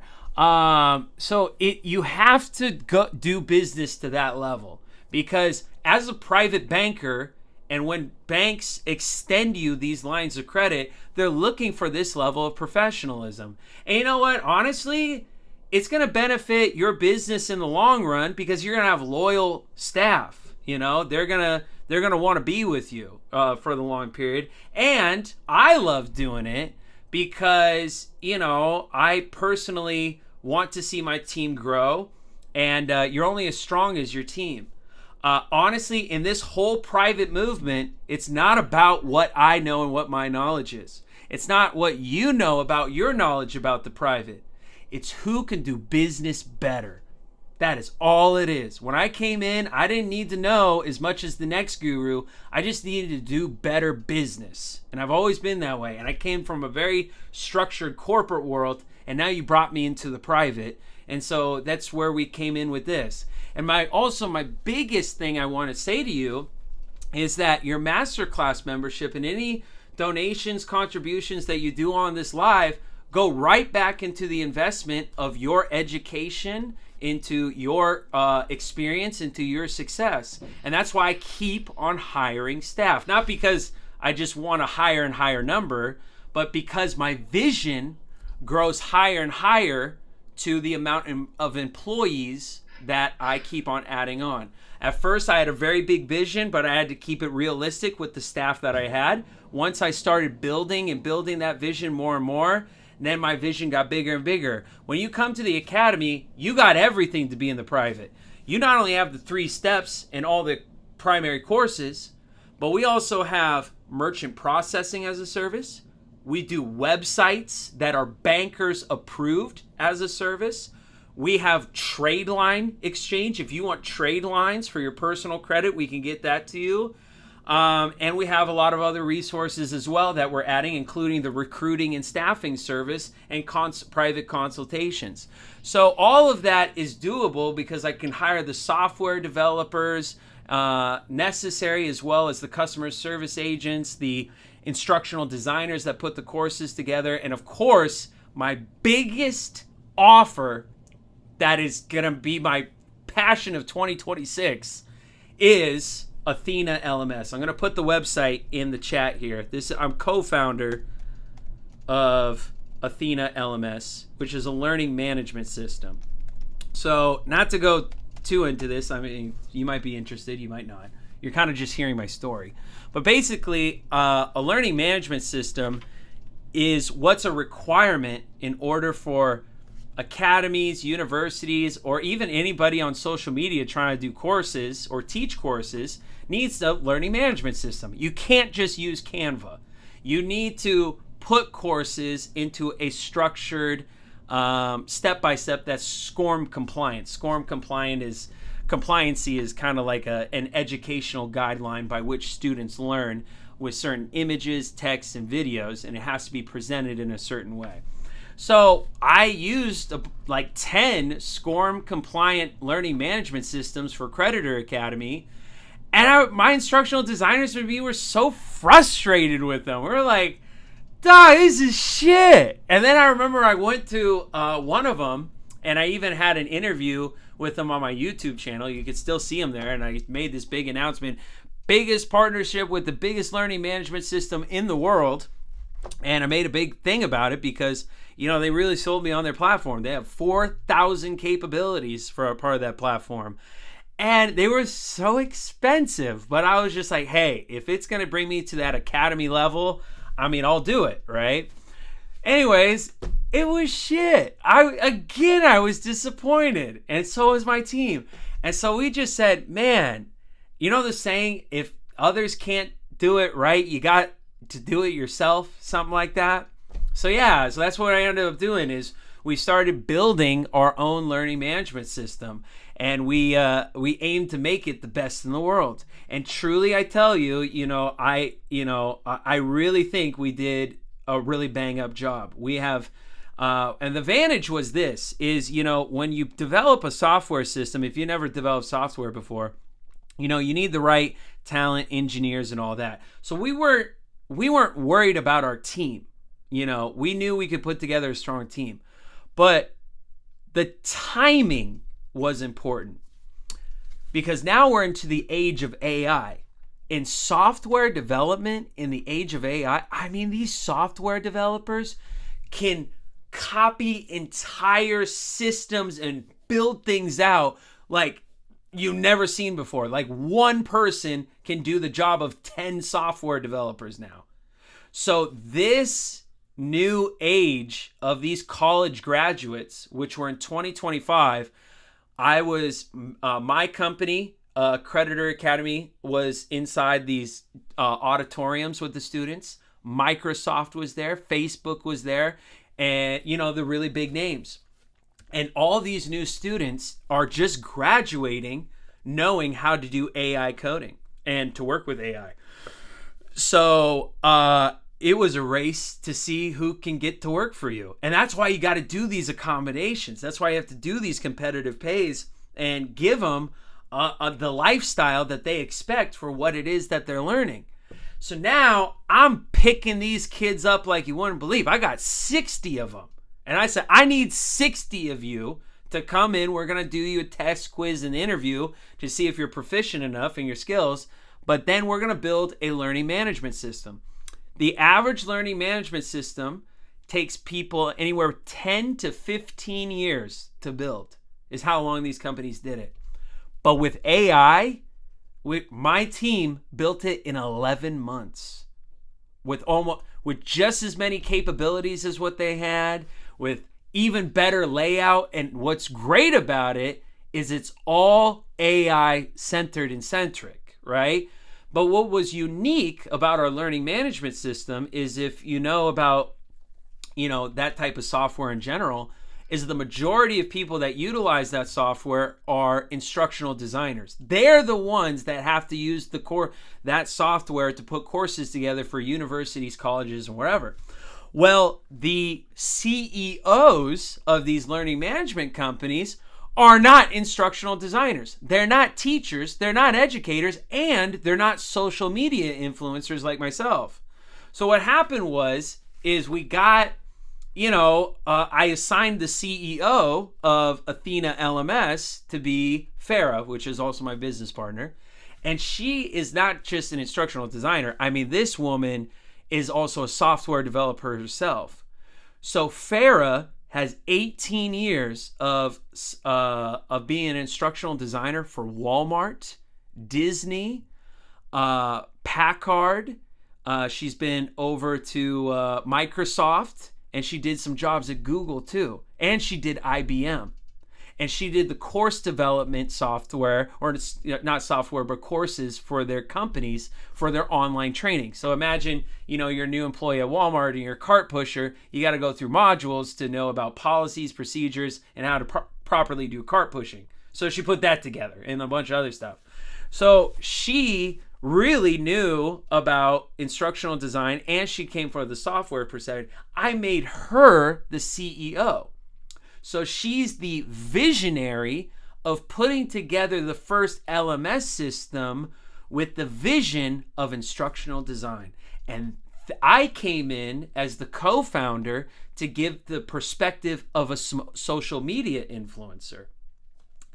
And this software system is a game changer because the vision is right. And why I tell you guys that this is so important that you get your vision together and use the private as a stepping stone is if you have a really good idea and a really great vision and the right people to put it together, I mean, you will make your mark on your community and society like the world wouldn't believe. And the fact that artificial intelligence is here, let me tell you, especially if you want to get into software, this is like the golden age to jump right into it. So yeah, I wish you all the best in doing that. If you're interested in course development, lmsathena.com is the place to go. It's most LMS systems, when you sign up for them, they have an AI feature, and the AI asks you about 4 questions to try to create a course. They ask you, what's the subject matter? What's the description? What is it the student should learn? And how many modules, pictures, and stuff like that do you want the course to be long, right? That's it. And then it grabs all the other information off of the internet. When you use our course creation software, we ask you 80 questions. All the same 80 questions that my instructional designers asked me to create Creditor Academy. You know that SPC and status correction? I had to answer 80 questions for the course development to just do SPC. So then we can create a step-by-step for you. The same thing with the status correction. And then what we had to do is we had to take pictures, short videos, and modules and pick a modality to do that teaching. So the modality that we chose as an educational platform was the Montessori model. The Montessori model, I went to Montessori school till like most of my life before high school. And I liked it because it uses the 5 senses in order for you to learn and compound information. So we chose the Montessori model specifically as our modality for teaching. So everything inside of your course is you're going to see videos, you're going to hear things, you're going to write things, you're going to repeat things. And then what's the last one? Oh, I forgot. I always forget the last one. Write it, hear it, see it, repeat it, write it. Yeah, okay. I think I got them all actually. So yeah, so that's it there. And then it makes a more comprehensive course. And we're excited about it. So anyways, so there's my 2 cents there. Thank you for letting me rant a little bit about that. But it's fun. I'm really excited about 2026 for that. And now I want to hear your guys' passions. Leia, what's your passion? What do you want to create? What do I want to create? Mm-hmm. I have my humanitarian project, like a philanthropy, and I want to purchase land, and then I want to do like tiny houses on the land, but I want to take care of the mamas and the papas, and it's kind of like a bridge before hospice, because like I used to volunteer at like nursing homes and stuff like that, and it would just kind of break my heart because like I don't know, it just looked like dorm rooms and there wasn't any like pictures or plants or I don't know, it kind of hurt my heart. So I would like to be able to make this community of, they can have their own little house. There'll be like a chow hall. There'll probably be like 2 or 3 nurses on there that would live on site. And, if little Papa Harold needs a little ride to the, like to the cafeteria, then, then the nurse could come around and get him and that kind of stuff. I don't know. I think the people that are older like that in their last days, when they're put into these nursing homes, it's daunting, and that's kind of where my heart is. That's what I want to, do and make sure that, the people that have lived, obviously a long time. I mean, I'm 52, so, once we get up there, it's kind of like, I don't know. My heart goes to the Bamaws and the Papaws. Yeah, I totally do. So I don't know if you noticed, I was a home health nurse for 6 years. Yeah. So, so I did travel nursing, and you're absolutely right. I didn't like the long-term care centers or the specialty nursing facilities because the main issue is what you're saying. Like, they were understaffed, underrun. It was hard for the nurses. It was hard for the patients. And then home health, everybody was happy because they're staying at home. And so I felt passionate. And plus, you only have one patient. So I think that's a very noble thing to do. And it's absolutely necessary that we get help in our community like that. And I want them to feel like they still have purpose, even though that maybe they're a little older. You know, if you have a little grandma that can make the hell out of some biscuits, you know what I'm saying? Like, we'll have a chow hall, so let little Hazel go in there and let her, throw her little hands around in the flour and make me some biscuits. No, I got to add on to that because it's very crucial, because my dad definitely lived a lot longer due to the fact that he was around family versus shoveling them off in some nursing home. So that's a great vision, and I really hope that you do get that up and running. And even if you have a little grandma that maybe she makes quilts or maybe she makes little whoobies, I don't know if you guys know what a whoobie is. It's like a Afghan, and if we can even have like a little town store at the front that maybe has like jams or jellies or, fresh fruit or the little whoobies or the little, just all the cute little things. One-stop shop. Yeah, so that the grandmas will feel like they actually have a purpose again, and that, they can say the whoopie, like maybe it sells for $100. That would be hers. Then she feels like she has a purpose and, kind of brightens her day, and you know what I'm saying? I don't know. I love grandmas and papas. I love grandmas and papas. Absolutely. Wow, I haven't heard that phrase in forever. Wow. Yes, I love them too. Wow, I haven't. Yeah, it's been such a long time since I went inside of a patient's house now. But yeah, it's a great thing to do. Thank you also for the roses. Thank you. Oh, rose. Yeah, no, that's fantastic. Okay, well, I'm going to go ahead and take a little break, but you guys can keep on continuing this conversation. This is really phenomenal in what you guys are talking about, because it's very rare to have a like-minded group of people connect with one another and be able to talk about these things openly and honestly, and to find some direction. So I really want to facilitate that as much as possible. We have all the viewers not only on this channel, but we're streaming on multiple networks right now. So before I take a little break, and remember, I got a little baby. So she's needs a little bit of my attention. So if you want to be a part of the Academy or see the webinar, which is a free web class on the homepage of our website about what it is that we do at the Academy and what we're all about, you can go to www.creditoracademy.com, and please consider not being a member, but being a part of our community as well. We'd be so excited to have you with us, and we hope that, if you're looking for a home and you're open to some change, but a positive change with a positive community of like-minded patriots just like you, we hope that you come join us. There's no long-term commitment. You can cancel your membership at any time. But what I would love for you to see is our standard. I think we have a really high standard here at the Academy, and we work really hard to put it together. And we hope that if at the most that, if you see our standard, that you might just say, all right, well, I won't sell anything less than that. And that would be more than enough for us. And we want to see your smile and your contribution as part of our community as well. Again, no judgment, just open, honest air for you to be able to connect with other like-minded people. Thank you again, everybody. Happy Friday, and I look forward so much to seeing you all in Masterclass. Until next time, take care of yourselves and your loved ones. I'll leave. See you later, buddy. Yeah, you guys keep talking. I'll go ahead and yeah.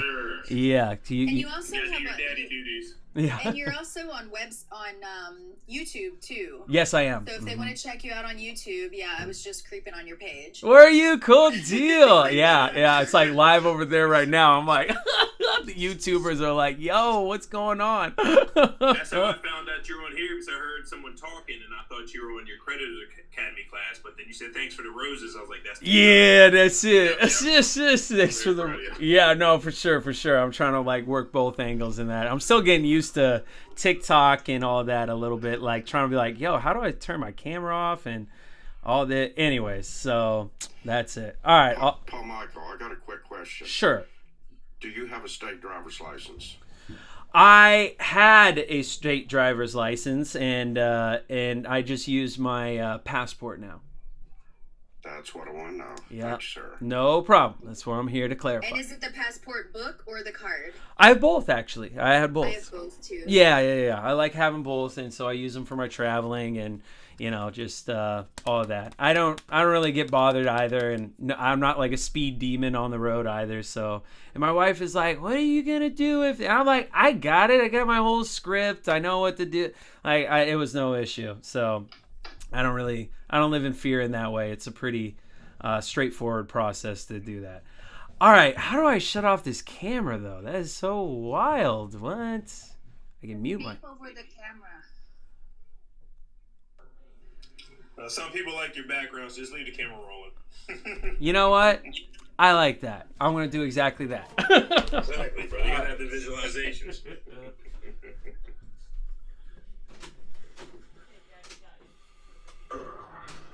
So Lee, you were looking to get hired. What are you looking to get hired for? I just want to be part of a good, really solid community. I've been in this space for a while, and I would join groups, and I would join, Telegram groups and such of that, and it just seems like you can tell, like, maybe 6 months in, the room kind of shifts, or somebody gets a little butthurt, or somebody, has to, like, oh, I know more than you, or... they gotta throw their resume out, and I don't like that. It's about the collective. It's not about, who knows what. If anything, if we're all standing at a table, say there's 20 of us standing at the table, we all have something to put on the table. Agreed. And now, whether or not I put something on the table, you may need that card. Or, say Kentucky has a card, and I'm like, ooh, that'll help me here. It's just community, and I feel like there's too much division, and there's too much catty, kind of cunty behavior, and I just don't like it. No, I totally agree. Teamwork makes the dream work, which I like to say, and it's just challenging at times to find people that want to work with you because, just like you said, someone wants to take lead, someone wants to know more than other people and throw resumes, and, oh, you don't have this, so I can't. It's just a lot of that. So, yeah. Yeah, I noticed somebody said in the comments about the TWIC card. Yes, it is very convenient, and it is another layer of protection. So... The TWIC card, what is that? The TWIC card, I think it's actually for truckers, I want to say. I may be totally wrong, but... I've got mine. Yeah, Just to get on port, to get on ports for loading and working. Gotcha. Leah, I think what you're saying is that you want to have peace. Yeah, that would be nice. Learning with peace, sharing with peace. Yeah, because I hear too many content creators going, oh, we're family, or, oh, we're, this, and then come to find out, it's like, that's not really what you're projecting in your group, so why are, don't bamboozle me with your fluffy words to get me in here, and then all of a sudden... Politician talk. Yeah, like, I'm like, oh. And of course, they call it legalese. Yep, exactly, brother. You know what it is. I call it ego. Well, yeah, a lot of people need to go through the ego test. That's true. It's gross. That's the hard part about this, I want to call it a movement, is as you've gained this knowledge, you want to share it with other people, but you don't want to dominate either. It's a fine balance. It really is, because it's just like watching a really good movie. You come out of that movie and you want to share it with everyone, and you have that enthusiasm. And by the way, enthusiasm, the definition for that is God within. So you want to share that with everyone, and there is that fine line where you have to tell yourself, okay, I've said enough. Just listen. Listen and learn. Yeah, but how many times have we all heard, I'm the only one that out here teaching this. I'm the only one that's here teaching this to you guys. You need to get in my group. It's going to be $29.95. And I'm like, oh my God. I'm like, I literally just got off another live that was talking about the same thing. So sit down. Exactly. They just want you to open up your wallets, and like Paul mentioned earlier, just to keep on teaching you something that's regurgitable. If I'm saying that right, it's basically basically to teach you something over and over again, but it's not giving you a solution. They want you to learn more and more and more, so they can keep you getting paid a subscription fee. So you know what I mean? I don't know. Yeah, it's not cool, especially when there are people that are very new at this, because they're bombarded with all of this information, and they're kind of like, oh, I don't know who to trust, or I don't know who's actually telling the truth. And I mean, you do have to be in this space for a while to be able to decipher who's actually telling, what is true and what is not, so I guess whenever this is my actually fifth account, my fifth TikTok account, because I keep getting banned.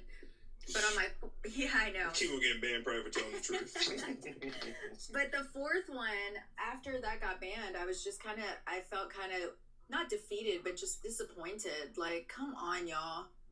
It's just control. I forgot what I was going to say as soon as you said that, though. But, oh, man. Yeah, it's tough to find somebody that actually just wants to help you. So, forgive me. I kind of lost my train of thought after you said that, getting banned. And I was thinking about the fact checkers and how people just want to, take advantage. Oh, that's what it was. People take advantage of people's desperation. So that's why you have to use your discernment, just like you said, Lee, very carefully before you join any type of groups. Yeah, but sometimes these people are in like dire straits. I have friends of mine that are living in their cars, so it's like they're trying to do a quick process, to just get them out of the rut that they're in. But then on the flip side of that, it's like they're coming across content creators that are like, it's going to be $39.95, and literally that's the last money that they have. Like, exactly. Give them a break. Like, they're literally not eating for 3 days just to be in your class, Yeah, that's why they're utilizing their desperation, which is a sad thing. So it's like, I get you. It's like, it's a fine line. Someone wants a solution now so they can get out their truck or whatever the case is. And, people don't care about that. They just want the money. But Paul Michael's not like that, fortunately, so we can spread that word to lead people to the right community of honesty. So we can alleviate that, but it's tough. Like you said, some people like the creators they're listening to. But at the same time, I think we need to focus on ourselves and get those results, and then I think it would be everyone else will magnetize towards the results you create. Because a lot of people just hear a lot of talk. And gotta fill our cups first. Gotta fill the cups first, and then they're like, oh, you got 100,000 doing these 3 steps. How did you do it? And then you can say, I'll show you. And then it's rinse and repeat. And it's patience. Have patience with people. Like, I used to actually be in a Telegram group where this lady was teaching, but by the end of the time, like, she was so hateful to people, and she was calling people stupid, and she was like, you guys ask stupid questions, and I'm like, oh my God, like, don't. That's not a good teacher. Yeah, like, don't disregard people. No, are you kidding me? So I was about to say, sometimes I'm a podcaster as well, and I'm a transparent person, so I'm going to show you not just highlighted reels. I go up and down through emotions. It's good to have rightful rage, if I'm saying that right, therapeutically, but like apologize and have accountability of what you're saying. You know what I mean? Let people know, like, this is just me expressing myself. It's like a control thing. I try to do my damnedest. I attempt to do my damnedest to tell people, hey, I'm just going through something. You don't need to necessarily follow me, but it's your discernment, your free will type of things. But I'm up here sometimes cussing at people and stuff, but I do apologize really quick because my lower self got the best of me. Yeah, and like I went, for the people that we don't know what kind of home life somebody has had, or we don't know, like, do things like that trigger people, where maybe they're scared, maybe their throat chakra is not open, so they're kind of scared to ask questions, because you have the person like berating you, and you're just like, no, allow people to speak, to even if, like, there's actually one guy here on TikTok, and he stutters so bad, but there's people in the comments that are so rude to him, and I just like, let him speak. Yeah, like, don't knock him for that. I'm sure he got bullied in high school. We're all adults. Like, come on. I think I know what the creator you're talking about too. But, and he's so nice. feel his energy. He's not like maybe he doesn't. Yeah. I've cried a few times actually seeing that, man. It's like I feel like people just being nasty to people, and it's just it's heartbreaking. But I'm proud of his bravery to keep on going. So there's a lot of people on these social media, just TikTok. I mean, I didn't say that right. Keyboard talkers. They just love just to do that, just to throw your charisma off. So if you get in this arena, you have to be. I highly recommend you be like tough-skinned. You can take it. You know what I mean? It's like I know who I am. I'm not going to let these people that don't know me take me out of my character. It's easier to say than do. Trust me, you. So when I first started, anybody that's followed me from the beginning, like I'm such a water sign. Like I'm a crier. I cry at all the things. But I have noticed over the time, even at this point, like I do feel like my skin's gotten a little thicker, a little tougher. You know, like I'm like, okay, hold it together. You know. Gotta toughen up, Susie, right? Yeah, get the duct tape out. She's about to cry. Duct tapers. I'm proud of you. No, but it's therapeutic. Let it out. A lot of people, in my opinion, don't let their emotions truly out, and that causes diseases because they're holding it in, and then it causes a lot of other things, mental issues. And I mean, you can go down the list because people think it's not a woman, not a man thing to do. I can't show my emotions. I'm not a true man, or vice versa. You know what I mean? But once we get past that, then we can learn a lot more how just to be truly authentic and not just be a certain person just when we step outside our houses. That's just my opinion. It is a good release because even the word you said, disease, it's dis-ease. Your body is dis-ease. Yeah. And that particular energy will get stuck in the vessel. It'll get stuck in like the lower back, or it'll get stuck, behind the neck between your shoulder blades. It'll go somewhere. Yeah, so you have to release that, even if it's meditations or if you do like yoga or Pilates or something like that to move that energy through the body and then go outside and ground it down. But, Facts. I think sometimes people even kind of look at that and are like, oh, that's woo-woo stuff. And I'm like, no, that's Jesus stuff. Exactly, Jesus stuff for real. But, think about that. You brought up a good point. So many people are on the go, right? And that's how society has been structured for so long. You got to be on the go. You got to be on the go. So people rationalize with themselves, I don't have enough time to meditate. I got to make this paycheck. I got to hire this babysitter to get home. I got to get an Uber ride.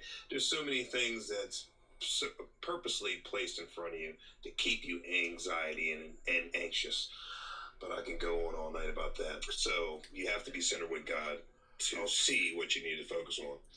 Thank you for reminding me of that. I've got to go. Y'all have a great evening. You as well, man. God bless. Love you, bro. I've enjoyed it. Love y'all too. Bye-bye. Take care, brother. Yeah, so that's where it comes down to. But go ahead, Lee. I'm sorry. No, you're fine. I'm sorry. I feel like I'm talking over you. Allie said the parasite cleanse. Yes. Girl, yes. Oh, yes. I need to do that myself. Yeah. Little ivermectin. Man, I'm just got to get over the sweet tooth. I love my sweets, but I haven't eaten candy in a minute. That's a lie. For my dad's birthday and holidays, I brought home the cake. My fat ass brought home the cake.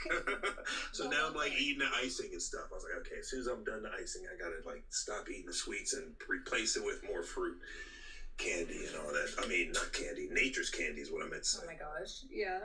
Because I love me some gummy bears and ice cream and yada yada, but it's just not doing good. It's parasites, like we were saying. We gotta cleanse our body out. It's a true temple. Yeah, they get angry. They get really angry. 11 o'clock every night, my body's like, where's the ice cream? Where's the gummy bears? I'm like, I've done that. Where's the nerds? Yeah, you gonna feed this addiction? I was like, no, I'm not. And it doesn't help by smoking weed. You should get the munchies too. I was like, oh, baby Jesus, I got enough of that. I gotta balance it all. I got a pizza I'm staring at right now too, like a true Ninja Turtle. I mean, I just got basic stuff I gotta replace. But it's one day at a time. Right? You got cotton mouth. You're like, you know what? I'll just drink it. I got gallons of water right at my feet too. I drink water like a fish, but I just need to know, like you said, I gotta know what I'm putting in my body so I can stop these reactions. Yeah. Even now, like food just doesn't even taste right anymore. It definitely doesn't. It definitely doesn't. I go to this food truck in Annapolis, and they got the like authentic tacos, and they use real food. So every time I eat there, I notice how my body responds a lot better versus going to Taco Bell or like Burger King and all these fast food places. Ooh, onion ring. It's total poison. But I ain't gonna fake the funk. I go to Burger King every now and then. You know what though? It's the onion rings for me. Yeah, I thought you said onion rings. I love them onion rings. I thought you said that. I was like, don't let the Garfield come out. I don't even want to start talking about the onion rings. Yeah. Whew, that's dank. That is so dank. Mm-hmm. Oh, man. How about I just say this? I love you guys all because I think we're talking too chubbyish now. I do need to eat something. But why don't we reconvene tomorrow if you guys or Paul's doing it? Yeah. Well, why don't you join Master's Class? You guys got the creditorsacademy.com site, right? Yeah, I'm gonna actually watch some of his videos on YouTube too. Because I've watched it before. Is it under the same name, Creditor? Accreditoracademy.com. Yeah.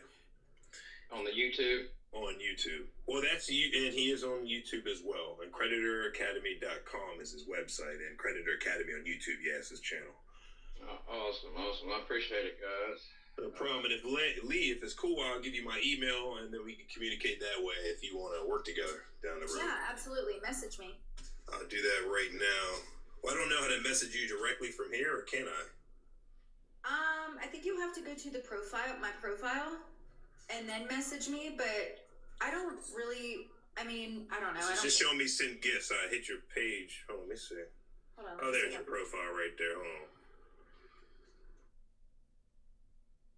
I just followed you back.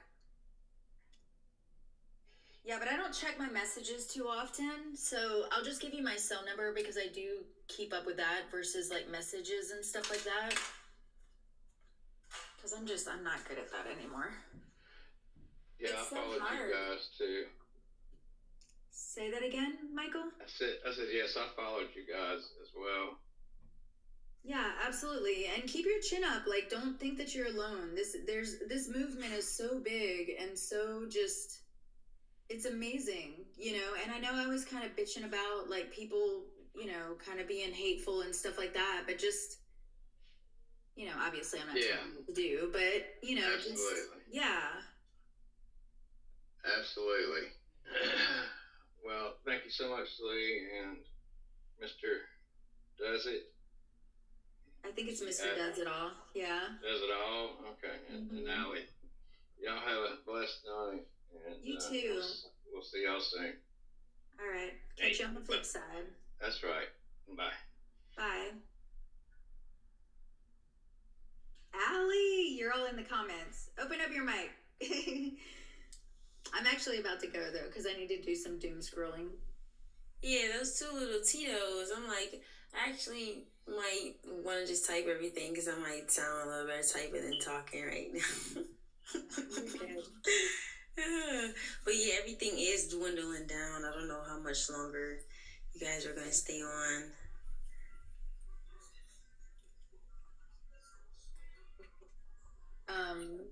Paul Michael pulled me up here and I didn't think I had enough followers because this is the 5th account. You know, but I was able to come up, so I was like, all right, well, there's that. Yeah, that's awesome. Yeah, I've been following, I don't know how long I've been following you, for a little bit now, for probably since last year.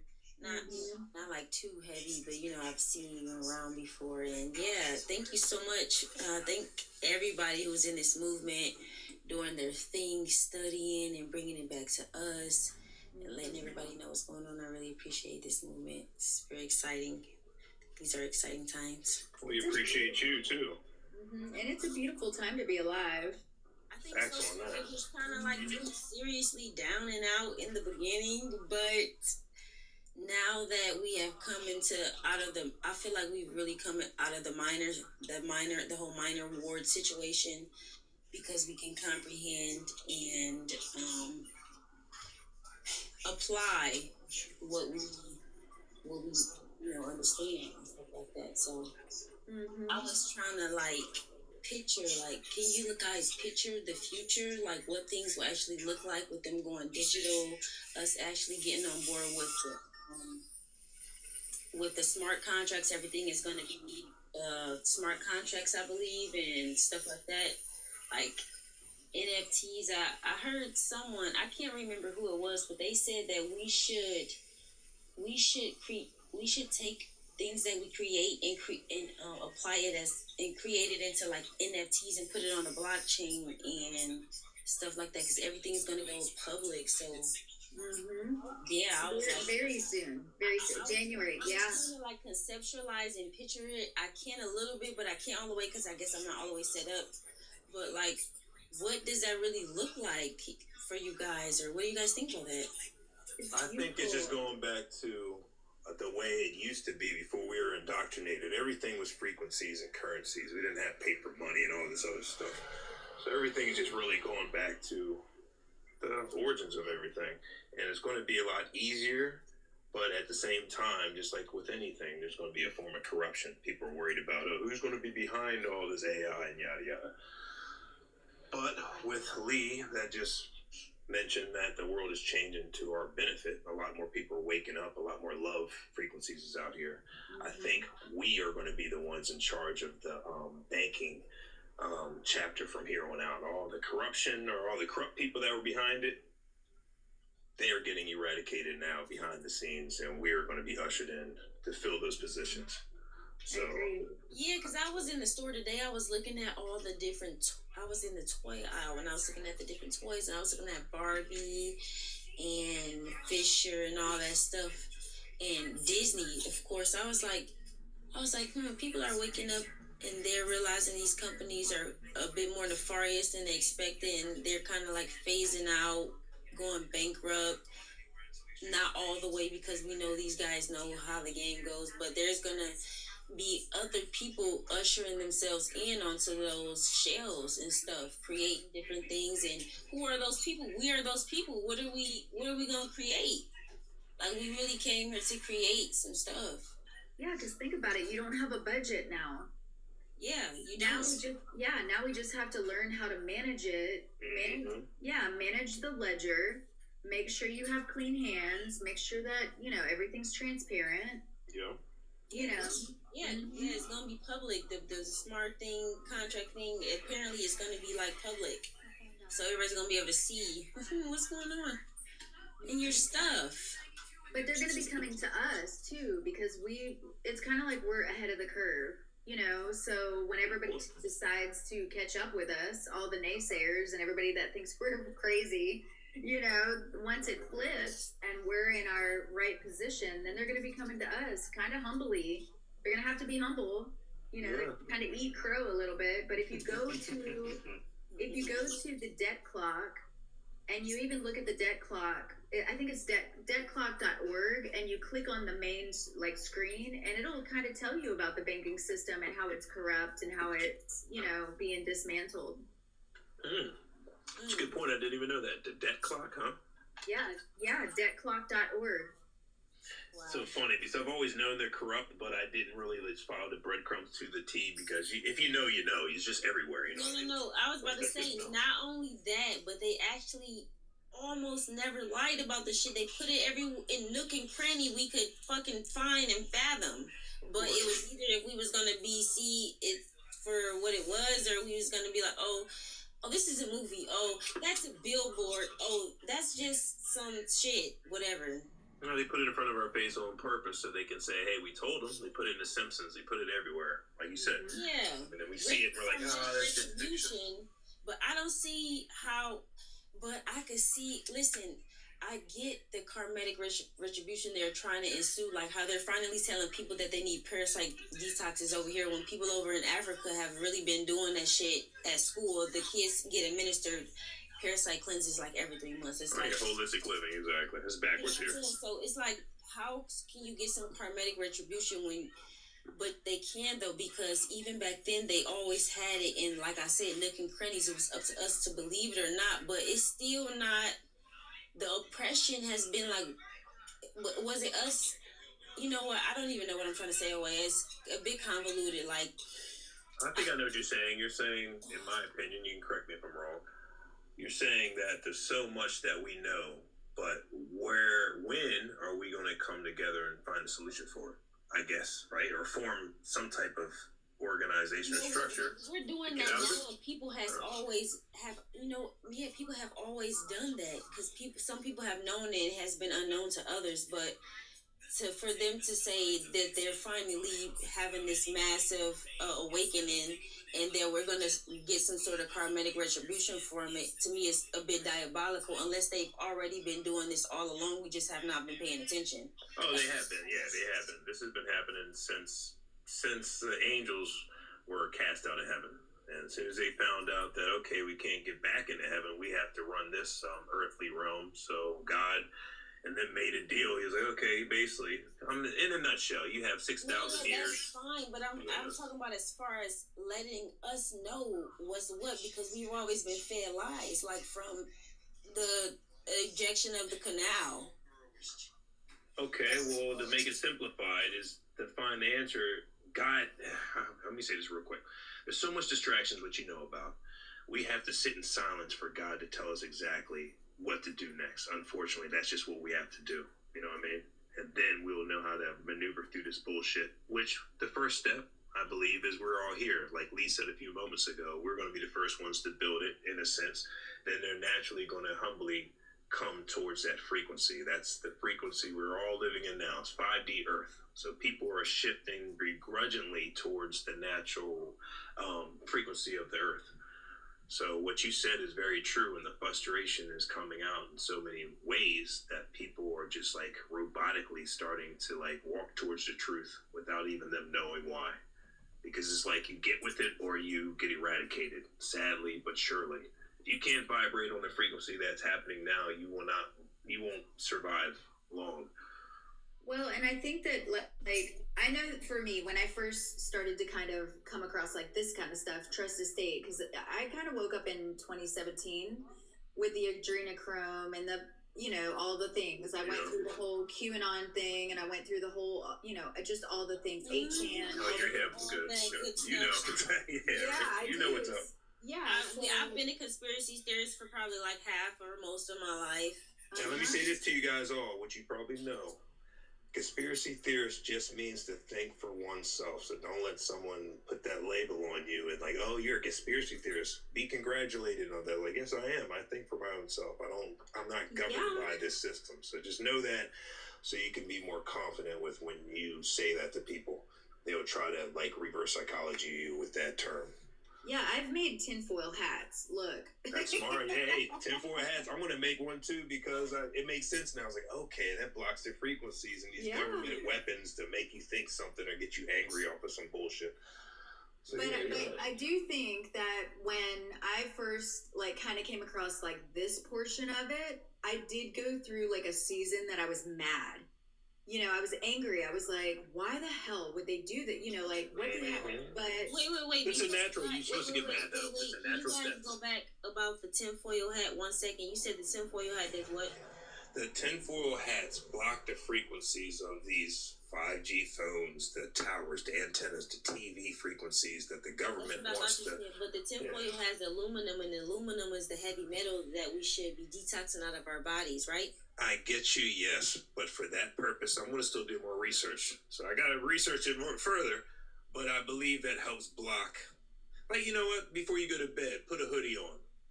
Cover your head cover your head before you go to sleep, and I promise you, your body will feel like it's protected. It's like, oh, I'm not invaded. Yeah, you should always cover your head at night. I just learned that a few months ago. So yeah, just because your body lays there, it's not that it's dead, but your soul leaves. You know, it has to travel. True. Yeah, so you have to protect the vessel, the body that lays there. That's why, like, sometimes I'll even wear a bonnet at night. I'll put my hair up on top of my head, put a bonnet on, and I kind of sleep better.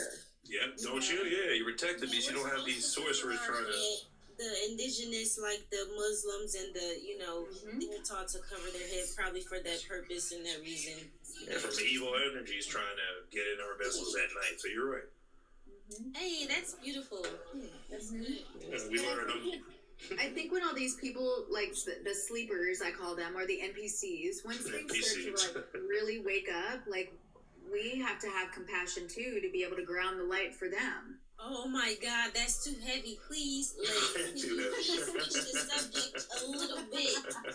I'm just now grounding my own ass. I got you. We didn't mean to graduate you so fast. We'll give you baby steps, but that's true. Sometimes you I need to was taunt just yourself. them. I was just those guys. So I know what she's saying, and I'm like, oh shit! I wish I had somebody to pull me up out of the mud. I get it. Definitely get it. Well, it's not that we pull you out of the mud. You'll do that yourself, but it's just that when you do come out of the mud, it's kind of like a lotus. Like, you want to know that somebody's there. Like, probably an hour ago, somebody posted, I think it was actually you, Mr. Does It All, where somebody said, no, you need to hold my hand. Like, it is kind of scary, and people just want to know, like, hey, are you going to be there if I fall? Are you going to be there if I need help? And that's where you'll notice in some groups it does seem a little divided, But man, you gotta have some balls to be on planet Earth. I'm trying to tell you.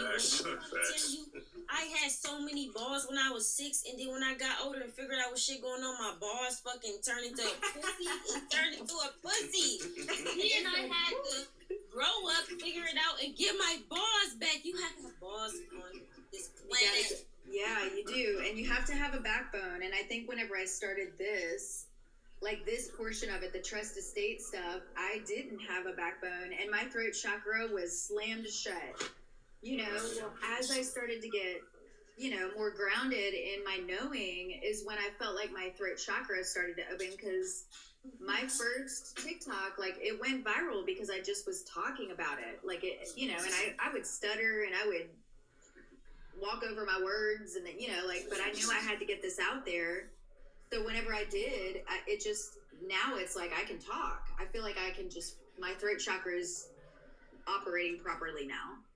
Very proud of you, is that because you're speaking the true frequency. Yeah. When you resist that, then that has to go somewhere. Like we said, the body's in dis-ease. So if you're not speaking the truth, then that vibration or that frequency is going to be vibrating right there. It's like, come on, release me. Yeah, I can't do TikTok because I have so many different personalities, and it's just like. Hey, let me stop you real quick. Too much. Whatever personalities you got, showcase if you feel comfortable enough. You don't have to put it to the world, okay? But I just want you to be comfortable in all your personalities, because the world will make you feel like you're supposed to only have one personality. That's a lie. Yep, I agree. All right, so embrace every quirkiness about yourself, and then you will be truly authentic, in my opinion. Because then your body won't feel all stiff and awkward because you want to resent something or hold in something because you don't think it's going to be accepted. Well, I noticed even as an adult, whenever you see a kid and maybe they're kind of autistic or they're kind of, silly or whatever, they, make jokes or make sounds or something. As an adult, we kind of give them a little bit of leeway because we're like, oh, well, they're a kid. Yep.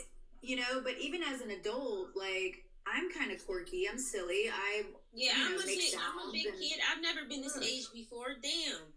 Yeah, but as an adult, it's like we are taught in society, oh, well, you're an adult now, Allie. You need to act right. No. I would rather... The whole adult thing is a sham because we went to public school. So what are you fucking talking about? Yeah. That's a good point. Mm-hmm. Yeah. But that's also holding space for you. If you're quirky one day and maybe you're serious the next day, but still, I need to allow you to be who you are. Who am I to judge you? Yeah. Absolutely, yeah. Because we literally came all in this bitch all out of somebody's pussy. Like, what are you talking about? I swear to God, it's the Tito's. This is not all the way. This is just the Tito's. I'm on 3 shots now. Maybe 4. Oh, goodness gracious. That's fine. Nothing wrong with expressing yourself.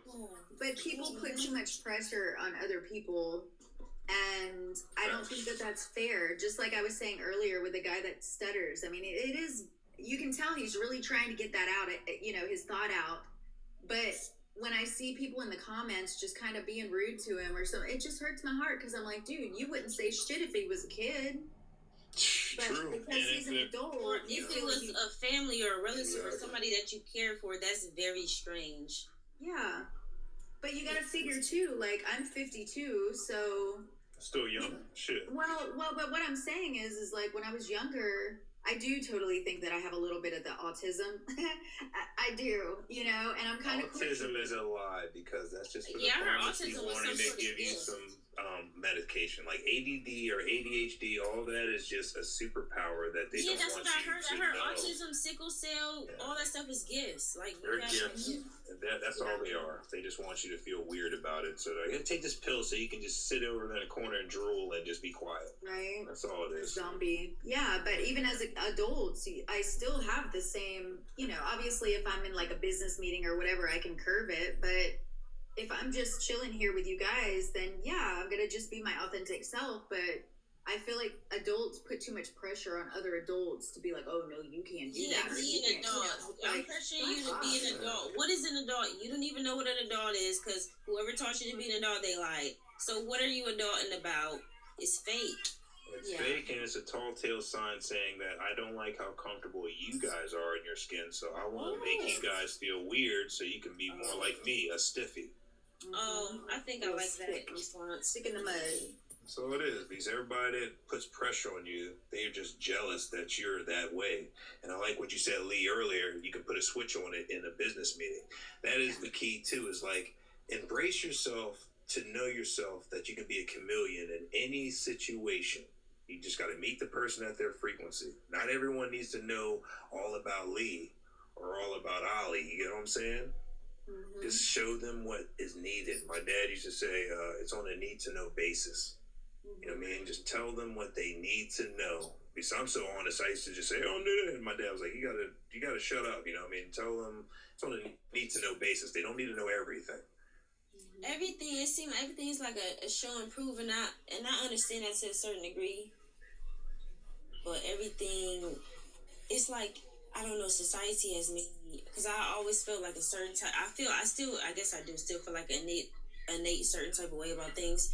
But the way society has convoluted everything, and then I feel like it is a hive mind about the convolution of what I think is not, you know, I think opposite of that is just like a whole lot of that. Mm-hmm. Do you like the movie The Matrix? Forgive me, Lee, go ahead. No, you're fine. Go ahead.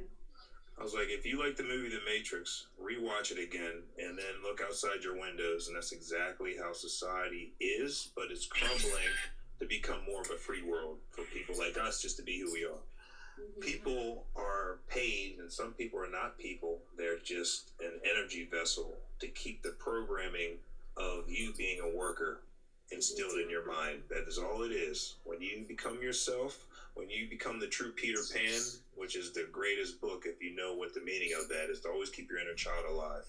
But when they break that with this American fake dream, oh, you got to chase your dream, you better be married when you're 30, you better, all that shit breaks away your inner child, and then you start becoming a robot.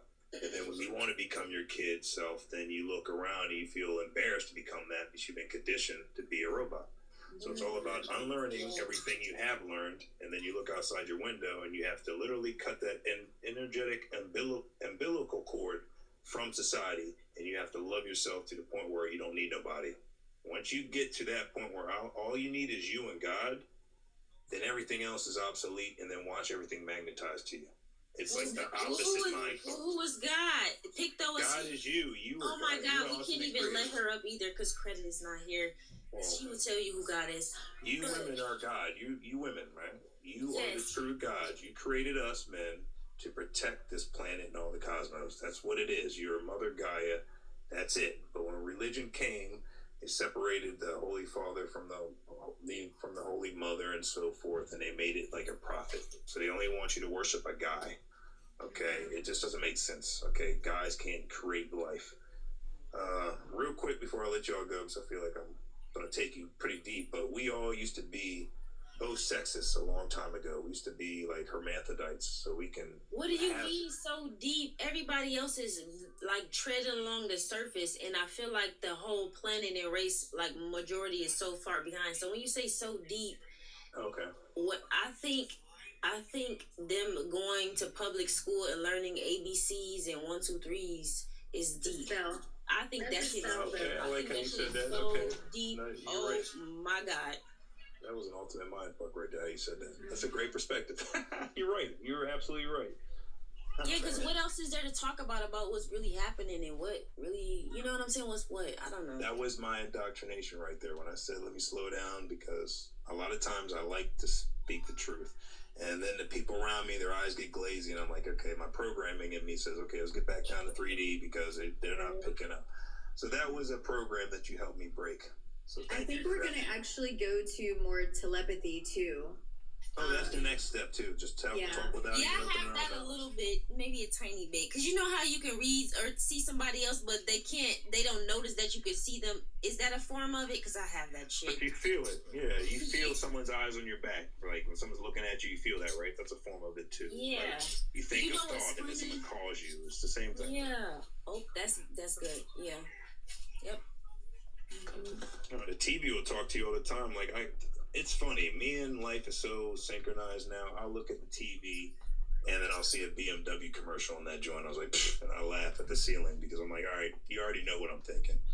Or whatever, like the TV or a license plate or a stranger will walk past me too. There was a license plate that recently, within the past 2 months, that popped up on me when I was traveling, and it always happens. But this license plate said Manna on it. Yep. I was like, are you joking?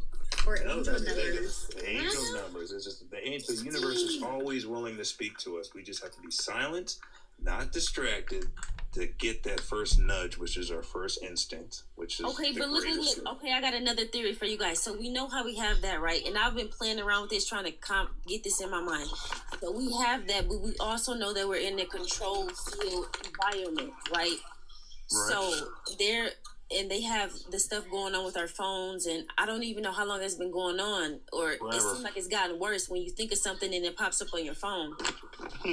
That's the AI release. But yes, go ahead.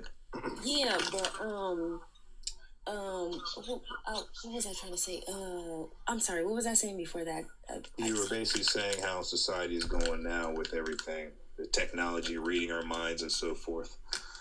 There was something before that. I thought it was. No, that was it, but it was something before that. Oh my god.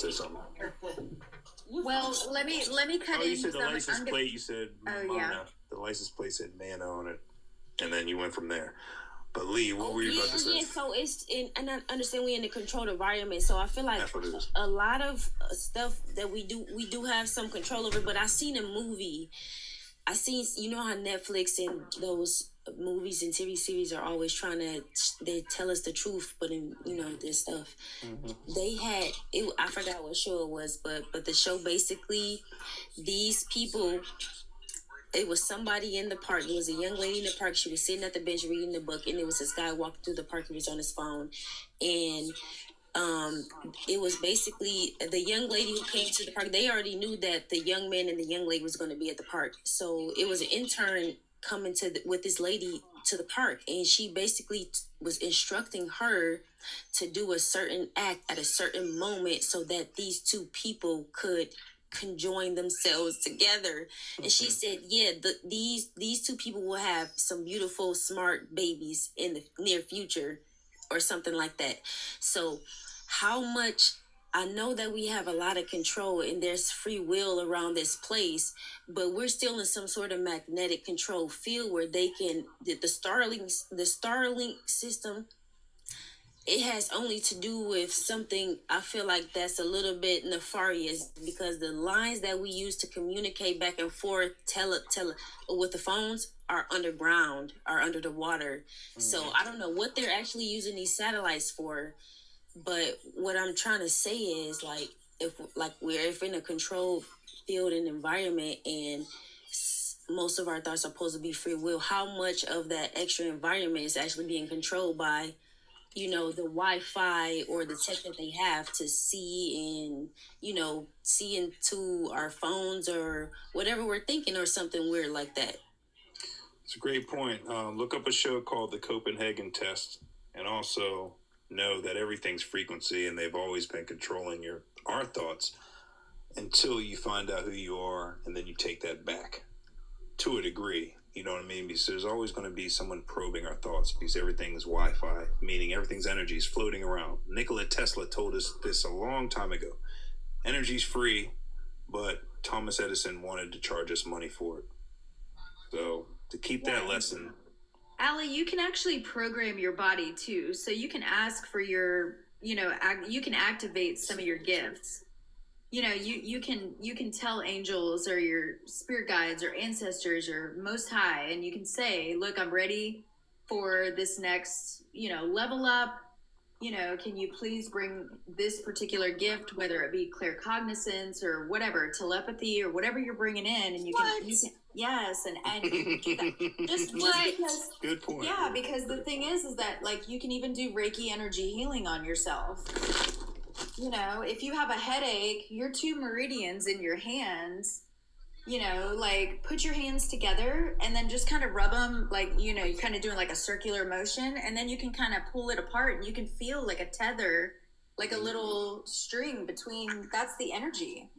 And then if you have a headache, just put it on either side of your temple and move that energy through your body. That, Jesus did it, so why not,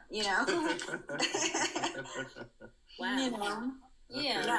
All right. Well, I may have to marry you, Lee. I'm proud of you. I may have to marry you tonight. So basically, you're saying just tap into the energy or frequency of whatever, like higher, maybe not for lack of better words, like deity or power or something like that. Because there's a lot of different deities around this thing. Yeah, but you have to control it. Follow my ancestors. There's black magic, there's light magic, like, you know what I'm saying? Like, what am I supposed to, because I already command and believe in certain things, and then I say them on a daily basis, and I believe them, like, wholeheartedly, that there's no shaking that shit in me, this particular thing that I always say, I promise. Hey, Lee, give her the answer real quick, and I'm going to I'm going to add on to your knowledge after you drop the answer to her real quick. What did she ask? I didn't think it was a question. Was it a question? I thought it was supposed to be a question, but it was like, how do I also control the energy? She wants to know how she can control the energies from outside dark like, magic and so forth. Like, because I just usually tell it within myself, like, hey, this is what's going on. This is what I believe, because, like, it can't be no other way than this. If we don't do it like this, then we're dead. It's like that. You know what I'm saying? Like, if we don't feel like this, if you don't get this shit through your head, then we are good as dead.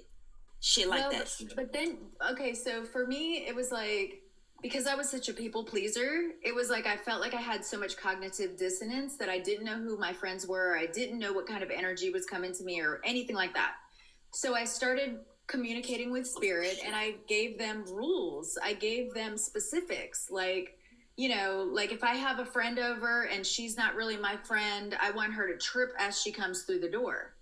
And that bitch will trip through when she comes through there. She will every time. I'm proud of you. You said it does work. I feel what you're saying. Yeah, and then even in the bedroom, think about when you're laying there, your body is laying there. No, you're not dead, but your spirit has left because you have a whole mission up in the ethers. So I do a protection in my bedroom and, just cover myself. And I even do a cloak. I'll cloak myself where people just don't even see me. I can be in a room with you and you will not see me. So, and, and that's you the have type of shit I be asking for, because I don't be, oh my God, in these whole airways and everything, the frequency, everything is connected. I don't even be trying to be up on the platforms for real, but if we don't do it, if we don't say it, if we don't create it, then what else and who else? Because they already, did they? But you do. You do, Mama. You do create it. It's you. You have to. You are the energy. Yep. So you have to create the timeline. What do you want to be in? Who do you want around you? What kind of spirit or what kind of gifts do you want to come online? Do you want to start, hearing people's thoughts? Do you want to start to talk telepathy? Do you want to start being able to heal people? So I used to work in a hair salon in Georgia, and there was an older lady that she's been a hairstylist for much longer than I, and she had a really like a bum knee, right? And she used to come in and she'd hobble around, and now she kind of believed a little bit in the woo-woo stuff, and she was sitting in the back of the break room, and she's like rubbing on her knee, and she's like, oh my gosh, I'm gonna have to get surgery. And I'm like, no, you're not. Don't do that. Like, let me work on you. And she was like, okay.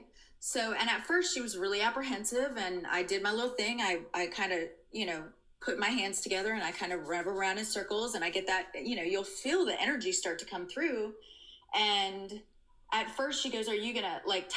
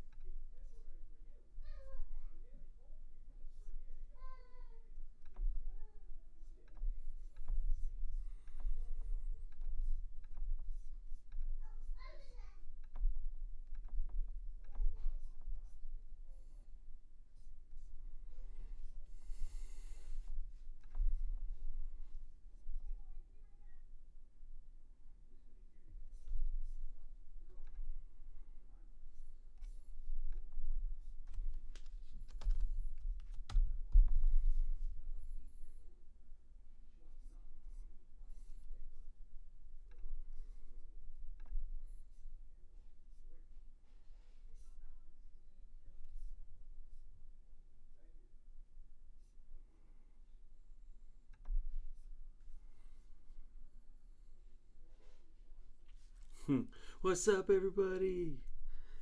I gotta end this live, so I was like, dang, I gotta click the right button here. I was like, what? Settings.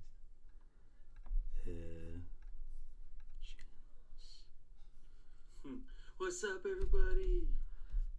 Oh, man, how do I end this, though? End it. Well, it's good to see everybody regardless. Let me see. Hope that was entertaining, because we covered a lot. We covered absolutely a lot. It's important that we cover this because, it's a new year, new you. So, gotta have this type of conversation in order for us to have success. Have success in what we're doing, which is getting into the private, which is, becoming responsible for our actions, becoming independent. Now, highest form of sovereignty is independence. So you got to be able to know how to start your independence, what the best avenue is to do that, and ultimately how to protect your assets. So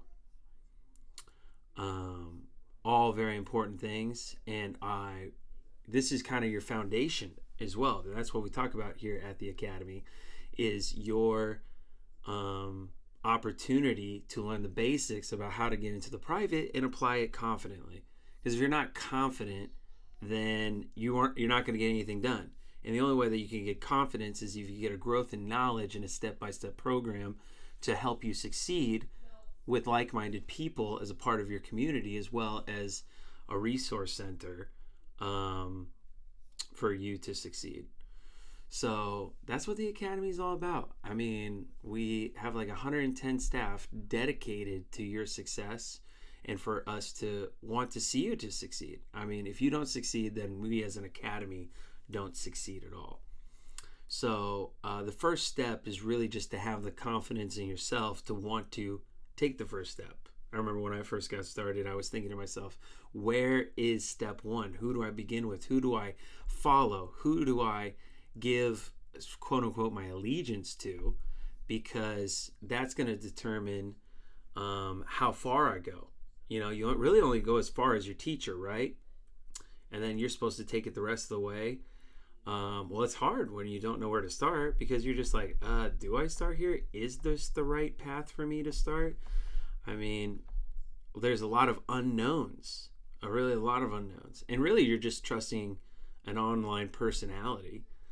So who's to say that that personality isn't right in their own way about some of the belief systems that they have? But are those belief systems your belief systems? And is their way of teaching your way of learning? There's the big question. Is their way of teaching your way of learning? So you have to keep learning very how you learn very close to your chest, because if you don't know how you learn, then how do you expect to follow the right teacher, right? So you got to know yourself, know within, before you start investing your most valuable asset to your life, and that's your time. If you invest your time into a teacher that doesn't relate to you, nor teaches you in the way that you're able to learn, then you're just going to keep spinning yourself in circles anyway. So you'll never find out the truth. Or at least if they are telling you the truth, I mean, it's difficult for you to succeed. So here at the Academy, we take your learning very seriously. So why do I say that we know the way that you learn? It's a good question. Well, there's really there's one modality that I really like that I think applies best to learning for the majority of individuals who are students. And that way of learning is through the Montessori method, right? Like Bloom's taxonomy methodology, which uses the 5 senses of learning. So you got to hear it, you got to see it, you got to repeat it, you got to write it. And there's always one more thing that I forget. Always one more thing. But anyways, those are kind of the type of learners. Some of us are learners by sight, or by hearing, or by writing, or by repeating, or by seeing, right? So you're at least one of those types of learners. So when we set up Creditor Academy to talk about the SPC, the status correction, the business trust, the private membership associations, the discharging, the business credit, the asset protection, and all these different subjects, which are the foundation of your learning, I had to take in consideration how to deliver this material for you. So my first step was in investing in a really great team. My team is second to none. I love it. We have 110 full-time staff here at Creditor Academy that are just dedicated to the highest level of education possible for your success. Because if you don't succeed, then the movement of the discussion of the private and getting other people to come into this movement is now mute. You know, you're only as good as your teacher. So if you're only as good as a teacher and your teacher left you confused, how much more confused are the people going to be hearing the message that you tried to learn poorly? Right? It's almost like that game of telephone. You know, you repeat the same thing to the person next to you, and it goes down the line and it goes inside of a circle. And by the time that you start with the first person and go to the last person is saying a totally different word. You could be saying duck, and they could be saying moose by the time it gets to the other side. So that's kind of what it's like with this information. Sometimes you just get lost in all these different ways of, or these different processes. And then you're like trying to explain a complicated process to someone, and they're just like, dude, can you just teach me the basics here? Like, do I really need to learn all this? Like, how do I take this one step at a time? So that's what I have to say to you guys, is pretty much you need to know your audience. You need to know what you're talking about, and you need to know the way that you learn, because that's the only way you're going to choose the guru to do that. Now, here's where my angle is, okay? I mean, I'll just say personally and confidently, and, you know, with no pride in this, but I have a really high standard. When I set up the academy, I put in all 110 staff into really being motivated to put together this course material. So your success is paramount. But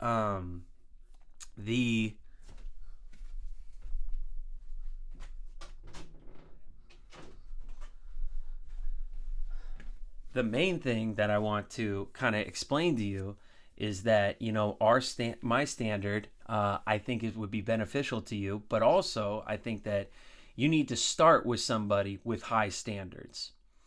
A lot of times, if a guru just sells you on their program, just like what I did, I spent thousands of dollars of one guru network, gave them the $1,000, said, okay, I hope that you can help me. I want to really learn this private stuff and I want your guidance to do it. Well, the problem is I didn't even know what my standard was as far as the teacher was. And so I just gave anybody $1,000 just because I thought they were a really good personality. What happened is they took that $1,000, put it into their bank account, and then spent it on their house, a car, their, you know, monthly payments or whatever it is in their personal life. And they didn't reinvest it back into their business. And the reason why I know they didn't reinvest it, or at least reinvest it wisely into their business, is because they usually don't have any staff. It's honestly just them. They have no instructional designers. They don't have a customer service support team. They don't have people educating you about the courses. They don't have software developers to make your online learning experience better. And it's just disorganized. Really what they do is they do a version of PDF farming. PDF farming is it's $1 billion industry, but it's basically just a bunch of templates and stuff like that for you to read endless reference material. And if you ever been to an organization that says, oh, look, I have 5,000 templates, I have 5,000 books, I got 5,000 articles, PDFs, blogs, and so on. Go ahead and learn as much as you want. Where do you even start? Where do you even end? And now you're going in and you're meeting all these people that are part of the group or membership of this organization. And then you're just like, they're throwing in their opinion. Hey, you should read that book. You should read this article. Oh, you should check out this template. Hey, you should ship this off to this government or state entity. And the confusion just becomes so wild at that point, because now not only are you confused on where to start, but everybody's giving you different puzzle pieces that you're trying to put a master picture together. And if that is your guru's standard of educating and the environment that they feel is best for you to succeed in operating in the private, which is a very delicate, important subject that you need to master, then what confidence, if anything, are you going to succeed? I can't even imagine. I mean, it's impossible to move. It's impossible for not only you to disseminate the information to others who might be interested, but it's impossible for you to learn in that environment. That is not education. That's PDF farming, which is a big industry, but Credit Academy, that's what's different about us.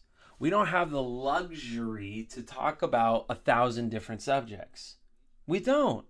I have limited resources. It takes so much time, anywhere between 8 months to a year, just to put together one course. And we have a total of 3 major courses or pillars with courses in between. We have Become Private, which is the SPC and status correction. You can go to www.creditoracademy.com right now and watch our full webinar of all the classes that we have here and what our vision and organization is. But the first pillar is SPC, status correction, in American history. You got to know your American history so then you don't repeat the mistakes of others, and you need to do something about it. SPC and status correction is your action plan after you learn the truth. The second pillar is operate private. Great, you've become private, but now how are you going to be operating with other entities for your success? So operating private is using business trusts, private membership association for commerce, asset protection, and family legacy planning. Okay. So 2 most powerful entities. Honestly, they're the only entities I ever use in the private. So for me, there's no other reason to learn any other entities if those are the best, right? Makes it easy, right? Amazing. The third is financial freedom. Financial freedom is everything about the credit system, how it works, and how to use the system to your advantage. Okay. So that's 2 things. That's the private business credit course, where we teach you how to get $200,000 in a line of credit. And we also have I Want Remedy Now. I Want Remedy Now is not only a course, but it's a statement. It's a statement we've all been saying when we've been in this movement. We said, I'm going through shit right now in my life. I don't know what to do to make it better. I don't know how to get out of this situation. I want remedy now. I need it. And that's what I was asking for when I was going to every single network, right? Is, okay, that's great about all this private stuff and Black Laws Dictionary and all these terms I need to use, but I want remedy now. I need help. I need help right now, and I need a fast solution to what seems to be a long-term problem. And what's the long-term problem? The long-term problem is your 9 to 5.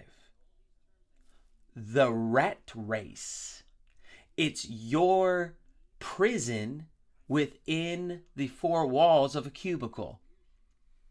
It's somebody else having dictatorship over your life and your time and what you're financially worth. That's the rat race. And that's why I created I Want Remedy Now. It is fast discharging with the credit bureaus for your personal credit, so you can completely restore the record lawfully. We have discharged millions of people's lines of wrong credit that's on their credit reports that needed to be removed, and we can do the same for you. And how we do it is really special. One thing that sets us apart is we don't make you be held into us. You know, the only way a guru can own you is if you're dependent on him for the next move in your process. He doesn't teach you everything, because then you won't be a member and you won't stay and you'll need to get more information. That's not education, that's consultation with a long-term contract. So how do we get you out of that? For I Want Remedy Now, we teach you how to take care of your personal credit forever.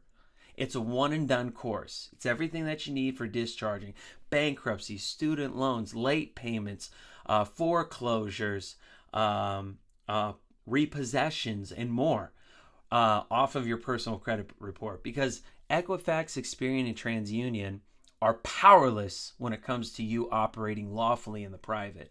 And so we really want you to be enlightened about how to deal with that. And you know, this is just stuff they should have taught us in kindergarten, right? Or in like the 3rd grade. This is basic things that we should already know about how our system works. So I Want Remedy Now is by far our most popular course. So if you'd like to enroll in that, in one of our premium courses, it would be phenomenal. But first, you got to be a Masterclass member. Masterclass is your gateway into the academy. You have an online campus, a really, really nice online campus that we've built over the last 11 months. It's beautiful. It's a learning management system that's very organized and unique and nothing else like it. I spent a lot of time and energy into developing this online course, and this is not somebody else's software. This is my own code with my team, because it definitely took a team to write all this. And over the course of 11 months, we spent a lot of time to perfect this from 2 perspectives. One is the perspective of you as the student, and with me, the social media influencer. I have so much insight on how you learn because you and I are one of the same. both on social media, both went through the same struggles. And we're like, damn, can't just someone get it structured and organized? From being from the perspective of someone who's struggled in learning this subject, I had a lot to contribute to how we developed the courses and to make sure that this was really structured. The second thing is, you know, I'm not a professional or got my master's degree in instructional design, which is basically developing courses.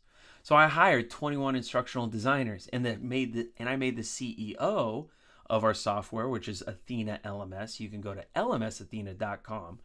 But I basically put the CEO as an instructional designer, the best instructional designer. And so she built it to according to the best needs for someone to create course material, which makes it really great. So I want to express that when you become a masterclass member, you open up the gateway to this software system, this unique software system. And it is top tier. It is no doubt top tier. I mean, with the amount of resources that I invested to make your online campus experience unique and special and very high end, it's like the Rolls Royce of courses or reviewing courses and course material. I'm telling you, it's going to be great. And actually, I'll be able to provide the software for the general, anybody who wants to create courses. So I'm really excited about that. So really, you have two standards that you're measuring me by. You're measuring me by, in our organization, from, hey, how did we put courses together, become private, operate private, and financial freedom, and how well our course and information material is. And you're also judging me software-wise, because you're like, oh, this is Paul Michael's software system. All right, well, let's see how good his team did at putting together this online campus for me. So I have a lot to lose. I have a lot to be embarrassed about if I don't really bring to you a quality product, as well as giving you an enriching educational experience. I'm all in when it comes for you to succeed in this. I have no excuses. I have an amazing track record. The amazing people who are masterclass members at the Academy have not only come and learned a lot, but they've done the action steps necessary to execute it properly, and they come with receipts.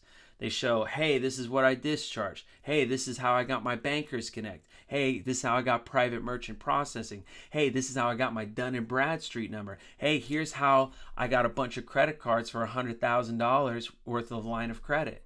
You know, so we don't just talk about it or teach about it. We are about it. And that's the great thing, is when you graduate Creditor Academy, you become what we call a sovereign capitalist. The highest form of independence in the United States is to be a capitalist by commerce. And that means that you use other people's time and energy and other people's money for your dream. That's what it means to be a capitalist. To be sovereign is just to be independent in the rightful order of God. It's God over we the people over the state over the federal government, and the federal government are over artificial persons and entities. We're restoring our sovereignty under our rightful place under God, so then the spiritual order is back in place. So you have capitalism and you have sovereignty together as a sovereign capitalist. Does that make sense? Is this making sense on how I kind of put stuff together? And my opinion, in order for you to get to be a sovereign capitalist, is you got to focus on you. You got to get your foundation put together, and that is become private. You have to become private. Then you got to go to your entities or your business, and then that's operate private. And then you need to know the Roman credit system as it operates today, and that's financial freedom. That's knowing your credits. And that's how you become a sovereign capitalist. You know everything about commerce, and you've done everything yourself necessary to reestablish your rightful order in society. So, there you go. That's our philosophy. Our mission is to get everybody into the private fast and efficiently as possible with great direction. Okay, so then you could teach others. We have our core pillars: become private, operate private, financial freedom. Now I want to talk to you about the last thing, which is Masterclass itself. Okay, Masterclass gives you access to our online campus, but everybody starts in the same spot. Everybody starts with the 3 steps. Before you can dip into our premium courses, which are the 3 pillars, but first everybody has to do the 3 steps of Masterclass to get into the private. You have to create your new life situation. And the life situation that you're in right now, that everybody is studying this whole private movement for, is really summed up into 2 things: benefits and liabilities. That's the whole theme of what being private is all about. How do I get the benefits of life? The house, the car, the line of credit, the boat, the yacht, and all that stuff. The benefits that make life worth living without all the inherent liability that comes with it in case I can't pay my bills on time, or I go through hardships, or God forbid the government say, hey, your business is non-essential. You can't be going to work or opening your business and accepting customers, right? Remember we went through that for a couple of years? So anyways, some things are just outside of your control. So if we can figure out how to eliminate the liability, then we're completely in the private. And that's the goal. And the best way to do that is the 3 steps. Number 1, you get your business trust and your bank account. This is always step 1. You have to use the most powerful private entity available in commerce today, and it needs to become your own straw man. And so what we do as Masterclass is we provide you the templates, the step-by-step on how to get the EIN number, the domicile, and be able to get a bank account with this, and how to fill this document out and make it effective, and also tell you what this document says and give you an introductory understanding of what business trusts are. Okay, that's step 1. It'll be the hardest thing you ever do in your life, is opening up a bank account for a business trust. I'm here to tell you. Many people say, no, Paul Michael, that shouldn't be the first step, and no, it's not that hard. I'm here to tell you, it's difficult. It is difficult. But once you get it, once you get a bank account at Chase Bank, US Bank, Wells Fargo, or anyone that you want, truly, I'm telling you, you have mastered something most people never accomplish. Step number 2 is merchant processing. You see, there's no point in operating a business in the private if you can't accept payments in the modern age.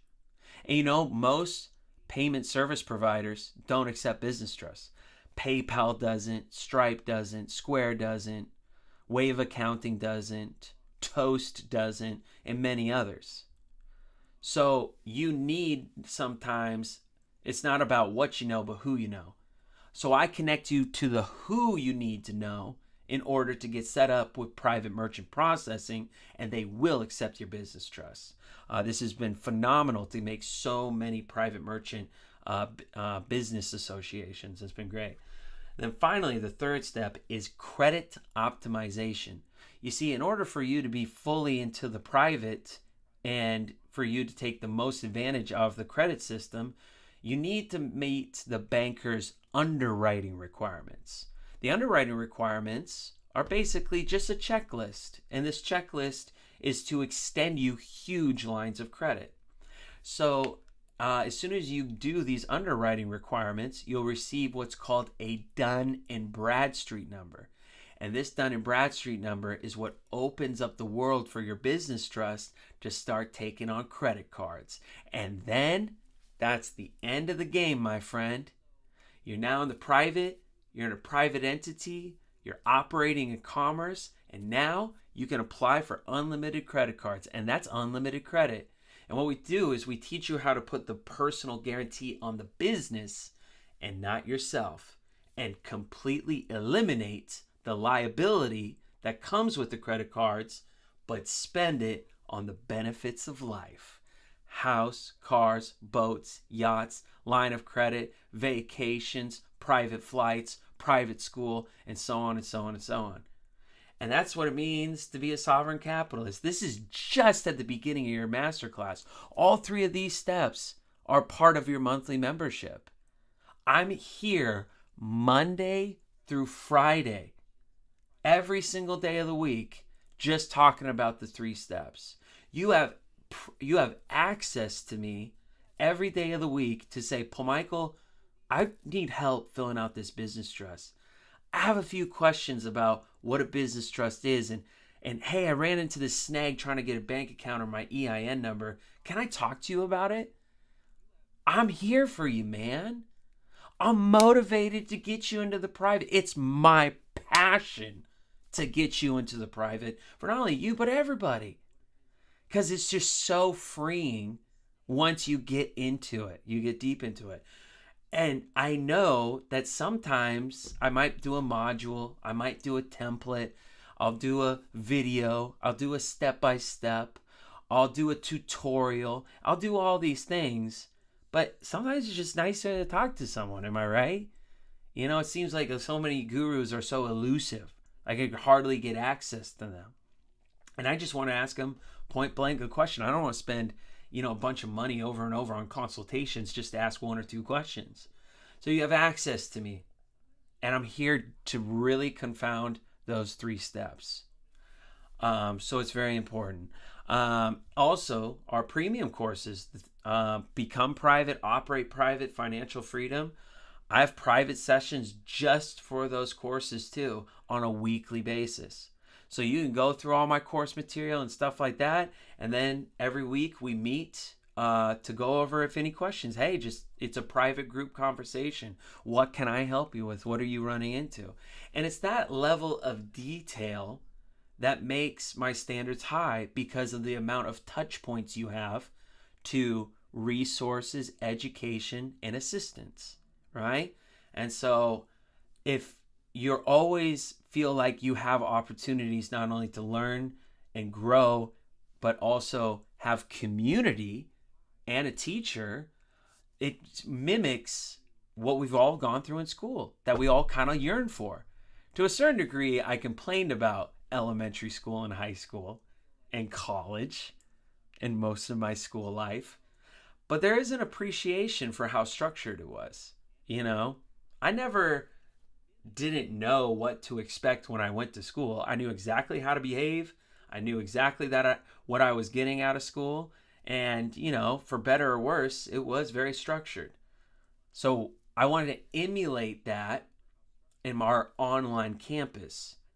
But I want you to feel the community of people around you, of like-minded patriots that have no judgments, that are here to accept you, So, I want you to still feel like that classroom vibe.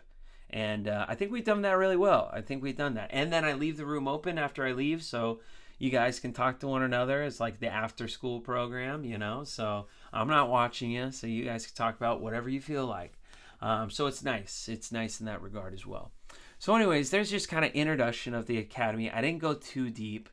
If you want to learn all about Creditor Academy and are interested in maybe becoming a member, go to www.creditoracademy.com and watch our free web class and learn what it is to be a member. And, I'd be so excited for you to take our web class where I just break everything down. You can go on the homepage of our website and register right now, which is what I would do, because I'm going to end this live here very shortly.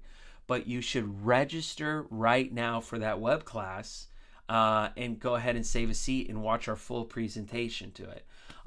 Anyways, but regardless of that, I'm excited that you're all here. Thank you for listening. Excited about 2026 and the new year and the new you. What will the new version of you be before the end of the year? Only time will tell, and I'll look forward to seeing you in Masterclass so you can tell me all about it.